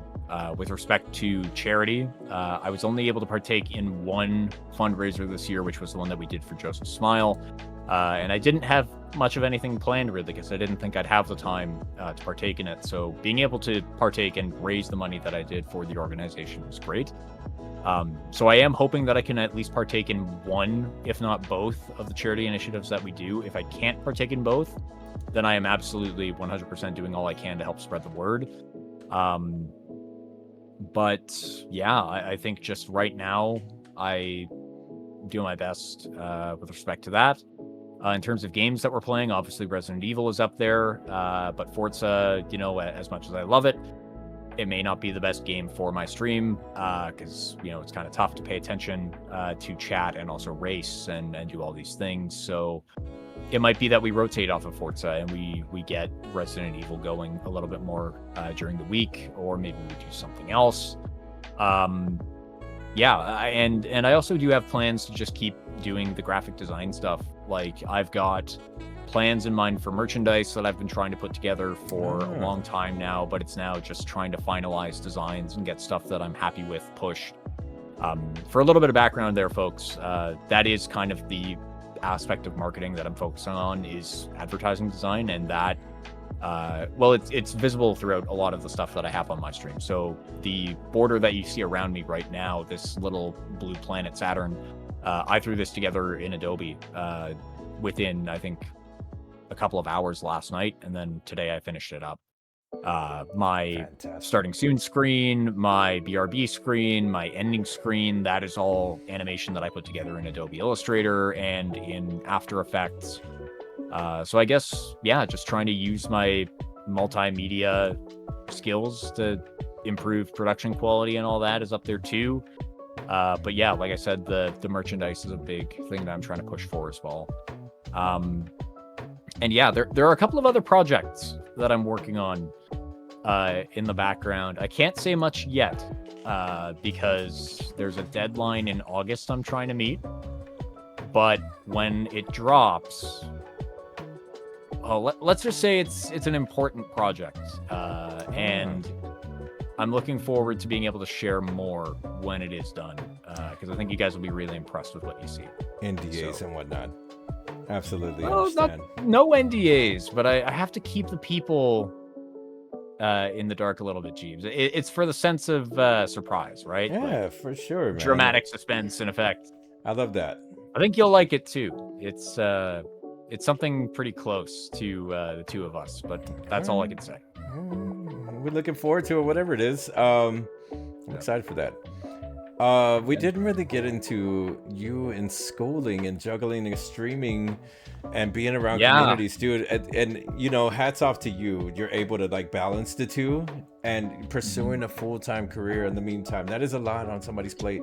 And shout out to the students in there and people that are chasing their goals currently and having a lot of things and being able to make time to do fun stuff. Dude, that is a struggle. That is absolutely. Let me tell you, man, it fucking is. When I started up school, like in my first year, it was a lot easier. But obviously, as the stakes have gotten higher and time has become a bit more sparse between projects, it's just you do what you can where you can. And a lot of the time, actually, what happened was I would try to allocate at least one day in a week for streaming for myself, just so I could get away from everything. But the density of the work and what was being asked of me got to a point where it was like, okay, I can't even spare 3 hours. Like, I have to be working on this. But I think that is kind of a reminder as to why it is that you need to take time for yourself. Because you will burn out if you don't do that. Like, I remember last year in October, I had just I had hit the end of my rope because I had been dealing with some things outside of stream and in classes. I was in groups where I'd kind of been shoehorned into a leadership role. And so I had to kind of chase after people and get them doing parts of their project so that I could do mine. And then a lot of the time work wasn't getting done, so I had to naturally pick up the slack. And so it got to a point where I was holding that against myself, and it was like, okay, I can't afford to take time to like rest and do this thing that I enjoy doing. I have to do this first and foremost. Yeah, and it sucked. Like, I don't want things to interfere with that as much, but it's just possible that it might, you know. And I will say, like, I have been able to talk about it with some of my classmates too. Like, they've been really impressed to hear about the traction that I've had and the success I've had with the fundraising. One or two of them actually even found my stream at one point, which was crazy because I hadn't shared my channel at all. Wow, impressive. But they were just like, yeah, like they enjoyed it. Yeah, like, but it is hard, like, to balance it, you know, because you've got the social aspect that you're trying to maintain. You have, you know, obviously you don't want people thinking that you're slacking off either, so you have to be able to get your stuff done and put that first, and show them that you're competent, right? And if you can't, then you get in shit, and then something has to break, and more often than not, it is the fun thing that has to go for the time being. But yeah, in the end, it just came down to time management. It came down to using a calendar. It came down to just locking the fuck in. And when things were done, I was able to enjoy that break a hell of a lot more. And now, because we're in the middle of the summer, I can just keep going. Like, I don't intend on slowing down. I intend on keeping the schedule as consistent as I can, streaming when I can, where I can, and making something out of it. So real life stuff, man. And yeah, the sacrifice is great, but we understand. I always say this all the time, and people they get tired of me saying this over and over. I'm not a preachy guy, but if I had to say something to people that are listening out there, time is the most valuable currency you own ever. You never get it back, so spend your time wisely, because you just never know. And with that said, it's been a hell of an interview, man. It's great getting to know you, and I'm excited if you ever came back. If you want to do this again, you know, let me know. We'll set a time up. Yeah, we have to find our way out of here, man. We do. Maybe yeah, that we do. A double raid or something. I'm sorry, it lasts absolutely. I just got carried away. I was so happy to be doing this for as long as we were. It's been fucking wicked, dude. I had a lot of fun with it. So I don't know if you have a target in mind. I could probably make a couple. I see. Oh, Lazay was in here earlier. Yeah. I think they're playing Ghost Janitors from the looks of it. Oh yeah. Well, Uncle Chubbs is also a friend of the Canopy. They're a friend of Dee's. I'd be happy to go see Lazay. Lazay? All right. Yeah, I think so. Fairly a new friend. I think I popped in yesterday. Yeah. She seems awesome. Cool. All right. Any parting words before we get out of here, man? Any takeaways? You got any questions, concerns? Next time we get to hear G-Bro's Star Wars takes? Oh, man, nice. Okay, I'm looking forward to that. I was getting there, you know? Like, I didn't forget, guys. I promise, but it's time to raid. I think if there are parting words that I could leave everybody with, I think it would just be... remember to be kind to one another. You know, lift people up where you can. That speaks volumes. Put your best foot forward. Don't compare yourself to those around you, and just do the things you like to do, and don't let other people tell you not to do them, especially if you like them, because that, you know, they're important to you, clearly, if you enjoy it. Yeah, I guess the next thing would just be enjoy your nights, your evenings, your mornings, whatever time it may be for you guys out there, and hopefully we'll catch you all next time. Absolutely, man. It's been fantastic. And if you don't know or haven't already followed Mr. Saturn Blaster, please fill in that little heart up there. Just go show some love, show it to his next stream, and then, you know, ask, you know, go get the hangout and get the Saturn experience, man. He's getting through Resident Evil. It's his first time, and I think it's RE4 remake. Ah, Yep, man. RE4 remake. You that's did right. a lot of progress in there. I fucking love that game. But yeah, guys. And also, everybody from my community, if you're not following Jeeves, please drop and follow Film That Purple Heart, please. And thank you, folks. Plays a lot of variety games, playing through Resident Evil 9 Requiem right now, but is also playing through some Marvel Rivals with the crew. So if you like that, drop and follow. Say hello. Yeah, man. All right, we're gonna start this raid. I don't have my stuff set up, being that this is another PC reset. Oh my god. And that is another story in itself, maybe for next time. Yeah, so guys, join the absolutely. raid if you'd like. I'll give you a raid command there on my side of things, and go show some love to Saturn, man. He's been a wonderful guest. I look forward to the next time we get to talk. Also a teammate on the canopy. Fantastic dude, man. It was great getting to know who he is. We're gonna double raid out. An honor to be able to keep this series going and you guys entertain. I'm glad people showed up for this and you guys like me doing this more often. Next time we meet in here, we're gonna be talking to Jaybird. We did mention here and there, so if Jaybird's around, that's gonna be another individual we get to learn more about next Wednesday, and I'm looking forward to it. I hope you guys continue to support this series, as I like to do this more often.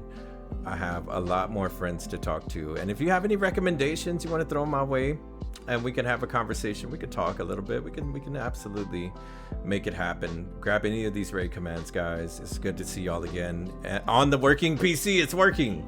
I love it. You guys have been fantastic.